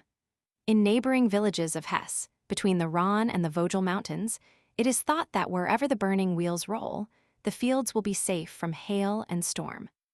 In Switzerland, also, it is or used to be customary to kindle bonfires on high places on the evening of the first Sunday in Lent, and the day is therefore popularly known as Spark Sunday. The custom prevailed, for example, throughout the canton of Lucerne. Boys went about from house to house begging for wood and straw, then piled the fuel on a conspicuous mountain or hill round about a pole, which bore a straw effigy called the witch. At nightfall, the pile was set on fire, and the young folks danced wildly round it, some of them cracking whips or ringing bells, and when the fire burned low enough, they leaped over it. This was called burning the witch. In some parts of the canton, also they used to wrap old wheels in straw and thorns, put a light to them, and send them rolling and blazing downhill. The more bonfires could be seen sparkling and flaring in the darkness, the more fruitful was the year expected to be, and the higher the dancers leaped beside or over the fire, the higher, it was thought, would grow the flax. In some districts, it was the last married man or woman who must kindle the bonfire. It seems hardly possible to separate from these bonfires, kindled on the first Sunday in Lent, the fires in which, about the same season, the effigy called Death is burned as part of the ceremony of carrying out death. We have seen that at Spashendorf, in Austrian Silesia, on the morning of Rupert's Day, Shrove Tuesday, a straw man, dressed in a fur coat and a fur cap, is laid in a hole outside the village and there burned, and that while it is blazing everyone seeks to snatch a fragment of it, which he fastens to a branch of the highest tree in his garden or berries in his field, believing that this will make the crops to grow better. The ceremony is known as the burying of death. Even when the straw man is not designated as death, the meaning of the observance is probably the same, for the name death, as I have tried to show, does not express the original intention of the ceremony. At Coburn in the Eifel Mountains, the lads make up a straw man on Shrove Tuesday. The effigy is formally tried and accused of having perpetrated all the thefts that have been committed in the neighborhood throughout the year. Being condemned to death, the straw man is led through the village, shot, and burned upon a pyre. They dance round the blazing pile, and the last bride must leap over it. In Oldenburg, on the evening of Shrove Tuesday, people used to make long bundles of straw, which they set on fire, and then ran about the fields waving them, shrieking, and singing wild songs. Finally, they burned a straw man on the field. In the district of Dusseldorf, the straw man burned on Shrove Tuesday was made of an unthreshed sheaf of corn. On the first Monday after the spring equinox, the urchins of Zurich drag a straw man on a little cart through the streets, while at the same time the girls carry about a May tree. When vespers ring, the straw man is burned. In the district of Aachen on Ash Wednesday, a man used to be encased in peas straw and taken to an appointed place. Here he slipped quietly out of his straw casing, which was then burned, the children thinking that it was the man who was being burned. In the Val di Ledro, Tyrol, on the last day of the carnival, a figure is made up of straw and brushwood and then burned. The figure is called the Old Woman, and the ceremony, burning the Old Woman. The Easter fires. Another occasion on which these fire festivals are held is Easter Eve, the Saturday before Easter Sunday. On that day, it has been customary in Catholic countries to extinguish all the lights in the churches, and then to make a new fire, sometimes with flint and steel, sometimes with a burning glass. At this fire is lit the great Paschal or Easter candle, which is then used to rekindle all the extinguished lights in the church. In many parts of Germany, a bonfire is also kindled, by means of the new fire, on some open space near the church. It is consecrated, and the people bring sticks of oak, walnut, and beech, which they char in the fire, and then take home with them. Some of these charred sticks are thereupon burned at home in a newly kindled fire, with a prayer that God will preserve the homestead from fire, lightning, and hail. Thus every house receives new fire. Some of the sticks are kept throughout the year and laid on the hearth fire during heavy thunderstorms to prevent the house from being struck by lightning, or they are inserted in the roof with the like intention. Others are placed in the fields, gardens, and meadows, with a prayer that God will keep them from blight and hail. Such fields and gardens are thought to thrive more than others. The corn and the plants that grow in them are not beaten down by hail, nor devoured by mice, vermin, and beetles. No witch harms them, and the ears of corn stand close and full. The charred sticks are also applied to the plow. The ashes of the Easter bonfire, together with the ashes of the consecrated palm branches, are mixed with the seed at sowing. A wooden figure called Judas is sometimes burned in the consecrated bonfire, and even where this custom has been abolished, the bonfire itself in some places goes by the name of the burning of Judas. The essentially pagan character of the Easter fire festival appears plainly both from the mode in which it is celebrated by the peasants and from the superstitious beliefs which they associate with it. All over northern and central Germany, from Altmark and Anhalt on the east, through Brunswick, Hanover, Oldenburg, the Harz district, and Hesse to Westphalia, the Easter bonfires still blaze simultaneously on the hilltops. As many as 40 may sometimes be counted within sight at once. Long before Easter, the young people have been busy collecting firewood. Every farmer contributes, and tar barrels, petroleum cases, and so forth go to swell the pile. Neighboring villages vie with each other as to which shall send up the greatest blaze. The fires are always kindled, year after year, on the same hill, which accordingly often takes the name of Easter Mountain. It is a fine spectacle to watch from some eminence the bonfires flaring up one after another on the neighboring heights. As far as their light reaches, so far, in the belief of the peasants, the fields will be fruitful, and the houses on which they shine will be safe from conflagration or sickness. At Volkmarsen and other places in Hesse, the people used to observe which way the wind blew the flames, and then they sowed flax seed in that direction, confident that it would grow well. Brands taken from the bonfires preserve houses from being struck by lightning, and the ashes increase the fertility of the fields, protect them from mice, and mixed with the drinking water of cattle, make the animals thrive and ensure them against plague. As the flames die down, young and old leap over them, and cattle are sometimes driven through the smoldering embers. In some places, tar barrels or wheels wrapped in straw used to be set on fire and then sent rolling down the hillside. In others, the boys light torches and wisps of straw at the bonfires and rush about brandishing them in their hands. In Munsterland, these Easter fires are always kindled upon certain definite hills, which are hence known as Easter or Paschal Mountains. The whole community assembles about the fire. The young men and maidens, singing Easter hymns, march round and round the fire till the blaze dies down. Then the girls jump over the fire in a line, one after the other, each supported by two young men who hold her hands and run beside her. In the twilight, boys with blazing bundles of straw run over the fields to make them fruitful. At Delmenhorst, in Oldenburg, it used to be the custom to cut down 2 trees, plant them in the ground side by side, and pile 12 tar barrels against each. Brushwood was then heaped about the trees, and on the evening of Easter, Saturday, the boys, after rushing about with blazing bean poles in their hands, set fire to the whole. At the end of the ceremony, the urchins tried to blacken each other and the clothes of grown-up people. In the Altmark, it is believed that as far as the blaze of the Easter bonfire is visible, the corn will grow well throughout the year, and no conflagration will break out. At Braunrode, in the Harz Mountains, it was the custom to burn squirrels in the Easter bonfire. In the Altmark, bones were burned in it. Near Forchheim, in Upper Franken, a straw man called the Judas used to be burned in the churchyards on Easter Saturday. The whole village contributed wood to the pyre on which he perished, and the charred sticks were afterwards kept and planted in the fields on Walpurgis Day, the 1st of May, to preserve the wheat from blight and mildew. About 100 years ago or more, the custom at Altheneberg, in Upper Bavaria, used to be as follows. On the afternoon of Easter Saturday, the lads collected wood, which they piled in a cornfield, while in the middle of the pile they set up a tall wooden cross all swathed in straw. After the evening service, they lighted their lanterns at the consecrated candle in the church and ran with them at full speed to the pyre, each striving to get there first. The first to arrive set fire to the heap. No woman or girl might come near the bonfire, but they were allowed to watch it from a distance. As the flames rose, the men and lads rejoiced and made merry, shouting, "We are burning the Judas!" The man who had been the first to reach the pyre and to kindle it was rewarded on Easter Sunday by the women, who gave him colored eggs at the church door. The object of the whole ceremony was to keep off the hail. At other villages of Upper Bavaria, the ceremony, which took place between 9 and 10 at night on Easter Saturday, was called burning the Easter man. On a height about a mile from the village, the young fellow set up a tall cross enveloped in straw so that it looked like a man with his arms stretched out. This was the Easter man. No lad under 18 years of age might take part in the ceremony.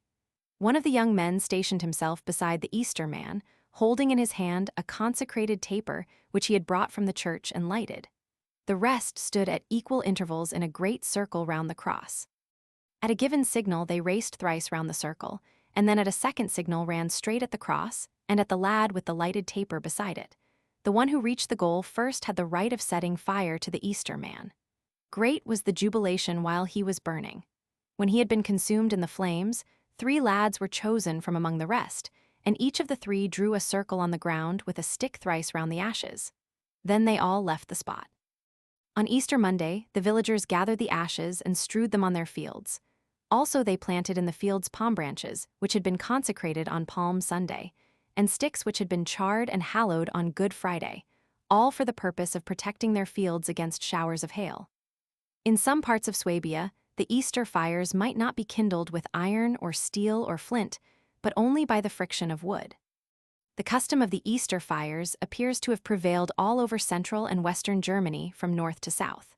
We find it also in Holland, where the fires were kindled on the highest eminences, and the people danced round them and leaped through the flames or over the glowing embers. Here too, as often in Germany, the materials for the bonfire were collected by the young folk from door to door. In many parts of Sweden, firearms are discharged in all directions on Easter Eve, and huge bonfires are lighted on hills and eminences. Some people think that the intention is to keep off the troll and other evil spirits who are especially active at this season. The Beltane fires. In the central highlands of Scotland, bonfires, known as the Beltane fires, were formerly kindled with great ceremony on the 1st of May, and the traces of human sacrifices at them were particularly clear and unequivocal. The custom of lighting the bonfires lasted in various places far into the 18th century, and the descriptions of the ceremony by writers of that period present such a curious and interesting picture of ancient heathendom surviving in our own country that I will reproduce them in the words of their authors. The fullest of the descriptions is the one bequeathed to us by John Ramsay, Laird of Ochtertyre, near Crieff, the patron of Burns and the friend of Sir Walter Scott. He says, but the most considerable of the Druidical festivals is that of Beltane, or May Day, which was lately observed in some parts of the Highlands with extraordinary ceremonies. Like the other public worship of the Druids, the Beltane feast seems to have been performed on hills or eminences. They thought it degrading to him, whose temple is the universe, to suppose that he would dwell in any house made with hands. Their sacrifices were therefore offered in the open air, frequently upon the tops of hills, where they were presented with the grandest views of nature, and were nearest the seat of warmth and order. And, according to tradition, such was the manner of celebrating this festival in the Highlands within the last 100 years. But since the decline of superstition, it has been celebrated by the people of each hamlet on some hill or rising ground around which their cattle were pasturing. Thither the young folks repaired in the morning, and cut a trench, on the summit of which a seat of turf was formed for the company. And in the middle a pile of wood or other fuel was placed, which of old they kindled with tainigen i.e., forced fire or need fire. Although, for many years past, they have been contented with common fire, yet we shall now describe the process, because it will hereafter appear that recourse is still had to the tainigen upon extraordinary emergencies. The night before, all the fires in the country were carefully extinguished, and next morning the materials for exciting this sacred fire were prepared. The most primitive method seems to be that which was used in the islands of Skye, Mull, and Tiree. A well-seasoned plank of oak was procured, in the midst of which a hole was bored. A wimble of the same timber was then applied, the end of which they fitted to the hole. But in some parts of the mainland the machinery was different. They used a frame of green wood, of a square form, in the center of which was an axle-tree. In some places 3 times 3 persons, in others 3 times 9, were required for turning round by turns the axle-tree or wimble. If any of them had been guilty of murder, adultery, theft, or other atrocious crime, it was imagined either that the fire would not kindle, or that it would be devoid of its usual virtue. So soon as any sparks were emitted by means of the violent friction, they applied a species of agaric which grows on old birch trees and is very combustible. This fire had the appearance of being immediately derived from heaven, and manifold were the virtues ascribed to it. They esteemed it a preservative against witchcraft, and a sovereign remedy against malignant diseases, both in the human species and in cattle. And by it, the strongest poisons were supposed to have their nature changed. After kindling the bonfire with the tainigen, the company prepared their victuals, and as soon as they had finished their meal, they amused themselves a while in singing and dancing round the fire. Towards the close of the entertainment, the person who officiated as master of the feast produced a large cake baked with eggs and scalloped round the edge, called bonach betine i.e., the Beltane cake. It was divided into a number of pieces and distributed in great form to the company. There was one particular piece which whoever got was called calich Beltane i.e., the Beltane carline, a term of great reproach. Upon his being known, part of the company laid hold of him and made a show of putting him into the fire, but the majority interposing, he was rescued. And in some places they laid him flat on the ground, making as if they would quarter him. Afterwards, he was pelted with eggshells and retained the odious appellation during the whole year. And while the feast was fresh in people's memory, they affected to speak of the calich Beltane as dead. In the parish of Callander, a beautiful district of western Perthshire, the Beltane custom was still in vogue towards the end of the 18th century. It has been described as follows by the parish minister of the time. Upon the first day of May, which is called Beltane or Baltine Day, all the boys in a township or hamlet meet in the moors. They cut a table in the green sod of a round figure by casting a trench in the ground of such circumference as to hold the whole company. They kindle a fire and dress a repast of eggs and milk in the consistence of a custard. They knead a cake of oatmeal, which is toasted at the embers against a stone. After the custard is eaten up, they divide the cake into so many portions, as similar as possible to one another in size and shape, as there are persons in the company. They daub one of these portions all over with charcoal until it be perfectly black. They put all the bits of the cake into a bonnet. Every one, blindfold, draws out a portion. He who holds the bonnet is entitled to the last bit. Whoever draws the black bit is the devoted person who is to be sacrificed to Baal, whose favor they mean to implore, in rendering the year productive of the sustenance of man and beast. There is little doubt of these inhuman sacrifices having been once offered in this country, as well as in the East, although they now pass from the act of sacrificing and only compel the devoted person to leap 3 times through the flames, with which the ceremonies of this festival are closed. Thomas Pennant, who traveled in Perthshire in the year 1769, tells us that, on the 1st of May, the herdsmen of every village hold their Beltane, a rural sacrifice. They cut a square trench on the ground, leaving the turf in the middle. On that they make a fire of wood, on which they dress a large caudle of eggs, butter, oatmeal, and milk, and bring besides the ingredients of the caudle plenty of beer and whiskey, for each of the company must contribute something. The rites begin with spilling some of the caudle on the ground by way of libation. On that everyone takes a cake of oatmeal, upon which are raised 9 square knobs, each dedicated to some particular being, the supposed preserver of their flocks and herds, or to some particular animal, the real destroyer of them. Each person then turns his face to the fire, breaks off a knob, and flinging it over his shoulders, says, "This I give to thee, preserve thou my horses. This to thee, preserve thou my sheep." And so on. After that, they use the same ceremony to the noxious animals. "This I give to thee, O fox, spare thou my lambs, this to thee, O hooded crow, this to thee, O eagle." When the ceremony is over, they dine on the caudle, and after the feast is finished, what is left is hid by 2 persons deputed for that purpose. But on the next Sunday they reassemble and finish the reliques of the first entertainment. Another writer of the 18th century has described the Beltane festival as it was held in the parish of Logierate in Perthshire. He says, "On the 1st of May, O.S., a festival called Beltane is annually held here. It is chiefly celebrated by the cowherds, who assemble by scores in the fields, to dress a dinner for themselves of boiled milk and eggs. These dishes they eat with a sort of cakes baked for the occasion, and having small lumps in the form of nipples raised all over the surface." In this last account, no mention is made of bonfires, but they were probably lighted, for a contemporary writer informs us that in the parish of Kirkmichael, which adjoins the parish of Logierate on the east, the custom of lighting a fire in the fields and baking a consecrated cake on the 1st of May was not quite obsolete in his time. We may conjecture that the cake with knobs was formerly used for the purpose of determining who should be the Beltane carline, or victim doomed to the flames. A trace of this custom survived, perhaps, in the custom of baking oatmeal cakes of a special kind and rolling them downhill about noon on the 1st of May. For it was thought that the person whose cake broke as it rolled would die or be unfortunate within the year. These cakes, or bannocks as we call them in Scotland, were baked in the usual way, but they were washed over with a thin batter composed of whipped egg, milk or cream, and a little oatmeal. This custom appears to have prevailed at, or near Kingussie, in Inverness-shire. In the northeast of Scotland, the Beltane fires were still kindled in the latter half of the 18th century. The herdsmen of several farms used to gather dry wood, kindle it, and dance 3 times, southways, about the burning pile. But in this region, according to a later authority, the Beltane fires were lit not on the 1st, but on the 2nd of May, old style. They were called bonfires.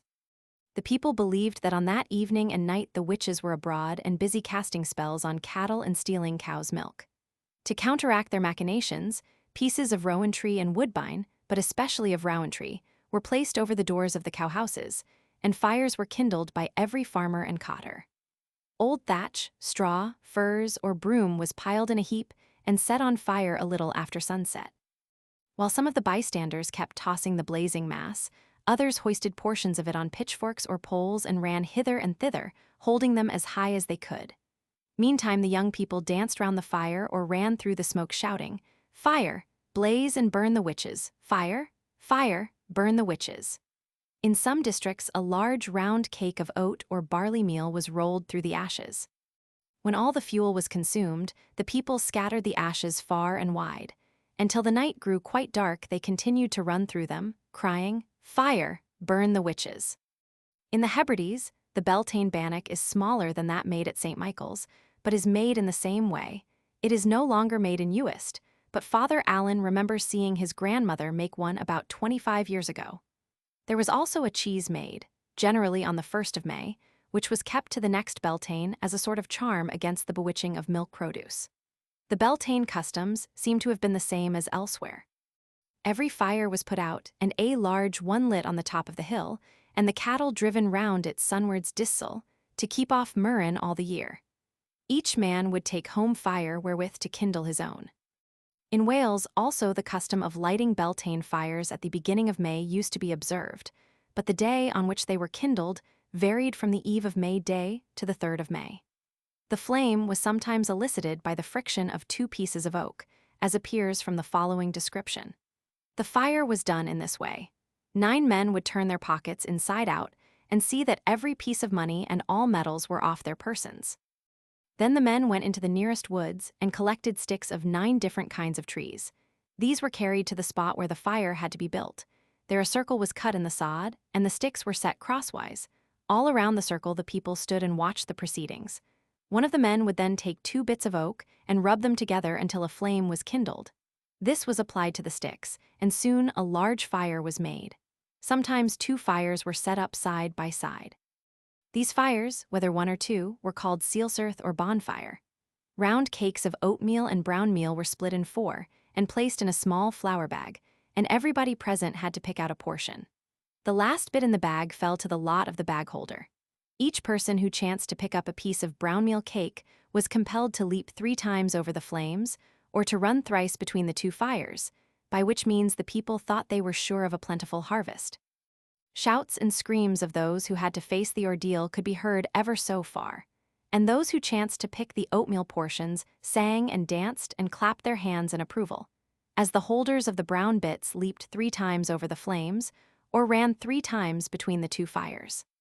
The belief of the people that by leaping thrice over the bonfires, or running thrice between them, they ensured a plentiful harvest, is worthy of note.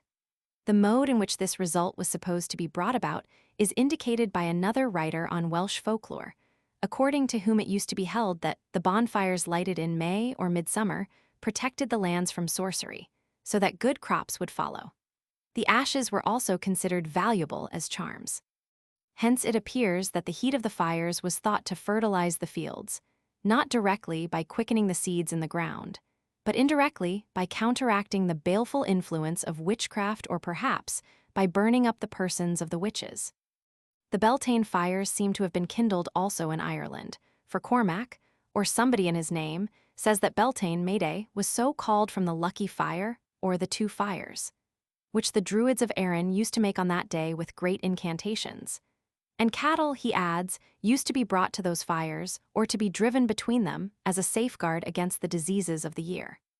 The custom of driving cattle through, or between fires on May Day, or the eve of May Day, persisted in Ireland down to a time within living memory.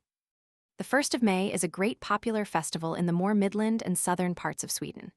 On the eve of the festival, huge bonfires, which should be lighted by striking 2 flints together, blaze on all the hills and knolls. Every large hamlet has its own fire, round which the young people dance in a ring. The old folk notice whether the flames incline to the north or to the south. In the former case, the spring will be cold and backward. In the latter, it will be mild and genial. In Bohemia, on the eve of May Day, young people kindle fires on hills and eminences, at crossways, and in pastures, and dance round them. They leap over the glowing embers or even through the flames. The ceremony is called burning the witches. In some places, an effigy representing a witch used to be burnt in the bonfire. We have to remember that the eve of May Day is the notorious Walpurgis night, when the witches are everywhere speeding unseen through the air on their hellish errands. On this witching night, children in Voigtland also light bonfires on the heights and leap over them. Moreover, they wave burning brooms or toss them into the air. So far as the light of the bonfire reaches, so far will a blessing rest on the fields. The kindling of the fires on Walpurgis night is called driving away the witches.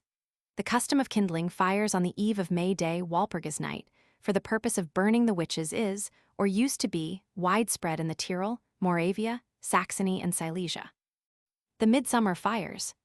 But the season at which these fire festivals have been most generally held all over Europe is the summer solstice, that is Midsummer Eve, the 23rd of June, or Midsummer Day, the 24th of June. A faint tinge of Christianity has been given to them by naming Midsummer Day after St. John the Baptist, but we cannot doubt that the celebration dates from a time long before the beginning of our era. The summer solstice, or Midsummer Day, is the great turning point in the sun's career, when, after climbing higher and higher day by day in the sky, the luminary stops and thenceforth retraces his steps down the heavenly road. Such a moment could not but be regarded with anxiety by primitive man, so soon as he began to observe and ponder the courses of the great lights across the celestial vault. And having still to learn his own powerlessness, in face of the vast cyclic changes of nature, he may have fancied that he could help the sun in his seeming decline, could prop his failing steps, and rekindle the sinking flame of the red lamp in his feeble hand. In some such thoughts as these, the midsummer festivals of our European peasantry may perhaps have taken their rise. Whatever their origin, they have prevailed all over this quarter of the globe, from Ireland on the west to Russia on the east, and from Norway and Sweden on the north to Spain and Greece on the south. According to a medieval writer, the three great features of the midsummer celebration were the bonfires, the procession with torches round the fields, and the custom of rolling a wheel. He tells us that boys burned bones and filth of various kinds to make a foul smoke, and that the smoke drove away certain noxious dragons which at this time, excited by the summer heat, copulated in the air and poisoned the wells and rivers by dropping their seed into them. And he explains the custom of trundling a wheel to mean that the sun, having now reached the highest point in the ecliptic, begins thenceforward to descend. The main features of the midsummer fire festival resemble those which we have found to characterize the vernal festivals of fire. The similarity of the two sets of ceremonies will plainly appear from the following examples. A writer of the first half of the 16th century informs us that in almost every village and town of Germany, public bonfires were kindled on the eve of St. John, and young and old, of both sexes, gathered about them and passed the time in dancing and singing. People on this occasion wore chaplets of mugwort and vervain, and they looked at the fire through bunches of larkspur which they held in their hands, believing that this would preserve their eyes in a healthy state throughout the year. As each departed, he threw the mugwort and vervain into the fire, saying, "May all my ill luck depart and be burnt up with these." At Lower Kantz, a village situated on a hillside overlooking the Moselle, the midsummer festival used to be celebrated as follows. A quantity of straw was collected on the top of the steep Stromberg hill. Every inhabitant, or at least every householder, had to contribute his share of straw to the pile.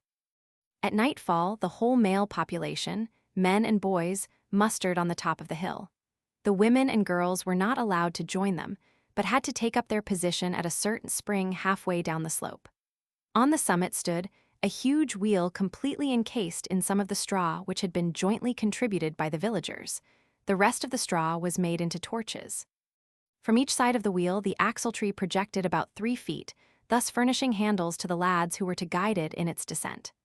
The mayor of the neighboring town of Sierck, who always received a basket of cherries for his services, gave the signal. A lighted torch was applied to the wheel, and as it burst into flame, 2 young fellows, strong-limbed and swift of foot, seized the handles and began running with it down the slope. A great shout went up. Every man and boy waved a blazing torch in the air, and took care to keep it alight so long as the wheel was trundling down the hill. The great object of the young men who guided the wheel was to plunge it blazing into the water of the Moselle. But they rarely succeeded in their efforts, for the vineyards which cover the greater part of the declivity impeded their progress, and the wheel was often burned out before it reached the river. As it rolled past the women and girls at the spring, they raised cries of joy which were answered by the men on the top of the mountain. And the shouts were echoed by the inhabitants of neighboring villages who watched the spectacle from their hills on the opposite bank of the Moselle. If the fiery wheel was successfully conveyed to the bank of the river and extinguished in the water, the people looked for an abundant vintage that year, and the inhabitants of Kantz had the right to exact a wagon load of white wine from the surrounding vineyards. On the other hand, they believed that, if they neglected to perform the ceremony, the cattle would be attacked by giddiness and convulsions and would dance in their stalls. Down at least to the middle of the 19th century, the midsummer fires used to blaze all over Upper Bavaria. They were kindled especially on the mountains, but also far and wide in the lowlands, and we are told that in the darkness and stillness of night the moving groups, lit up by the flickering glow of the flames, presented an impressive spectacle. Cattle were driven through the fire to cure the sick animals and to guard such as were sound against plague and harm of every kind throughout the year. Many a householder on that day put out the fire on the domestic hearth and rekindled it by means of a brand taken from the midsummer bonfire. The people judged of the height, to which the flax would grow in the year by the height to which the flames of the bonfire rose. And whoever leaped over the burning pile was sure not to suffer from backache in reaping the corn at harvest. In many parts of Bavaria, it was believed that the flax would grow as high as the young people leaped over the fire. In others, the old folk used to plant 3 charred sticks from the bonfire in the fields, believing that this would make the flax grow tall. Elsewhere, an extinguished brand was put in the roof of the house to protect it against fire. In the towns about Würzburg, the bonfires used to be kindled in the marketplaces, and the young people who jumped over them wore garlands of flowers, especially of mugwort and vervain, and carried sprigs of larkspur in their hands. They thought that such as looked at the fire, holding a bit of larkspur, before their face would be troubled by no malady of the eyes throughout the year. Further, it was customary at Würzburg, in the 16th century, for the bishop's followers to throw burning discs of wood into the air from a mountain which overhangs the town. The discs were discharged by means of flexible rods, and in their flight through the darkness presented the appearance of fiery dragons. Similarly, in Swabia, lads and lasses, hand in hand, leap over the midsummer bonfire, praying that the hemp may grow 3 ells high, and they set fire to wheels of straw and send them rolling down the hill.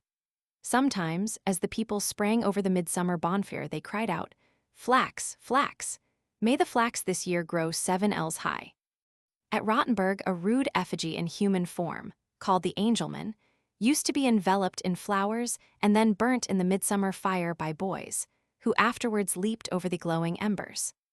So in Baden, the children collected fuel from house to house for the midsummer bonfire on St. John's Day, and lads and lasses leaped over the fire in couples. Here, as elsewhere, a close connection was traced between these bonfires and the harvest. In some places, it was thought that those who leaped over the fires would not suffer from backache at reaping. Sometimes, as the young folks sprang over the flames, they cried, "Grow, that the hemp may be 3 ells high." This notion that the hemp or the corn would grow as high as the flames blazed or as the people jumped over them seems to have been widespread in Baden. It was held that the parents of the young people who bounded highest over the fire would have the most abundant harvest.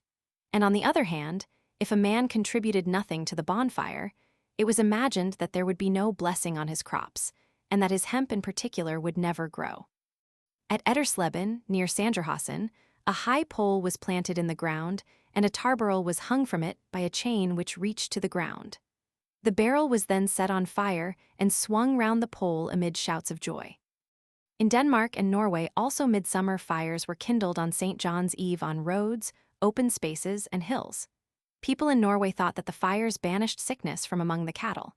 Even yet, the fires are said to be lighted all over Norway on Midsummer Eve. They are kindled in order to keep off the witches, who are said to be flying from all parts that night to the Blocksberg, where the big witch lives. In Sweden, the Eve of St. John, St. Hans, is the most joyous night of the whole year. Throughout some parts of the country, especially in the provinces of Bohus and Scania and in districts bordering on Norway, it is celebrated by the frequent discharge of firearms and by huge bonfires, formerly called Baldur's balefires, Baldur's Baller, which are kindled at dusk on hills and eminences and throw a glare of light over the surrounding landscape. The people dance round the fires and leap over or through them. In parts of Nolland on St. John's Eve, the bonfires are lit at the crossroads. The fuel consists of 9 different sorts of wood, and the spectators cast into the flames a kind of toadstool, baron, in order to counteract the power of the trolls and other evil spirits, who are believed to be abroad that night. For at that mystic season the mountains open, and from their cavernous depths the uncanny crew pours forth to dance and disport themselves for a time. The peasants believe that should any of the trolls be in the vicinity, they will show themselves. And if an animal, for example a he or she goat, happens to be seen near the blazing, crackling pile, the peasants are firmly persuaded that it is no other than the evil one in person. Further, it deserves to be remarked that in Sweden, St. John's Eve is a festival of water as well as of fire. For certain holy springs are then supposed to be endowed with wonderful medicinal virtues, and many sick people resort to them for the healing of their infirmities. In Austria, the midsummer customs and superstitions resemble those of Germany. Thus, in some parts of the Tyrol, bonfires are kindled and burning discs hurled into the air. In the lower valley of the Inn, a tatterdemalion effigy is carted about the village on Midsummer Day and then burned. He is called the Lauder, which has been corrupted into Luther. At Ambras, one of the villages where Martin Luther is thus burned in effigy, they say that if you go through the village between 11 and 12 on St. John's night and wash yourself in 3 wells, you will see all who are to die in the following year. At Gratz on St. John's Eve, the 23rd of June, the common people used to make a puppet called the Tatterman, which they dragged to the bleaching ground and pelted with burning besoms till it took fire. At Root, in the Tyrol, people believed that the flax would grow as high as they leaped over the midsummer bonfire, and they took pieces of charred wood from the fire and stuck them in their flax fields the same night, leaving them there till the flax harvest had been got in. In Lower Austria, bonfires are kindled on the heights, and the boys caper round them, brandishing lighted torches drenched in pitch. Whoever jumps thrice across the fire will not suffer from fever within the year. Cartwheels are often smeared with pitch, ignited, and sent rolling and blazing down the hillsides.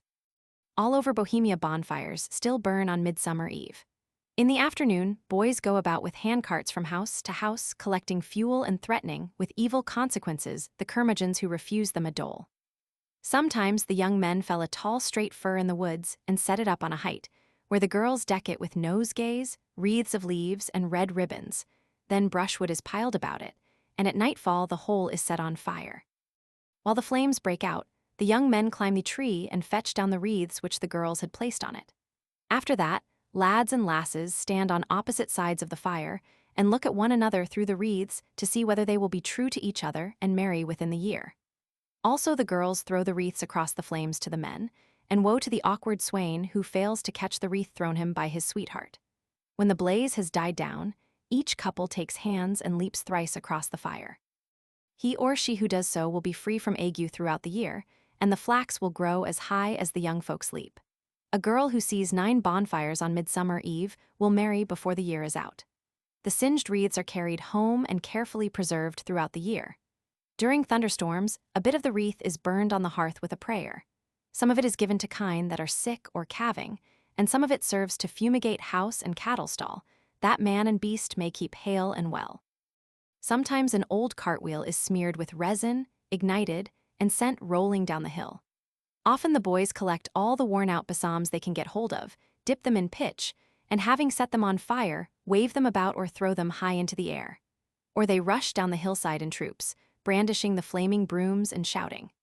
The stumps of the brooms and embers from the fire are preserved and stuck in cabbage gardens to protect the cabbages from caterpillars and gnats. Some people insert charred sticks and ashes from the midsummer bonfire in their sown fields and meadows, in their gardens and the roofs of their houses, as a talisman against lightning and foul weather. Or they fancy that the ashes placed in the roof will prevent any fire from breaking out in the house.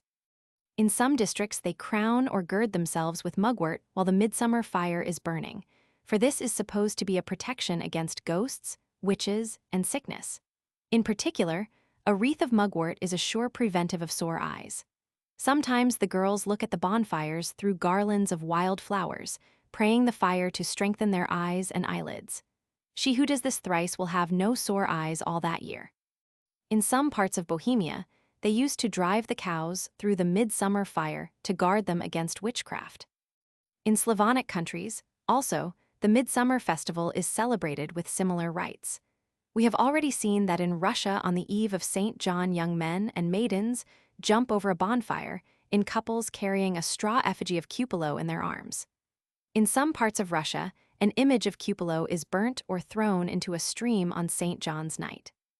Again, in some districts of Russia, the young folk wear garlands of flowers and girdles of holy herbs when they spring through the smoke or flames, and sometimes they drive the cattle also through the fire in order to protect the animals against wizards and witches, who are then ravenous after milk. In Little Russia, a stake is driven into the ground on St. John's night, wrapped in straw, and set on fire. As the flames rise, the peasant women throw birchen boughs into them, saying, "May my flax be as tall as this bough?" In Ruthenia, the bonfires are lighted by a flame procured by the friction of wood. While the elders of the party are engaged in thus churning the fire, the rest maintain a respectful silence. But when the flame bursts from the wood, they break forth into joyous songs. As soon as the bonfires are kindled, the young people take hands and leap in pairs through the smoke, if not through the flames, and after that the cattle in their turn are driven through the fire. In many parts of Prussia and Lithuania, great fires are kindled on Midsummer Eve. All the heights are ablaze with them, as far as the eye can see. The fires are supposed to be a protection against witchcraft, thunder, hail, and cattle disease, especially if next morning the cattle are driven over the places where the fires burned. Above all, the bonfires ensure the farmer against the arts of witches, who try to steal the milk from his cows by charms and spells. That is why next morning you may see the young fellows who lit the bonfire going from house to house and receiving jugfuls of milk. And for the same reason, they stick burrs and mugwort on the gate or the hedge through which the cows go to pasture, because that is supposed to be a preservative against witchcraft. In Massarin, a district of eastern Prussia inhabited by a branch of the Polish family, it is the custom on the evening of Midsummer Day to put out all the fires in the village. Then an oaken stake is driven into the ground, and a wheel is fixed on it as on an axle. This wheel the villagers, working by relays, cause to revolve with great rapidity till fire is produced by friction. Every one takes home a lighted brand from the new fire, and with it rekindles the fire on the domestic hearth. In Serbia on Midsummer Eve, herdsmen light torches of birch bark and march round the sheepfolds and cattle stalls. Then they climb the hills, and there allow the torches to burn out. Among the Magyars in Hungary, the Midsummer Fire Festival is marked by the same features that meet us in so many parts of Europe. On Midsummer Eve in many places, it is customary to kindle bonfires on heights and to leap over them. And from the manner in which the young people leap, the bystanders predict whether they will marry soon. On this day, also many Hungarian swineherds make fire by rotating a wheel round a wooden axle wrapped in hemp, and through the fire thus made they drive their pigs to preserve them from sickness. The Esthonians of Russia, who, like the Magyars, belong to the great Tyrrhenian family of mankind, also celebrate the summer solstice in the usual way. They think that the St. John's fire keeps witches from the cattle, and they say that he who does not come to it will have his barley full of thistles and his oats full of weeds. In the Esthonian island of Isle, while they throw fuel into the midsummer fire, they call out, "Weeds to the fire, flax to the field," or they fling 3 billets into the flames, saying, "Flax grow long," and they take charred sticks from the bonfire home with them and keep them to make the cattle thrive. In some parts of the island, the bonfire is formed by piling brushwood and other combustibles round a tree, at the top of which a flag flies. Whoever succeeds in knocking down the flag with a pole before it begins to burn will have good luck. Formerly, the festivities lasted till daybreak and ended in scenes of debauchery, which looked doubly hideous by the growing light of a summer morning. When we pass from the east to the west of Europe, we still find the summer solstice celebrated with rites of the same general character. Down to about the middle of the 19th century, the custom of lighting bonfires at midsummer prevailed so commonly in France that there was hardly a town or a village, we are told, where they were not kindled. People danced round and leaped over them, and took charred sticks from the bonfire home with them to protect the houses against lightning, conflagrations, and spells. In Brittany, apparently, the custom of the midsummer bonfires is kept up to this day. When the flames have died down, the whole assembly kneels round about the bonfire, and an old man prays aloud. Then they all rise and march thrice round the fire. At the third turn they stop, and every one picks up a pebble and throws it on the burning pile. After that, they disperse. In Brittany and Berry, it is believed that a girl who dances round 9 midsummer bonfires will marry within the year. In the valley of the Orne, the custom was to kindle the bonfire just at the moment when the sun was about to dip below the horizon, and the peasants drove their cattle through the fires to protect them against witchcraft, especially against the spells of witches and wizards who attempted to steal the milk and butter. At Jumiges in Normandy, down to the first half of the 19th century, the Midsummer Festival was marked by certain singular features which bore the stamp of a very high antiquity. Every year, on the 23rd of June, the eve of St. John, the Brotherhood of the Green Wolf chose a new chief or master, who had always to be taken from the hamlet of Knehout. On being elected, the new head of the Brotherhood assumed the title of the Green Wolf, and donned a peculiar costume consisting of a long green mantle and a very tall green hat of a conical shape and without a brim. Thus arrayed, he stalked solemnly at the head of the brothers, chanting the hymn of St. John, the crucifix and holy banner leading the way, to a place called Chowke. Here the procession was met by the priest, precentors, and choir, who conducted the brotherhood to the parish church. After hearing Mass, the company adjourned to the house of the Green Wolf, where a simple repast was served up to them. At night, a bonfire was kindled to the sound of handbells by a young man and a young woman, both decked with flowers. Then the Green Wolf and his brothers, with their hoods down on their shoulders and holding each other by the hand, ran round the fire after the man who had been chosen to be the Green Wolf of the following year. Though only the first and the last man of the chain had a hand free, their business was to surround and seize thrice the future Green Wolf, who in his efforts to escape belabored the brothers with a long wand which he carried. When at last they succeeded in catching him, they carried him to the burning pile and made as if they would throw him on it. This ceremony over, they returned to the house of the Green Wolf, where a supper, still of the most meager fare, was set before them. Up till midnight a sort of religious solemnity prevailed, but at the stroke of 12 all this was changed. Constraint gave way to license. Pious hymns were replaced by bacchanalian ditties, and the shrill quavering notes of the village fiddle hardly rose above the roar of voices that went up from the merry brotherhood of the Green Wolf. Next day, the 24th of June, or Midsummer Day, was celebrated by the same personages with the same noisy gaiety. One of the ceremonies consisted in parading, to the sound of musketry, an enormous loaf of consecrated bread, which, rising in tiers, was surmounted by a pyramid of verdure adorned with ribbons. After that, the holy handbells, deposited on the step of the altar, were entrusted as insignia of office to the man who was to be the Green Wolf next year. At Chedaudieri, in the department of Aisne, the custom of lighting bonfires and dancing round them at the midsummer festival of St. John lasted down to about 1850. The fires were kindled especially when June had been rainy, and the people thought that the lighting of the bonfires would cause the rain to cease. In the Vosges, it is still customary to kindle bonfires upon the hilltops on Midsummer Eve. The people believe that the fires help to preserve the fruits of the earth and ensure good crops. Bonfires were lit in almost all the hamlets of Poitou on the eve of St. John. People marched round them thrice, carrying a branch of walnut in their hand. Shepherdesses and children passed sprigs of mullein verbascum and nuts across the flames. The nuts were supposed to cure toothache, and the mullein to protect the cattle from sickness and sorcery. When the fire died down, people took some of the ashes home with them, either to keep them in the house as a preservative against thunder, or to scatter them on the fields for the purpose of destroying corncockles and darnel. In Poitou, also, it used to be customary on the eve of St. John to trundle a blazing wheel wrapped in straw over the fields to fertilize them. In the mountainous part of Comminges, a province of southern France, the midsummer fire is made by splitting open the trunk of a tall tree, stuffing the crevice with shavings, and igniting the whole. A garland of flowers is fastened to the top of the tree, and at the moment when the fire is lighted, the man who was last married has to climb up a ladder and bring the flowers down. In the flat parts of the same district, the materials of the midsummer bonfires consist of fuel piled in the usual way. But they must be put together by men who have been married since the last midsummer festival, and each of these benedicts is obliged to lay a wreath of flowers on the top of the pile. In Provence, the midsummer fires are still popular. Children go from door to door begging for fuel, and they are seldom sent empty away.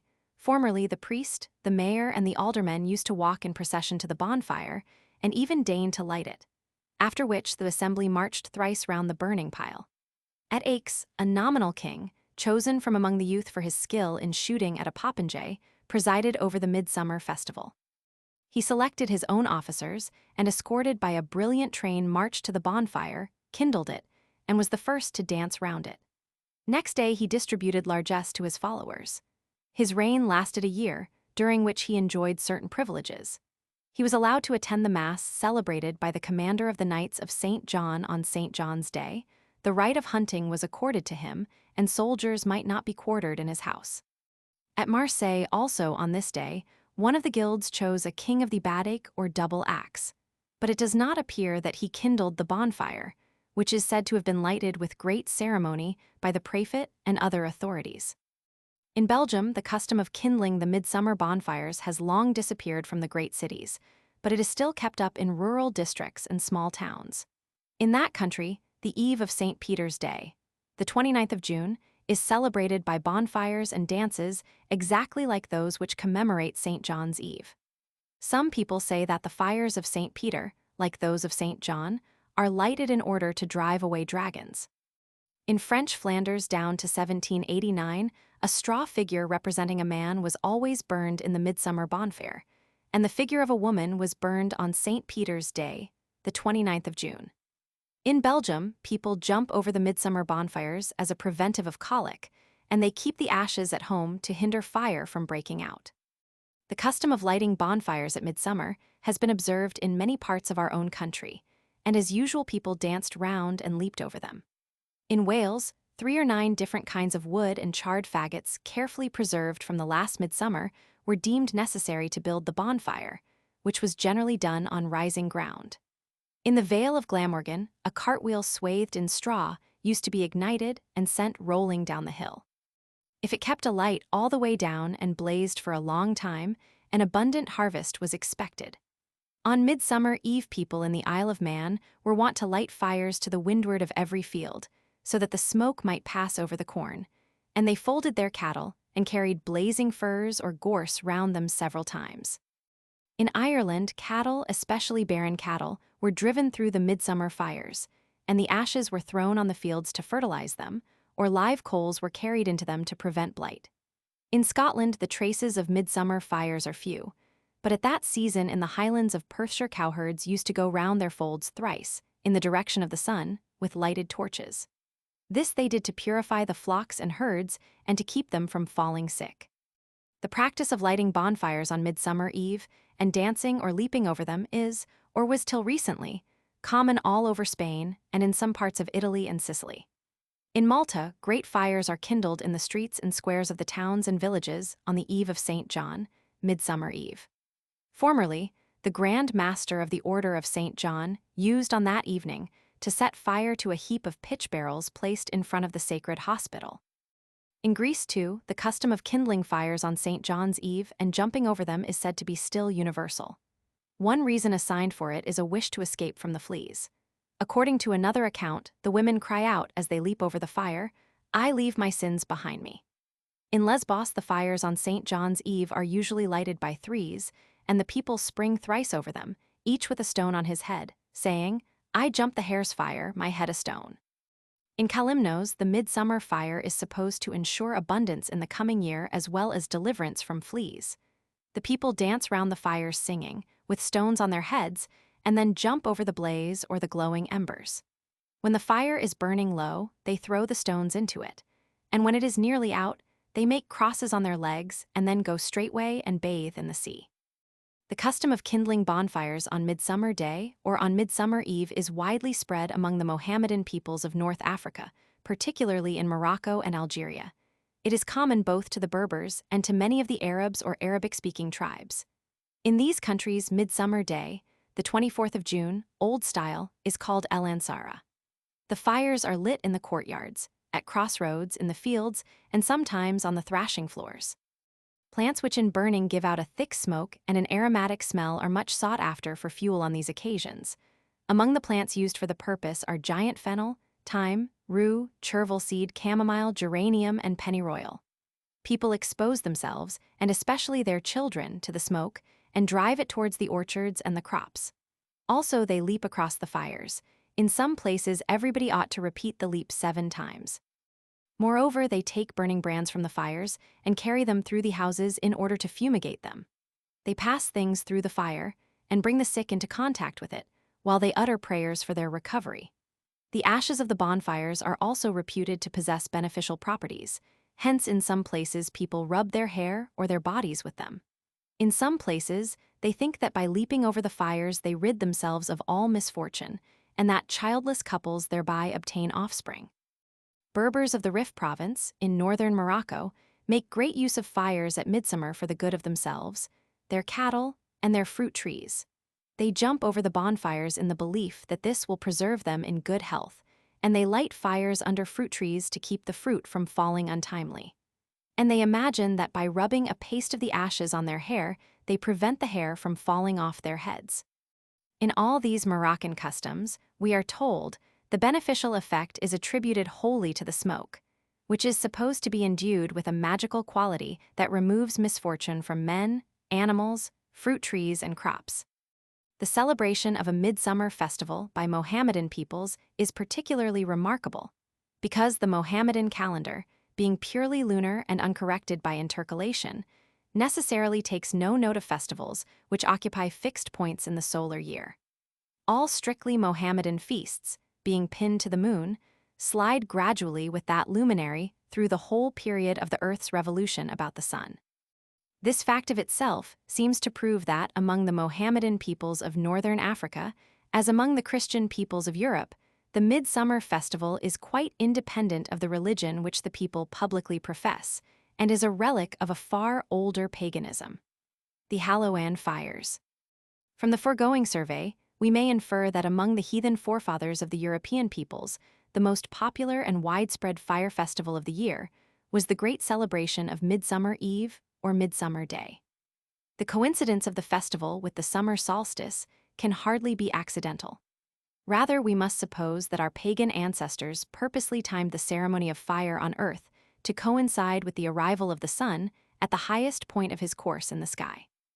If that was so, it follows that the old founders of the midsummer rites had observed the solstices or turning points of the sun's apparent path in the sky, and that they accordingly regulated their festal calendar to some extent by astronomical considerations. But while this may be regarded as fairly certain for what we may call the Aborigines throughout a large part of the continent, it appears not to have been true of the Celtic peoples who inhabited the land's end of Europe, the islands and promontories that stretch out into the Atlantic Ocean on the northwest. The principal fire festivals of the Celts, which have survived, though in a restricted area and with diminished pomp to modern times and even to our own day, were seemingly timed without any reference to the position of the sun in the heaven. They were 2 in number, and fell at an interval of 6 months, one being celebrated on the eve of May Day and the other on All-Hallow-Even or Hallowe'en, as it is now commonly called, that is, on the 31st of October, the day preceding All Saints or All Hallows Day. These dates coincide with none of the 4 great hinges on which the solar year revolves, to wit, the solstices and the equinoxes. Nor do they agree with the principal seasons of the agricultural year, the sowing in spring and the reaping in autumn. For when May Day comes, the seed has long been committed to the earth, and when November opens, the harvest has long been reaped and garnered, the fields lie bare, the fruit trees are stripped, and even the yellow leaves are fast fluttering to the ground. Yet the 1st of May and the 1st of November mark turning points of the year in Europe. The one ushers in the genial heat and the rich vegetation of summer, the other heralds, if it does not share, the cold and barrenness of winter. Now these particular points of the year, as has been well pointed out by a learned and ingenious writer, while they are of comparatively little moment to the European husbandman, do deeply concern the European herdsman. For it is on the approach of summer that he drives his cattle out into the open to crop the fresh grass, and it is on the approach of winter that he leads them back to the safety and shelter of the stall. Accordingly, it seems not improbable that the Celtic bisection of the year into 2 halves at the beginning of May and the beginning of November dates, from a time when the Celts were mainly a pastoral people, dependent for their subsistence on their herds, and when accordingly the great epochs of the year for them were the days on which the cattle went forth from the homestead in early summer and returned to it again in early winter.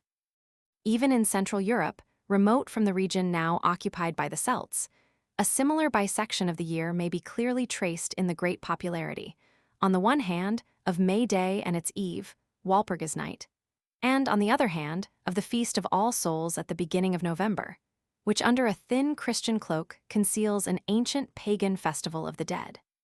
Hence, we may conjecture that everywhere throughout Europe, the celestial division of the year according to the solstices was preceded by what we may call a terrestrial division of the year, according to the beginning of summer and the beginning of winter. Be that as it may, the 2 great Celtic festivals of May Day and the 1st of November, or, to be more accurate, the eves of these 2 days, closely resemble each other in the manner of their celebration and in the superstitions associated with them, and alike, by the antique character impressed upon both, betray a remote and purely pagan origin. The festival of May Day, or Beltane, as the Celts called it, which ushered in summer, has already been described. It remains to give some account of the corresponding festival of Halloween, which announced the arrival of winter. Of the two feasts, Halloween was perhaps of old the more important, since the Celts would seem to have dated the beginning of the year from it rather than from Beltane. In the Isle of Man, one of the fortresses in which the Celtic language and lore longest held out against the siege of the Saxon invaders, the 1st of November, Old Style, has been regarded as New Year's Day down to recent times. Thus Manx mummers used to go round on Halloween Old Style, singing, in the Manx language, a sort of hogmanay song which began, "Tonight is New Year's night, Haganah." In ancient Ireland, a new fire used to be kindled every year on Halloween or the eve of Samhain, and from this sacred flame all the fires in Ireland were rekindled. Such a custom points strongly to Samhain or All Saints' Day, the 1st of November, as New Year's Day. Since the annual kindling of a new fire takes place most naturally at the beginning of the year, in order that the blessed influence of the fresh fire may last throughout the whole period of 12 months. Another confirmation of the view that the Celts dated their year from the 1st of November is furnished by the manifold modes of divination which were commonly resorted to by Celtic peoples on Halloween for the purpose of ascertaining their destiny, especially their fortune in the coming year. For when could these devices for prying into the future be more reasonably put in practice than at the beginning of the year? As a season of omens and auguries, Halloween seems to have far surpassed Beltane in the imagination of the Celts, from which we may with some probability infer that they reckoned their year from Halloween rather than Beltane. Another circumstance of great moment which points to the same conclusion is the association of the dead with Halloween. Not only among the Celts but throughout Europe, Halloween, the night which marks the transition from autumn to winter, seems to have been of old the time of year when the souls of the departed were supposed to revisit their old homes in order to warm themselves by the fire, and to comfort themselves with the good cheer provided for them in the kitchen or the parlor by their affectionate kinsfolk. It was, perhaps, a natural thought that the approach of winter should drive the poor shivering hungry ghosts from the bare fields and the leafless woodlands to the shelter of the cottage with its familiar fireside. Did not the lowing kine then troop back from the summer pastures in the forests and on the hills to be fed and cared for in the stalls, while the bleak winds whistled among the swaying boughs and the snowdrifts deepened in the hollows? And could the good man and the good wife deny to the spirits of their dead the welcome which they gave to the cows? But it is not only the souls of the departed who are supposed to be hovering unseen on the day when autumn to winter resigns the pale year.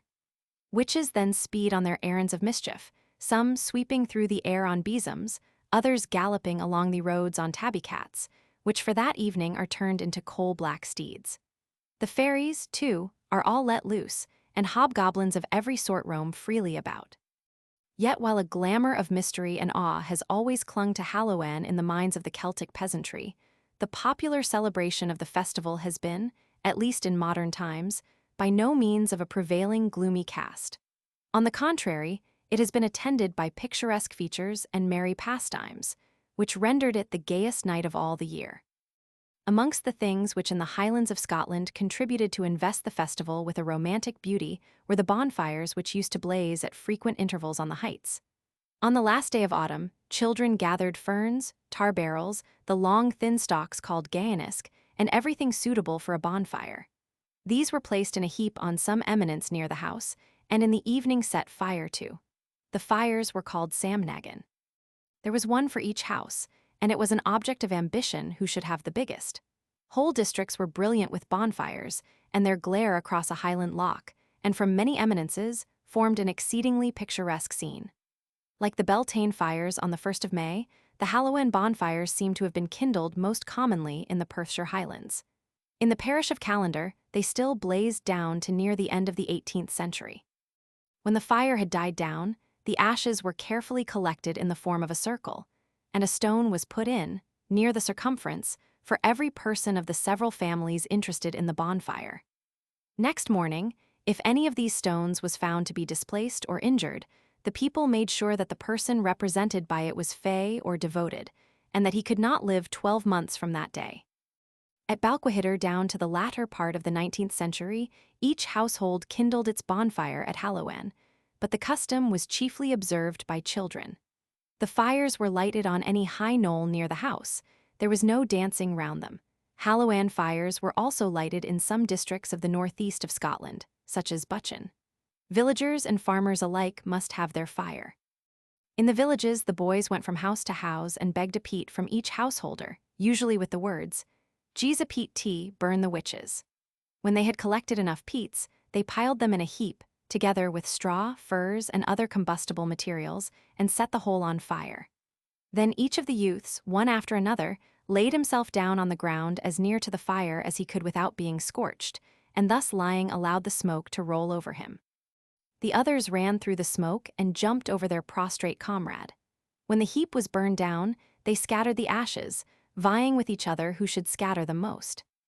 In the northern part of Wales, it used to be customary for every family to make a great bonfire called Seal Coeth on Halloween. The fire was kindled on the most conspicuous spot near the house, and when it had nearly gone out, everyone threw into the ashes a white stone, which he had first marked. Then, having said their prayers round the fire, they went to bed. Next morning, as soon as they were up, they came to search out the stones, and if any one of them was found to be missing, they had a notion that the person who threw it would die before he saw another Halloween.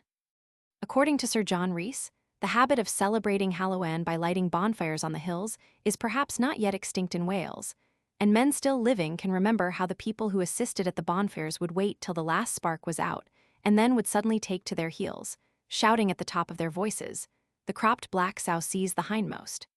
The saying, as Sir John Rees justly remarks, implies that originally one of the company became a victim in dead earnest. Down to the present time, the saying is current in Carnarvonshire, where allusions to the cutty black sow are still occasionally made to frighten children. We can now understand why in Lower Brittany every person throws a pebble into the midsummer bonfire. Doubtless there, as in Wales and the Highlands of Scotland, omens of life and death have at one time or other been drawn from the position and state of the pebbles on the morning of All Saints' Day.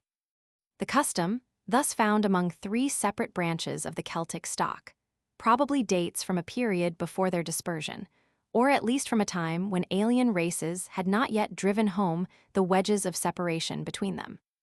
In the Isle of Man also, another Celtic country, Halloween was celebrated down to modern times by the kindling of fires, accompanied with all the usual ceremonies designed to prevent the baneful influence of fairies and witches.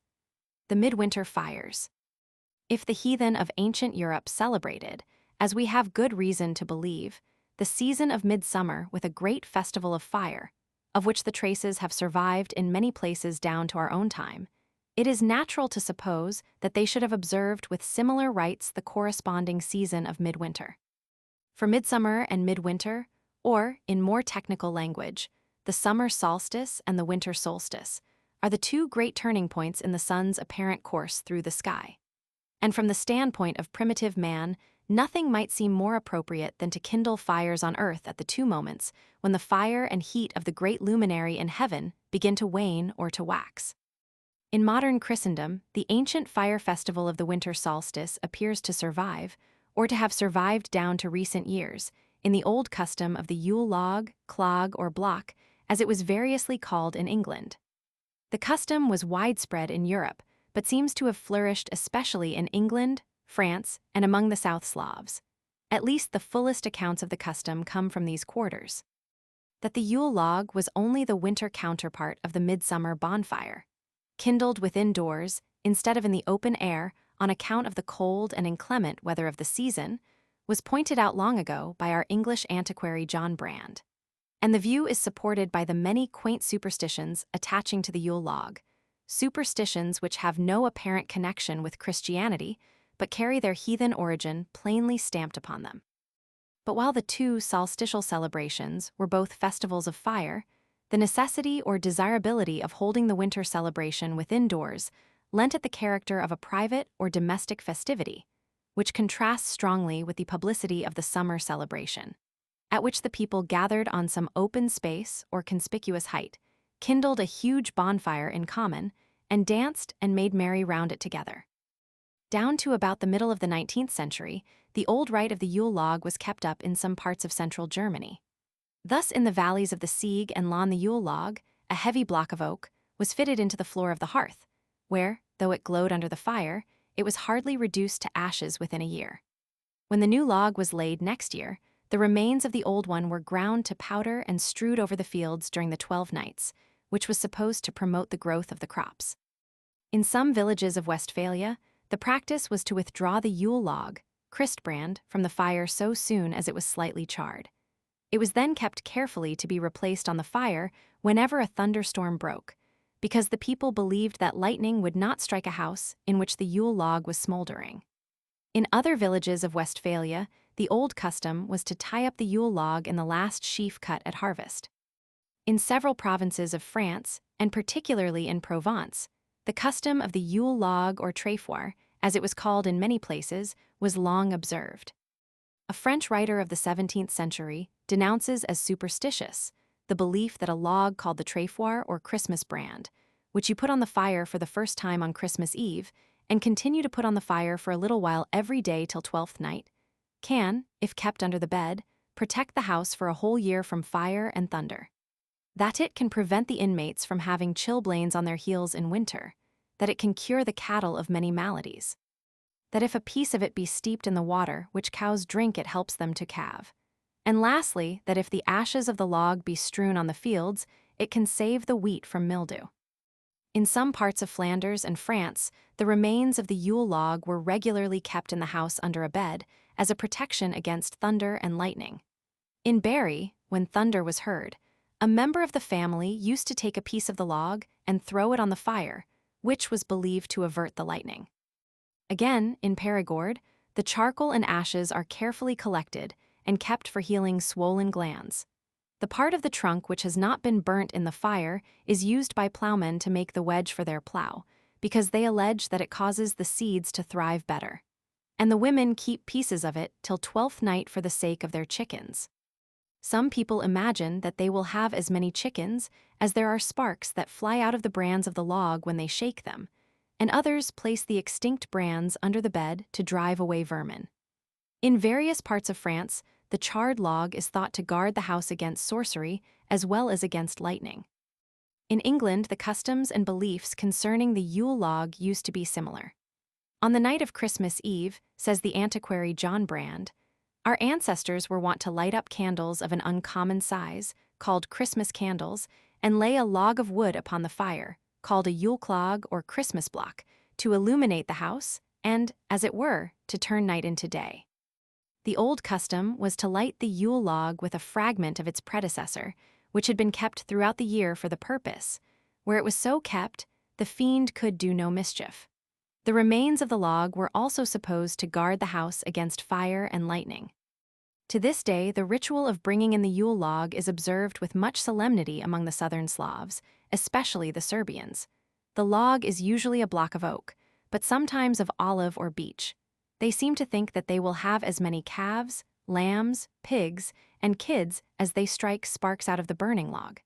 Some people carry a piece of the log out to the fields to protect them against hail. In Albania down to recent years, it was a common custom to burn a Yule log at Christmas, and the ashes of the fire were scattered on the fields to make them fertile. The Huzuls, a Slavonic people of the Carpathians, kindle fire by the friction of wood on Christmas Eve, Old Style, the 5th of January, and keep it burning till 12th night. It is remarkable how common the belief appears to have been that the remains of the Yule log, if kept throughout the year, had power to protect the house against fire and especially against lightning. As the Yule log was frequently of oak, it seems possible that this belief may be a relic of the old Aryan creed, which associated the oak tree with the god of thunder. Whether the curative and fertilizing virtues ascribed to the ashes of the Yule log, which are supposed to heal cattle as well as men, to enable cows to calve, and to promote the fruitfulness of the earth, may not be derived from the same ancient source, is a question which deserves to be considered. The need fire. The fire festivals hitherto described are all celebrated periodically at certain stated times of the year. But besides these regularly recurring celebrations, the peasants in many parts of Europe have been wont from time immemorial to resort to a ritual of fire at irregular intervals in seasons of distress and calamity, above all when their cattle were attacked by epidemic disease.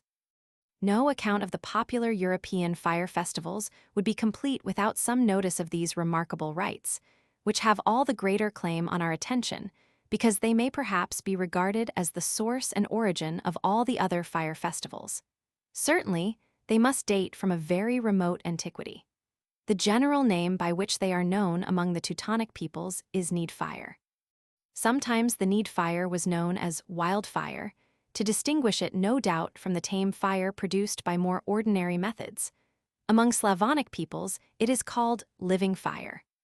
The history of the custom can be traced from the early Middle Ages, when it was denounced by the Church as a heathen superstition, down to the first half of the 19th century, when it was still occasionally practiced in various parts of Germany, England, Scotland, and Ireland.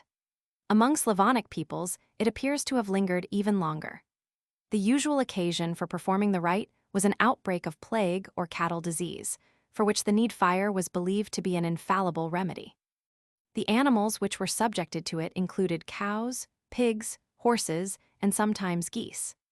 As a necessary preliminary to the kindling of the need fire, all other fires and lights in the neighborhood were extinguished, so that not so much as a spark remained alight. For so long as even a night light burned in a house, it was imagined that the need fire could not kindle. Sometimes it was deemed enough to put out all the fires in the village, but sometimes the extinction extended to neighboring villages or to a whole parish. In some parts of the Highlands of Scotland, the rule was that all householders who dwelt within the 2 nearest running streams should put out their lights and fires on the day appointed. Usually the need fire was made in the open air, but in some parts of Serbia, it was kindled in a dark room. Sometimes the place was a crossway or a hollow in a road. In the Highlands of Scotland, the proper places for performing the rite seem to have been knolls or small islands in rivers. The regular method of producing the need fire was by the friction of 2 pieces of wood. It might not be struck by flint and steel. Very exceptionally among some South Slavs, we read of a practice of kindling a need fire by striking a piece of iron on an anvil. Where the wood to be employed is specified, it is generally said to be oak. But on the lower Rhine, the fire was kindled by the friction of oak wood or fir wood. In Slavonic countries, we hear of poplar, pear, and cornel wood being used for the purpose. Often the material is simply described as 2 pieces of dry wood. Sometimes 9 different kinds of wood were deemed necessary, but rather perhaps to be burned in the bonfire than to be rubbed together for the production of the need fire. The particular mode of kindling the need fire varied in different districts. A very common one was this. 2 poles were driven into the ground about 1.5 feet from each other. Each pole had in the side facing the other a socket into which a smooth crosspiece or roller was fitted. The sockets were stuffed with linen, and the 2 ends of the roller were rammed tightly into the sockets. To make it more inflammable, the roller was often coated with tar. A rope was then wound round the roller, and the free ends at both sides were gripped by 2 or more persons, who by pulling the rope to and fro caused the roller to revolve rapidly, till through the friction the linen in the sockets took fire. The sparks were immediately caught in tow or oakum and waved about in a circle until they burst into a bright glow, when straw was applied to it, and the blazing straw used to kindle the fuel that had been stacked to make the bonfire. Often a wheel, sometimes a cartwheel or even a spinning wheel, formed part of the mechanism. In Aberdeenshire it was called the muckle wheel. In the island of Mull, the wheel was turned from east to west over 9 spindles of oak wood. Sometimes we are merely told that 2 wooden planks were rubbed together.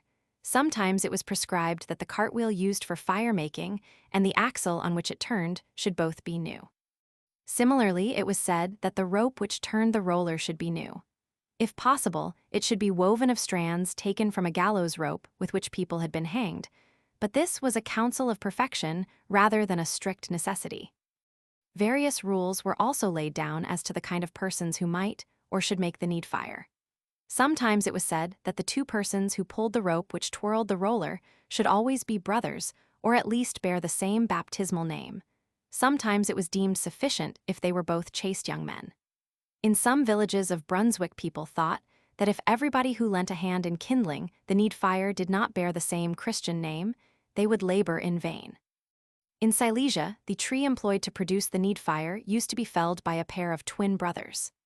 In the western islands of Scotland, the fire was kindled by 81 married men, who rubbed two great planks against each other, working in relays of 9. In North Uist, the 9 times 9 who made the fire were all first-begotten sons, but we are not told whether they were married or single.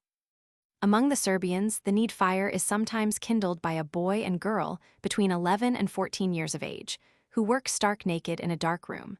Sometimes it is made by an old man and an old woman also in the dark. In Bulgaria, too, the makers of need fire stripped themselves of their clothes. In Caithness, they divested themselves of all kinds of metal. If after long rubbing of the wood no fire was elicited, they concluded that some fire must still be burning in the village. So a strict search was made from house to house. Any fire that might be found was put out, and the negligent householder punished or upbraided. Indeed, a heavy fine might be inflicted on him. When the need fire was at last kindled, the bonfire was lit from it, and as soon as the blaze had somewhat died down, the sick animals were driven over the glowing embers, sometimes in a regular order of precedence, first the pigs, next the cows, and last of all the horses. Sometimes they were driven twice or thrice through the smoke and flames, so that occasionally some of them were scorched to death. As soon as all the beasts were through, the young folk would rush wildly at the ashes and cinders, sprinkling and blackening each other with them. Those who were most blackened would march in triumph behind the cattle into the village and would not wash themselves for a long time. From the bonfire, people carried live embers home and used them to rekindle the fires in their houses. These brands, after being extinguished in water, they sometimes put in the mangers at which the cattle fed, and kept them there for a while. Ashes from the need fire were also strewed on the fields to protect the crops against vermin. Sometimes they were taken home to be employed as remedies in sickness, being sprinkled on the ailing part or mixed in water and drunk by the patient. In the western islands of Scotland and on the adjoining mainland, as soon as the fire on the domestic hearth had been rekindled from the need fire, a pot full of water was set on it, and the water thus heated was afterwards sprinkled upon the people infected with the plague or upon the cattle that were tainted by the murrain.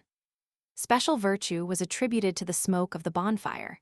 In Sweden, fruit trees and nets were fumigated with it, in order that the trees might bear fruit and the nets catch fish. In the Highlands of Scotland, the need fire was accounted a sovereign remedy for witchcraft.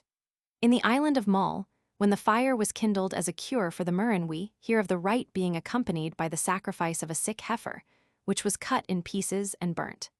Slavonian and Bulgarian peasants conceive cattle plague as a foul fiend or vampire, which can be kept at bay by interposing a barrier of fire between it and the herds. A similar conception may perhaps have originally everywhere underlain the use of the need fire as a remedy for the murrain. It appears that in some parts of Germany, the people did not wait for an outbreak of cattle plague, but taking time by the forelock, kindled a need fire annually to prevent the calamity. Similarly, in Poland, the peasants are said to kindle fires in the village streets every year on St. Rochus's Day, and to drive the cattle thrice through them in order to protect the beasts against the murrain. We have seen that in the Hebrides the cattle were in like manner driven annually round the Beltane fires for the same purpose. In some cantons of Switzerland, children still kindle a need fire by the friction of wood for the sake of dispelling a mist. LZI, the interpretation of the fire festivals, on the fire festivals in general. The foregoing survey of the popular fire festivals of Europe suggests some general observations. In the first place, we can hardly help being struck by the resemblance which the ceremonies bear to each other, at whatever time of the year, and in whatever part of Europe they are celebrated. The custom of kindling great bonfires, leaping over them, and driving cattle through or round them would seem to have been practically universal throughout Europe, and the same may be said of the processions or races with blazing torches round fields, orchards, pastures, or cattle stalls. Less widespread are the customs of hurling lighted discs into the air and trundling a burning wheel downhill. The ceremonial of the Yule log is distinguished from that of the other fire festivals by the privacy and domesticity which characterize it. But this distinction may well be due simply to the rough weather of midwinter, which is apt not only to render a public assembly in the open air disagreeable, but also at any moment to defeat the object of the assembly by extinguishing the all-important fire under a downpour of rain or a fall of snow. Apart from these local or seasonal differences, the general resemblance between the fire festivals at all times of the year and in all places is tolerably close. And as the ceremonies themselves resemble each other, so do the benefits which the people expect to reap from them. Whether applied in the form of bonfires blazing at fixed points, or of torches carried about from place to place, or of embers and ashes taken from the smoldering heap of fuel, the fire is believed to promote the growth of the crops and the welfare of man and beast, either positively by stimulating them, or negatively by averting the dangers and calamities which threaten them from such causes as thunder and lightning, conflagration, blight, mildew, vermin, sterility, disease, and not least of all witchcraft. But we naturally ask, how did it come about that benefits so great and manifold were supposed to be attained by means so simple? In what way did people imagine that they could procure so many goods or avoid so many ills by the application of fire and smoke, of embers and ashes? Two different explanations of the fire festivals have been given by modern inquirers. On the one hand, it has been held that they are sun charms or magical ceremonies intended, on the principle of imitative magic, to ensure a needful supply of sunshine for men, animals, and plants by kindling fires which mimic on Earth the great source of light and heat in the sky. This was the view of Wilhelm Manhart. It may be called the solar theory. On the other hand, it has been maintained that the ceremonial fires have no necessary reference to the sun, but are simply purificatory in intention, being designed to burn up and destroy all harmful influences, whether these are conceived in a personal form as witches, demons, and monsters, or in an impersonal form as a sort of pervading taint or corruption of the air. This is the view of Dr. Edward Westermarck and apparently of Professor Eugen Mach. It may be called the purificatory theory. Obviously, the two theories postulate two very different conceptions of the fire which plays the principal part in the rites. On the one view, the fire, like sunshine in our latitude, is a genial creative power which fosters the growth of plants and the development of all that makes for health and happiness. On the other view, the fire is a fierce destructive power which blasts and consumes all the noxious elements, whether spiritual or material, that menace the life of men, of animals, and of plants. According to the one theory, the fire is a stimulant. According to the other, it is a disinfectant. On the one view, its virtue is positive. On the other, it is negative. Yet the two explanations, different as they are in the character which they attribute to the fire, are perhaps not wholly irreconcilable. If we assume that the fires kindled at these festivals were primarily intended to imitate the sun's light and heat, may we not regard the purificatory and disinfecting qualities, which popular opinion certainly appears to have ascribed to them, as attributes derived directly from the purificatory and disinfecting qualities of sunshine? In this way, we might conclude that, while the imitation of sunshine in these ceremonies was primary and original, the purification attributed to them was secondary and derivative. Such a conclusion, occupying an intermediate position between the two opposing theories and recognizing an element of truth in both of them, was adopted by me in earlier editions of this work. But in the meantime, Dr. Westermarck has argued powerfully in favor of the purificatory theory alone, and I am bound to say that his arguments carry great weight, and that on a fuller review of the facts, the balance of evidence seems to me to incline decidedly in his favor. However, the case is not so clear as to justify us in dismissing the solar theory without discussion, and accordingly I propose to adduce the considerations which tell for it before proceeding to notice those which tell against it. A theory which had the support of so learned and sagacious an investigator as W. Manhart is entitled to a respectful hearing. The solar theory of the fire festivals.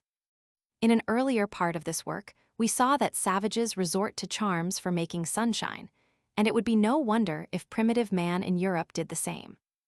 Indeed, when we consider the cold and cloudy climate of Europe during a great part of the year, we shall find it natural that sun charms should have played a much more prominent part among the superstitious practices of European peoples than among those of savages who live nearer the equator, and who consequently are apt to get in the course of nature more sunshine than they want. This view of the festivals may be supported by various arguments drawn partly from their dates, partly from the nature of the rites, and partly from the influence which they are believed to exert upon the weather and on vegetation. First, in regard to the dates of the festivals, it can be no mere accident that two of the most important and widely spread of the festivals are timed to coincide more or less exactly with the summer and winter solstices. That is, with the two turning points in the sun's apparent course in the sky when he reaches respectively his highest and his lowest elevation at noon. Indeed, with respect to the midwinter celebration of Christmas, we are not left to conjecture. We know from the express testimony of the ancients that it was instituted by the Church to supersede an old heathen festival of the birth of the sun, which was apparently conceived to be born again on the shortest day of the year, after which his light and heat were seen to grow till they attained their full maturity at midsummer. Therefore, it is no very far-fetched conjecture to suppose that the Yule log, which figures so prominently in the popular celebration of Christmas, was originally designed to help the laboring sun of midwinter to rekindle his seemingly expiring light. Not only the date of some of the festivals, but the manner of their celebration suggests a conscious imitation of the sun. The custom of rolling a burning wheel down a hill, which is often observed at these ceremonies, might well pass for an imitation of the sun's course in the sky, and the imitation would be especially appropriate on Midsummer Day when the sun's annual declension begins. Indeed, the custom has been thus interpreted by some of those who have recorded it. Not less graphic, it may be said, is the mimicry of his apparent revolution by swinging a burning tar barrel round a pole. Again, the common practice of throwing fiery discs, sometimes expressly said to be shaped like suns, into the air at the festivals may well be a piece of imitative magic. In these, as in so many cases, the magic force may be supposed to take effect through mimicry or sympathy. By imitating the desired result, you actually produce it. By counterfeiting the sun's progress through the heavens, you really help the luminary to pursue his celestial journey with punctuality and dispatch. The name, Fire of Heaven, by which the midsummer fire is sometimes popularly known, clearly implies a consciousness of a connection between the earthly and the heavenly flame. Again, the manner in which the fire appears to have been originally kindled on these occasions has been alleged in support of the view that it was intended to be a mock sun.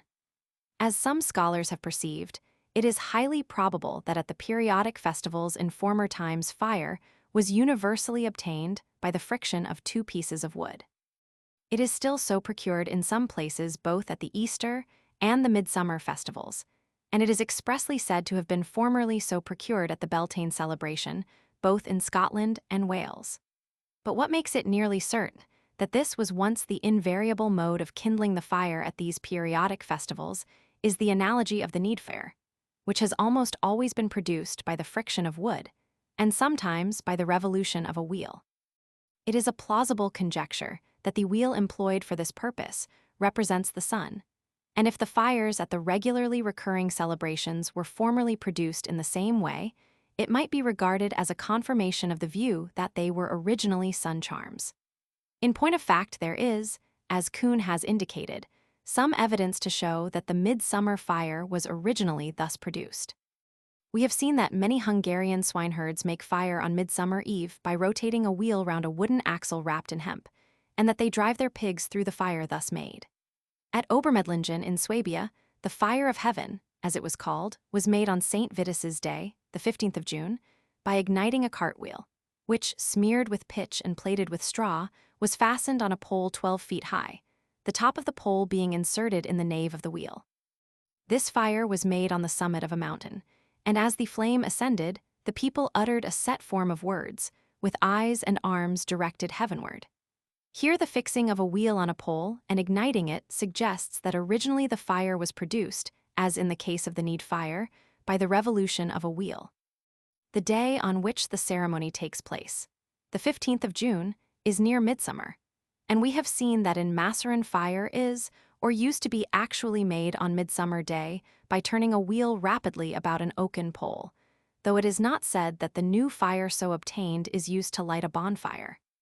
However, we must bear in mind that in all such cases the use of a wheel may be merely a mechanical device to facilitate the operation of fire-making by increasing the friction.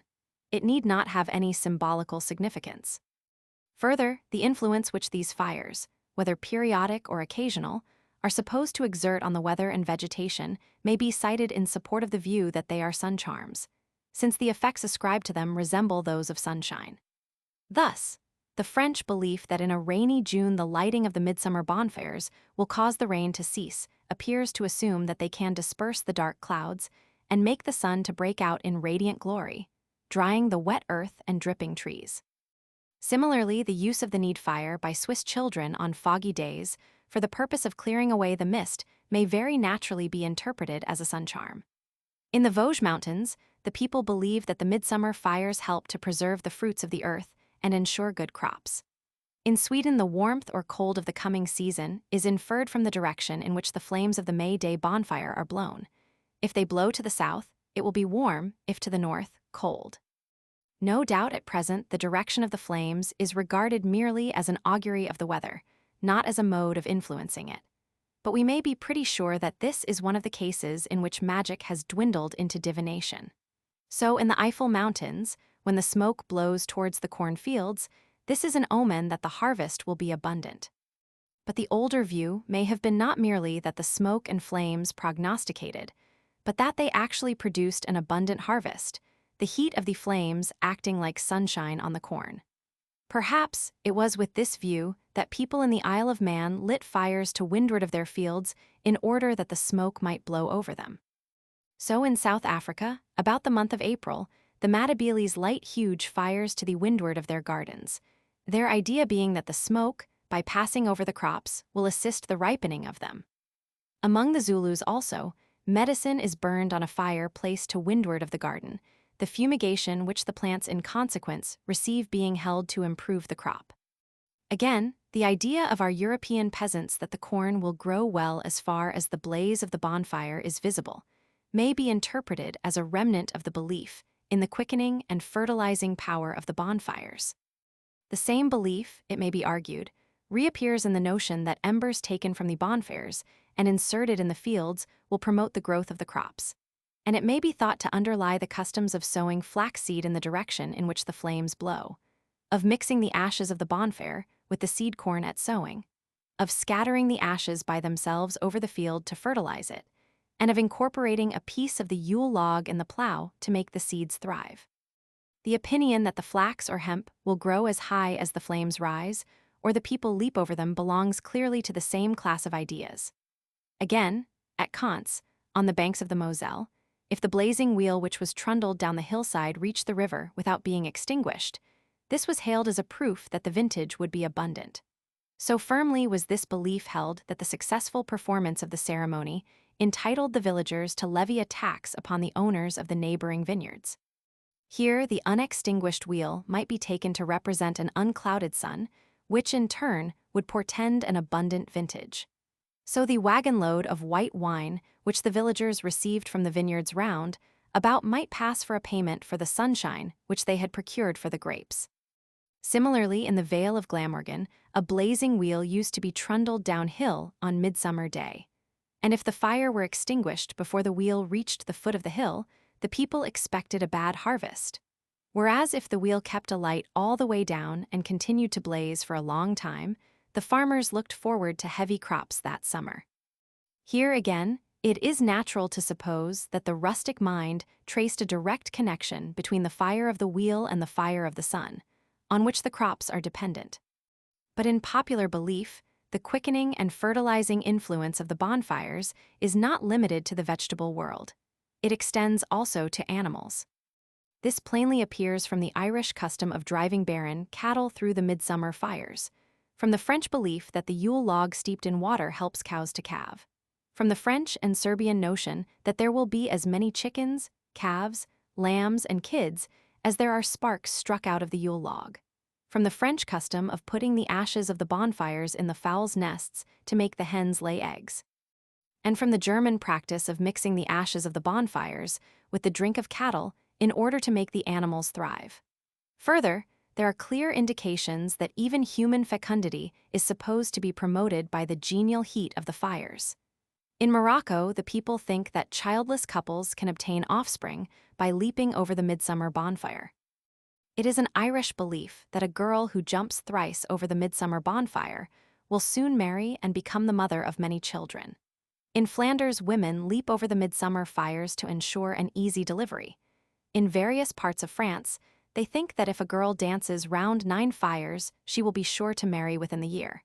And in Bohemia, they fancy that she will do so if she merely sees 9 of the bonfires. On the other hand, in Lecrine, people say that if a young man and woman, leaping over the midsummer fire together, escape unsmirched, the young woman will not become a mother within 12 months. The flames have not touched and fertilized her. In parts of Switzerland and France, the lighting of the Yule log is accompanied by a prayer that the women may bear children, the she-goats bring forth kids, and the ewes drop lambs.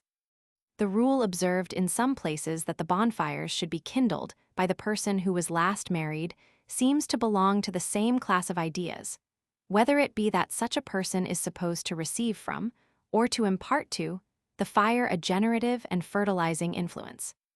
The common practice of lovers leaping over the fires hand in hand may very well have originated in a notion that thereby their marriage would be blessed with offspring. And the like motive would explain the custom which obliges couples married within the year to dance to the light of torches. And the scenes of profligacy which appear to have marked the midsummer celebration among the Esthonians, as they once marked the celebration of May Day among ourselves, may have sprung, not from the mere license of holiday-makers, but from a crude notion that such orgies were justified, if not required, by some mysterious bond which linked the life of man to the courses of the heavens at this turning point of the year. At the festivals which we are considering, the custom of kindling bonfires is commonly associated with a custom of carrying lighted torches about the fields, the orchards, the pastures, the flocks, and the herds. And we can hardly doubt that the two customs are only two different ways of attaining the same object, namely, the benefits which are believed to flow from the fire, whether it be stationary or portable. Accordingly, if we accept the solar theory of the bonfires, we seem bound to apply it also to the torches. We must suppose that the practice of marching or running with blazing torches about the country is simply a means of diffusing far and wide the genial influence of the sunshine, of which these flickering flames are a feeble imitation. In favor of this view, it may be said that sometimes the torches are carried about the fields for the express purpose of fertilizing them, and with the same intention, live coals from the bonfires are sometimes placed in the fields to prevent blight. On the eve of Twelfth Day in Normandy, men, women, and children run wildly through the fields and orchards with lighted torches, which they wave about the branches and dash against the trunks of the fruit trees for the sake of burning the moss and driving away the moles and field mice. They believe that the ceremony fulfills the double object of exorcising the vermin whose multiplication would be a real calamity, and of imparting fecundity to the trees, the fields, and even the cattle. And they imagine that the more the ceremony is prolonged, the greater will be the crop of fruit next autumn. In Bohemia, they say that the corn will grow as high as they fling the blazing besoms into the air. Nor are such notions confined to Europe. In Korea, a few days before the New Year festival, the eunuchs of the palace swing burning torches, chanting invocations the while, and this is supposed to ensure bountiful crops for the next season. The custom of trundling a burning wheel over the fields, which used to be observed in Poitou for the express purpose of fertilizing them, may be thought to embody the same idea in a still more graphic form. Since in this way the mock sun itself, not merely its light and heat represented by torches, is made actually to pass over the ground which is to receive its quickening and kindly influence. Once more, the custom of carrying lighted brands round cattle is plainly equivalent to driving the animals through the bonfire, and if the bonfire is a sun charm, the torches must be so also. The purificatory theory of the fire festivals. Thus far we have considered what may be said for the theory that at the European fire festivals the fire is kindled as a charm to ensure an abundant supply of sunshine for man and beast, for corn and fruits. It remains to consider what may be said against this theory, and in favor of the view that in these rites fire is employed not as a creative but as a cleansing agent, which purifies men, animals, and plants by burning up and consuming the noxious elements, whether material or spiritual, which menace all living things with disease and death. First, then, it is to be observed that the people who practice the fire customs appear never to allege the solar theory in explanation of them, while on the contrary, they do frequently and emphatically put forward the purificatory theory.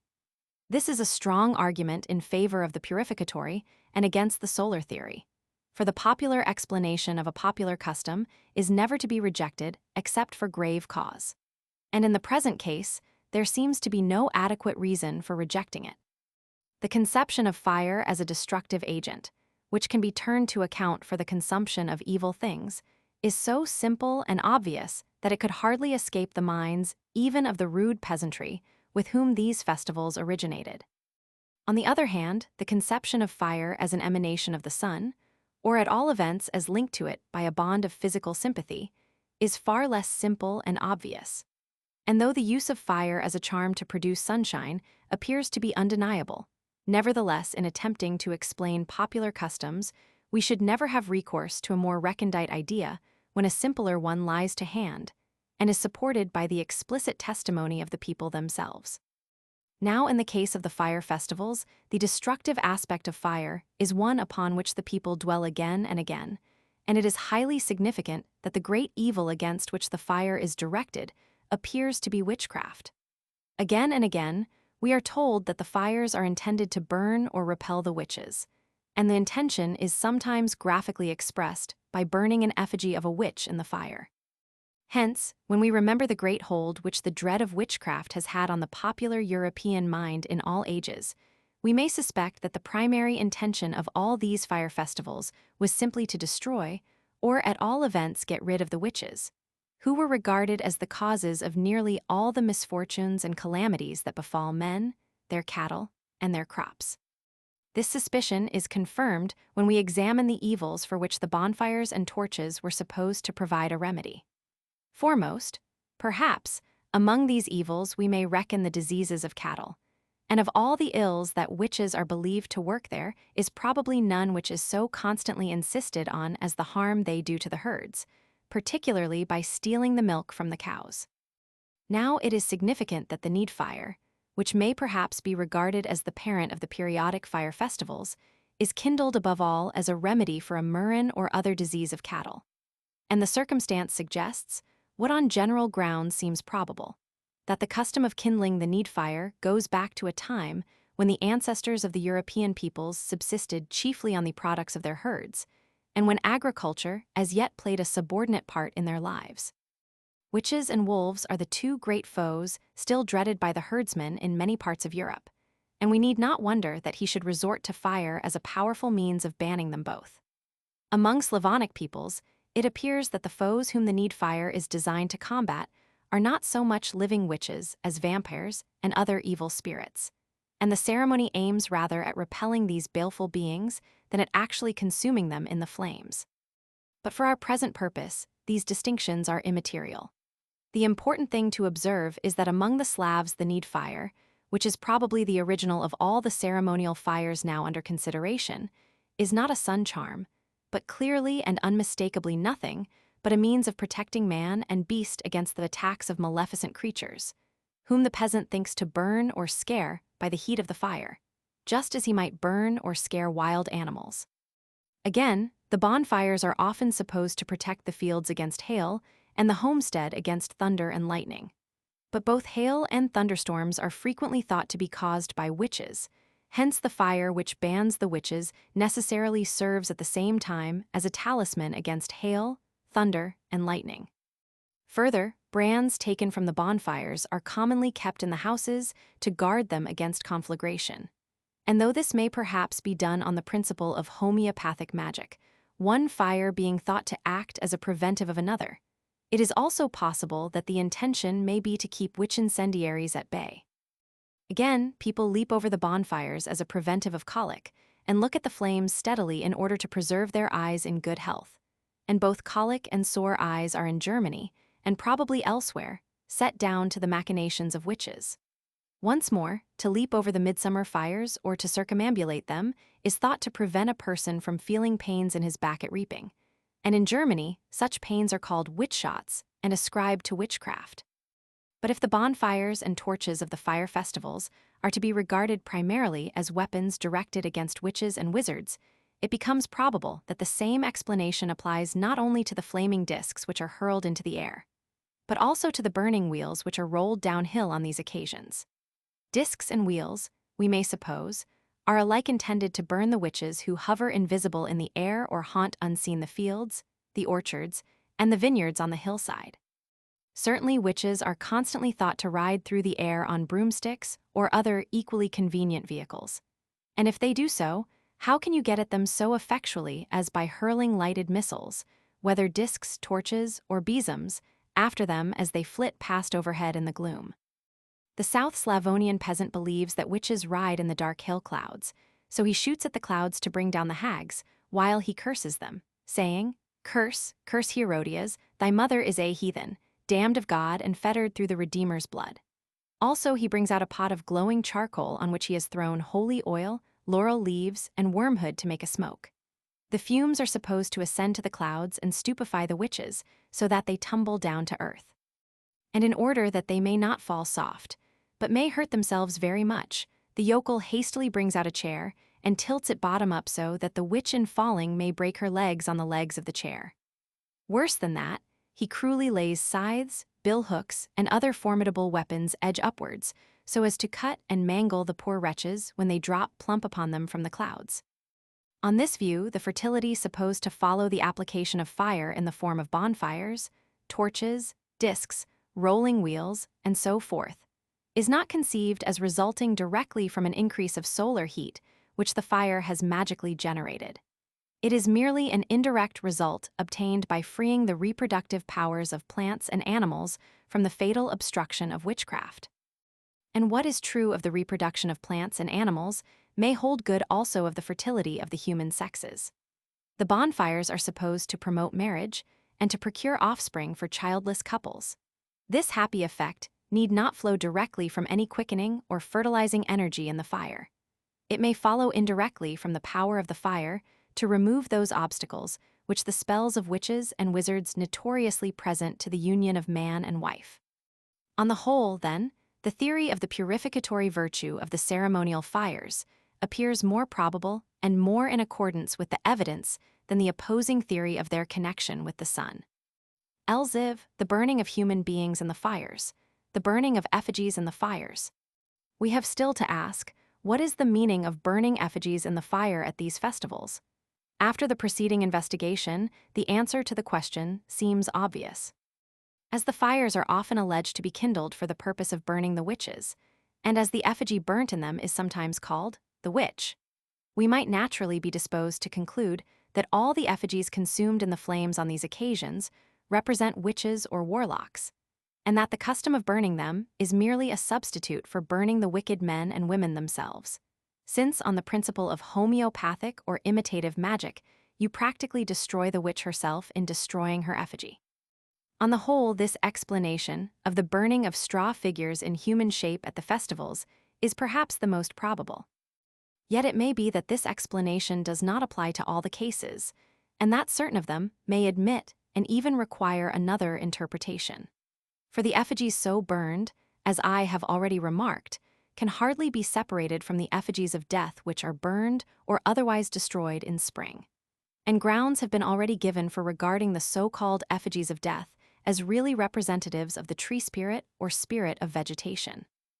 Are the other effigies, which are burned in the spring and midsummer bonfires, susceptible of the same explanation? It would seem so. For just as the fragments of the so-called death are stuck in the fields to make the crops grow, so the charred embers of the figure burned in the spring bonfires are sometimes laid on the fields in the belief that they will keep vermin from the crop. Again, the rule that the last married bride must leap over the fire in which the straw man is burned on Shrove Tuesday is probably intended to make her fruitful. But, as we have seen, the power of blessing women with offspring is a special attribute of tree spirits. It is therefore a fair presumption that the burning effigy over which the bride must leap is a representative of the fertilizing tree spirit or spirit of vegetation. This character of the effigy, as representative of the spirit of vegetation, is almost unmistakable when the figure is composed of an unthreshed sheaf of corn or is covered from head to foot with flowers. Again, It is to be noted that, instead of a puppet, trees, either living or felled, are sometimes burned both in the spring and midsummer bonfires. Now, considering the frequency with which the tree spirit is represented in human shape, it is hardly rash to suppose that, when sometimes a tree and sometimes an effigy is burned in these fires, the effigy and the tree are regarded as equivalent to each other, each being a representative of the tree spirit. This again is confirmed by observing, first, that sometimes the effigy which is to be burned is carried about simultaneously with a mate tree, the former being carried by the boys, the latter by the girls. And second, that the effigy is sometimes tied to a living tree and burned with it. In these cases, we can scarcely doubt the tree spirit is represented, as we have found it represented before, in duplicate, both by the tree and by the effigy. That the true character of the effigy as a representative of the beneficent spirit of vegetation should sometimes be forgotten is natural. The custom of burning a beneficent god is too foreign to later modes of thought to escape misinterpretation. Naturally enough, the people who continued to burn his image came in time to identify it as the effigy of persons whom, on various grounds, they regarded with aversion, such as Judas Iscariot, Luther, and a witch. The general reasons for killing a god or his representative have been examined in a preceding chapter. But when the god happens to be a deity of vegetation, there are special reasons why he should die by fire. For light and heat are necessary to vegetable growth, and on the principle of sympathetic magic, by subjecting the personal representative of vegetation to their influence, you secure a supply of these necessaries for trees and crops. In other words, by burning the spirit of vegetation in a fire which represents the sun, you make sure that, for a time at least, vegetation shall have plenty of sun. It may be objected that, if the intention is simply to secure enough sunshine for vegetation, this end would be better attained, on the principles of sympathetic magic, by merely passing the representative of vegetation through the fire instead of burning him. In point of fact, this is sometimes done. In Russia, as we have seen, the straw figure of Cupola is not burned in the midsummer fire, but merely carried backwards and forwards across it. But, for the reasons already given, it is necessary that the god should die. So next day Cupola is stripped of her ornaments and thrown into a stream. In this Russian custom, the passage of the image through the fire, if it is not simply a purification, may possibly be a sun charm. The killing of the god is a separate act, and the mode of killing him by drowning is probably a rain charm. But usually people have not thought it necessary to draw this fine distinction. For the various reasons already assigned, it is advantageous, they think, to expose the god of vegetation to a considerable degree of heat, and it is also advantageous to kill him, and they combine these advantages in a rough and ready way by burning him. The burning of men and animals in the fires. In the popular customs connected with the fire festivals of Europe, there are certain features which appear to point to a former practice of human sacrifice. We have seen reasons for believing that in Europe, living persons have often acted as representatives of the tree spirit and corn spirit, and have suffered death as such. There is no reason, therefore, why they should not have been burned, if any special advantages were likely to be attained by putting them to death in that way. The consideration of human suffering is not one which enters into the calculations of primitive man. Now, in the fire festivals which we are discussing, the pretense of burning people is sometimes carried so far that it seems reasonable to regard it as a mitigated survival of an older custom of actually burning them. Thus in Aachen, as we saw, the man clad in pea straw acts so cleverly that the children really believe he is being burned. At Jumiges in Normandy, the man clad all in green, who bore the title of the Green Wolf, was pursued by his comrades, and when they caught him they feigned to fling him upon the midsummer bonfire. Similarly, at the Beltane fires in Scotland, the pretended victim was seized, and a show made of throwing him into the flames, and for some time afterwards people affected to speak of him as dead. Again, in the Hallowan bonfires of northeastern Scotland, we may perhaps detect a similar pretense in the custom observed by a lad of lying down as close to the fire as possible, and allowing the other lads to leap over him. The titular king at Aix, who reigned for a year and danced the first dance round the midsummer bonfire, may perhaps in days of old have discharged the less agreeable duty of serving as fuel for that fire which in later times he only kindled. In the following customs, Manhart is probably right in recognizing traces of an old custom of burning a leaf-clad representative of the spirit of vegetation.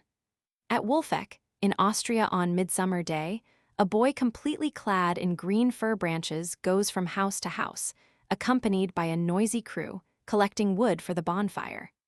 As he gets the wood, he sings, "Forest trees I want, no sour milk for me, but beer and wine, so can the woodman be jolly and gay." In some parts of Bavaria, also, the boys who go from house to house collecting fuel for the midsummer bonfire envelop one of their number from head to foot in green branches of firs and lead him by a rope through the whole village. At Muschheim in Württemberg, the festival of St. John's Fire usually lasted for 14 days, ending on the second Sunday after Midsummer Day. On this last day, the bonfire was left in charge of the children, while the older people retired to a wood. Here they encased a young fellow in leaves and twigs, who, thus disguised, went to the fire, scattered it, and trotted out. All the people present fled at the sight of him. But it seems possible to go farther than this. Of human sacrifices offered on these occasions, the most unequivocal traces, as we have seen, are those which, about 100 years ago, still lingered at the Beltane fires in the Highlands of Scotland. That is, among a Celtic people who, situated in a remote corner of Europe and almost completely isolated from foreign influence, had till then conserved their old heathenism better perhaps than any other people in the west of Europe. It is significant, therefore, that human sacrifices by fire are known, on unquestionable evidence, to have been systematically practiced by the Celts. The earliest description of these sacrifices has been bequeathed to us by Julius Caesar. As conqueror of the hitherto independent Celts of Gaul, Caesar had ample opportunity of observing the national Celtic religion and manners, while these were still fresh and crisp from the native mint, and had not yet been fused in the melting pot of Roman civilization. With his own notes, Caesar appears to have incorporated the observations of a Greek explorer, by name Posidonius, who traveled in Gaul about 50 years before Caesar carried the Roman arms to the English Channel. The Greek geographer Strabo and the historian Diodorus seem also to have derived their descriptions of the Celtic sacrifices from the work of Posidonius, but independently of each other, and of Caesar, for each of the three derivative accounts contains some details which are not to be found in either of the others. By combining them, therefore, we can restore the original account of Posidonius with some probability, and thus obtain a picture of the sacrifices offered by the Celts of Gaul at the close of the 2nd century before our era. The following seem to have been the main outlines of the custom. Condemned criminals were reserved by the Celts in order to be sacrificed to the gods at a great festival which took place once in every 5 years. The more there were of such victims, the greater was believed to be the fertility of the land. If there were not enough criminals to furnish victims, captives taken in war were immolated to supply the deficiency. When the time came, the victims were sacrificed by the druids or priests. Some they shot down with arrows, some they impaled, and some they burned alive in the following manner. Colossal images of wickerwork or of wood and grass were constructed. These were filled with live men, cattle, and animals of other kinds. Fire was then applied to the images, and they were burned with their living contents. Such were the great festivals held once every 5 years. But besides these quinquennial festivals, celebrated on so grand a scale, and with apparently so large an expenditure of human life, it seems reasonable to suppose that festivals of the same sort, only on a lesser scale, were held annually, and that from these annual festivals are lineally descended some at least of the fire festivals which, with their traces of human sacrifices, are still celebrated year by year in many parts of Europe. The gigantic images constructed of osiers or covered with grass, in which the Druids enclosed their victims, remind us of the leafy framework, in which the human representative of the tree spirit is still so often encased. Hence, seeing that the fertility of the land was apparently supposed to depend upon the due performance of these sacrifices, Manhart interpreted the Celtic victims, cased in osiers and grass, as representatives of the tree spirit or spirit of vegetation. These wicker giants of the Druids seem to have had till lately, if not down to the present time, their representatives at the spring and midsummer festivals of modern Europe. At Douai, down at least to the early part of the 19th century, A procession took place annually on the Sunday nearest to the 7th of July. The great feature of the procession was a colossal figure, some 20 or 30 feet high, made of osiers, and called the Giant, which was moved through the streets by means of rollers and ropes worked by men who were enclosed within the effigy. The figure was armed as a knight with lance and sword, helmet and shield. Behind him marched his wife and his 3 children, all constructed of osiers on the same principle, but on a smaller scale. At Dunkirk, the procession of the Giants took place on Midsummer Day, the 24th of June. The festival, which was known as the Follies of Dunkirk, attracted multitudes of spectators. The Giant was a huge figure of wickerwork, occasionally as much as 45 feet high, dressed in a long blue robe with gold stripes, which reached to his feet, concealing the dozen or more men who made it dance and bob its head to the spectators. This colossal effigy went by the name of Pauper Rus, and carried in its pocket a bouncing infant of Brobdingnagian proportions. The rear was brought up by the daughter of the Giant, constructed, like her sire, of wickerwork, and little, if at all, inferior to him in size. Most towns and even villages of Brabant and Flanders have, or used to have, similar wicker giants which were annually led about to the delight of the populace, who loved these grotesque figures, spoke of them with patriotic enthusiasm, and never wearied of gazing at them. At Antwerp, the Giant was so big that no gate in the city was large enough to let him go through. Hence he could not visit his brother giants in neighboring towns, as the other Belgian giants used to do on solemn occasions. In England, artificial giants seem to have been a standing feature of the Midsummer Festival. A writer of the 16th century speaks of midsummer pageants in London, where, to make the people wonder, are set forth great and ugly giants marching as if they were alive, and armed at all points. But within they are stuffed full of brown paper and tow, which the shrewd boys, under peering, do guilefully discover, and turn to a great derision. At Chester, the annual pageant on Midsummer Eve included the effigies of 4 giants, with animals, hobby horses, and other figures. At Coventry, it appears that the giant's wife figured beside the giant. At Burford, in Oxfordshire, Midsummer Eve used to be celebrated with great jollity by the carrying of a giant and a dragon up and down the town. The last survivor of these perambulating English giants lingered at Salisbury, where an antiquary found him mouldering to decay in the neglected hall of the Tailors' Company about the year 1844.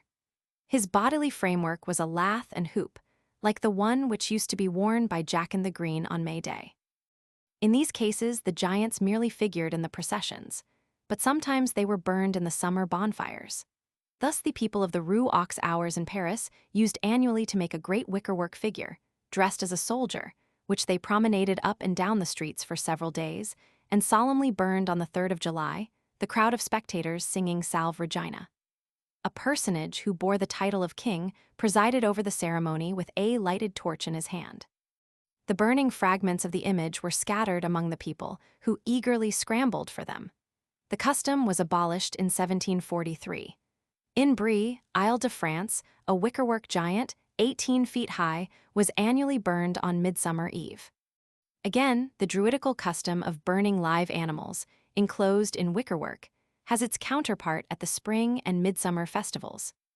At Luchon in the Pyrenees on Midsummer Eve, a hollow column, composed of strong wickerwork, is raised to the height of about 60 feet in the center of the principal suburb, and interlaced with green foliage up to the very top, while the most beautiful flowers and shrubs procurable are artistically arranged in groups below, so as to form a sort of background to the scene. The column is then filled with combustible materials, ready for ignition.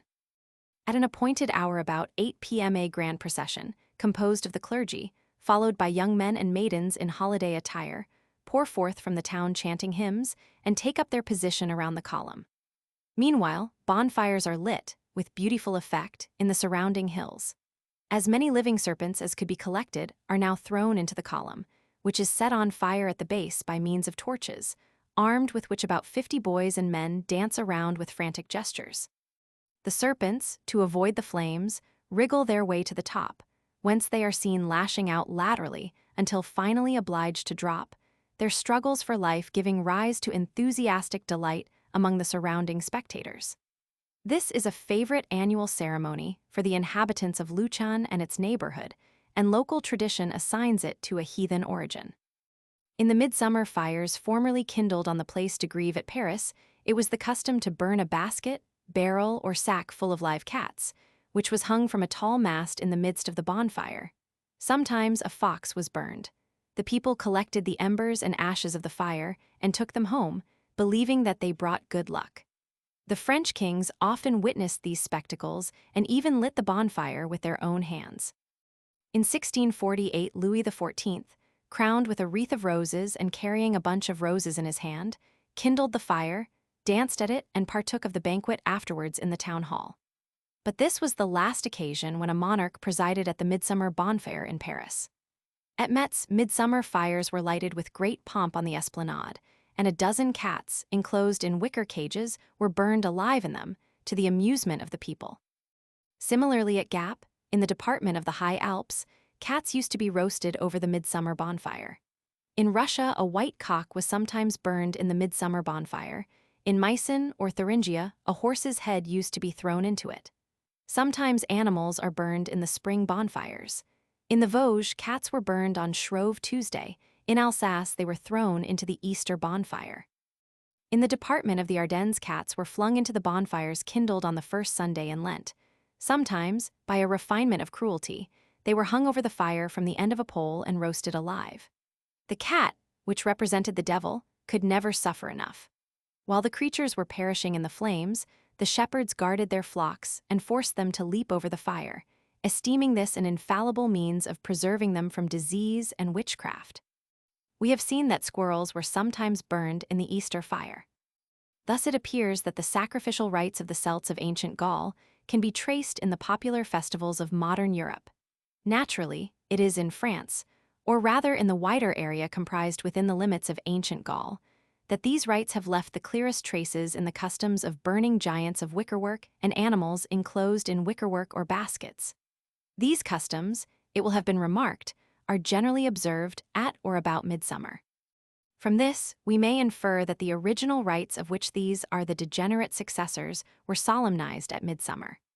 This inference harmonizes with the conclusion suggested by a general survey of European folk custom, that the midsummer festival must on the whole have been the most widely diffused and the most solemn of all the yearly festivals celebrated by the primitive Aryans in Europe.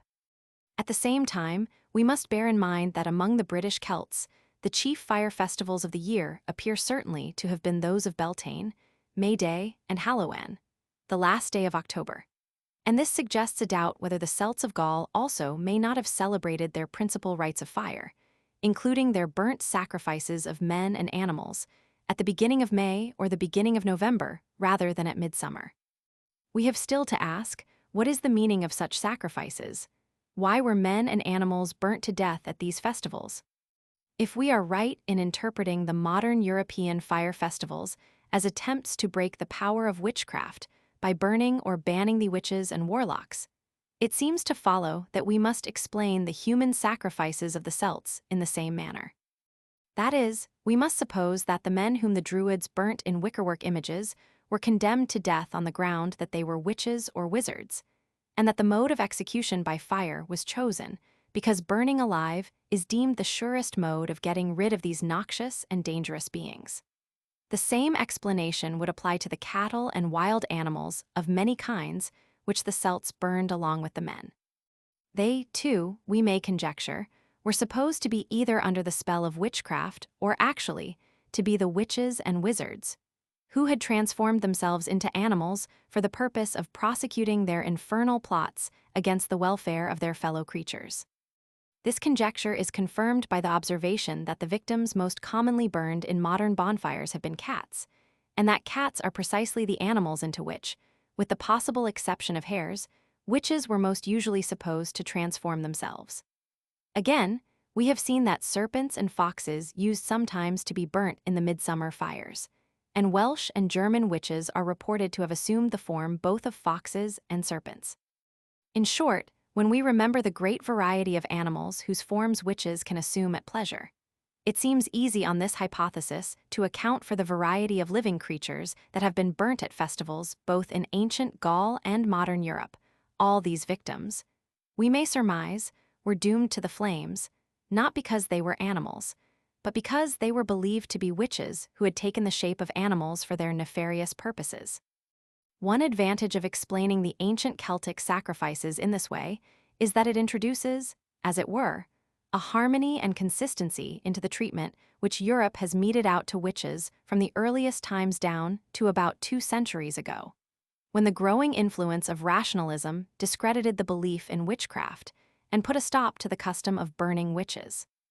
Be that as it may, we can now perhaps understand why the Druids believed that the more persons they sentenced to death, the greater would be the fertility of the land. To a modern reader, the connection at first sight may not be obvious between the activity of the hangman and the productivity of the earth. But a little reflection may satisfy him that when the criminals who perish at the stake or on the gallows are witches, whose delight it is to blight the crops of the farmer or to lay them low under storms of hail, the execution of these wretches is really calculated to ensure an abundant harvest by removing one of the principal causes which paralyze the efforts and blast the hopes of the husbandman. The Druidical sacrifices which we are considering were explained in a different way by W. Manhart. He supposed that the men whom the Druids burned in wickerwork images represented the spirits of vegetation, and accordingly that the custom of burning them was a magical ceremony intended to secure the necessary sunshine for the crops.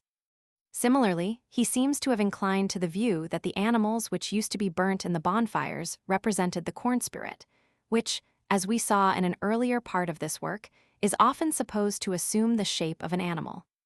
This theory is no doubt tenable, and the great authority of W. Manhart entitles it to careful consideration. I adopted it in former editions of this book, but on reconsideration, it seems to me on the whole to be less probable than the theory that the men and animals burnt in the fires perished in the character of witches. This latter view is strongly supported by the testimony of the people who celebrate the fire festivals, since a popular name for the custom of kindling the fires is burning the witches.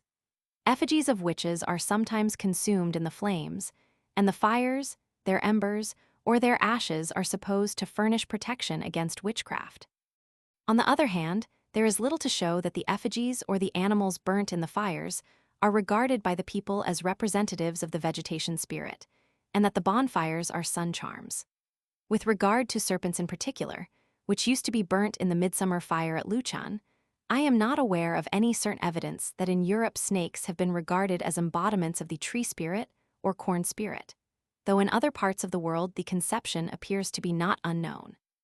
Whereas the popular faith in the transformation of witches into animals is so general and deeply rooted, and the fear of these uncanny beings is so strong, that it seems safer to suppose that the cats and other animals which were burnt in the fire suffered death as embodiments of witches than that they perished as representatives of vegetation spirits. LXV, Balder and the Mistletoe. The reader may remember that the preceding account of the popular fire festivals of Europe was suggested by the myth of the Norse god Balder, who is said to have been slain by a branch of mistletoe and burnt in a great fire. We have now to inquire how far the customs which have been passed in review help to shed light on the myth. In this inquiry, it may be convenient to begin with the mistletoe, the instrument of Balder's death. From time immemorial, the mistletoe has been the object of superstitious veneration in Europe. It was worshipped by the Druids, as we learn from a famous passage of Pliny. After enumerating the different kinds of mistletoe, he proceeds. In treating of this subject, the admiration in which the mistletoe is held throughout Gaul ought not to pass unnoticed. The Druids, for so they call their wizards, esteem nothing more sacred than the mistletoe and the tree on which it grows, provided only that the tree is an oak. But apart from this, they choose oak woods for their sacred groves and perform no sacred rites without oak leaves, so that the very name of Druids may be regarded as a Greek appellation derived from their worship of the oak. For they believe that whatever grows on these trees is sent from heaven, and is a sign that the tree has been chosen by the god himself. The mistletoe is very rarely to be met with, but when it is found, they gather it with solemn ceremony. This they do above all on the 6th day of the moon, from whence they date the beginnings of their months, of their years, and of their 30-year cycle, because by the 6th day the moon has plenty of vigor and has not run half its course. After due preparations have been made for a sacrifice and a feast under the tree, they hail it as the universal healer and bring to the spot 2 white bulls, whose horns have never been bound before. A priest clad in a white robe climbs the tree and with a golden sickle cuts the mistletoe, which is caught in a white cloth. Then they sacrifice the victims, praying that God may make his own gift to prosper with those upon whom he has bestowed it.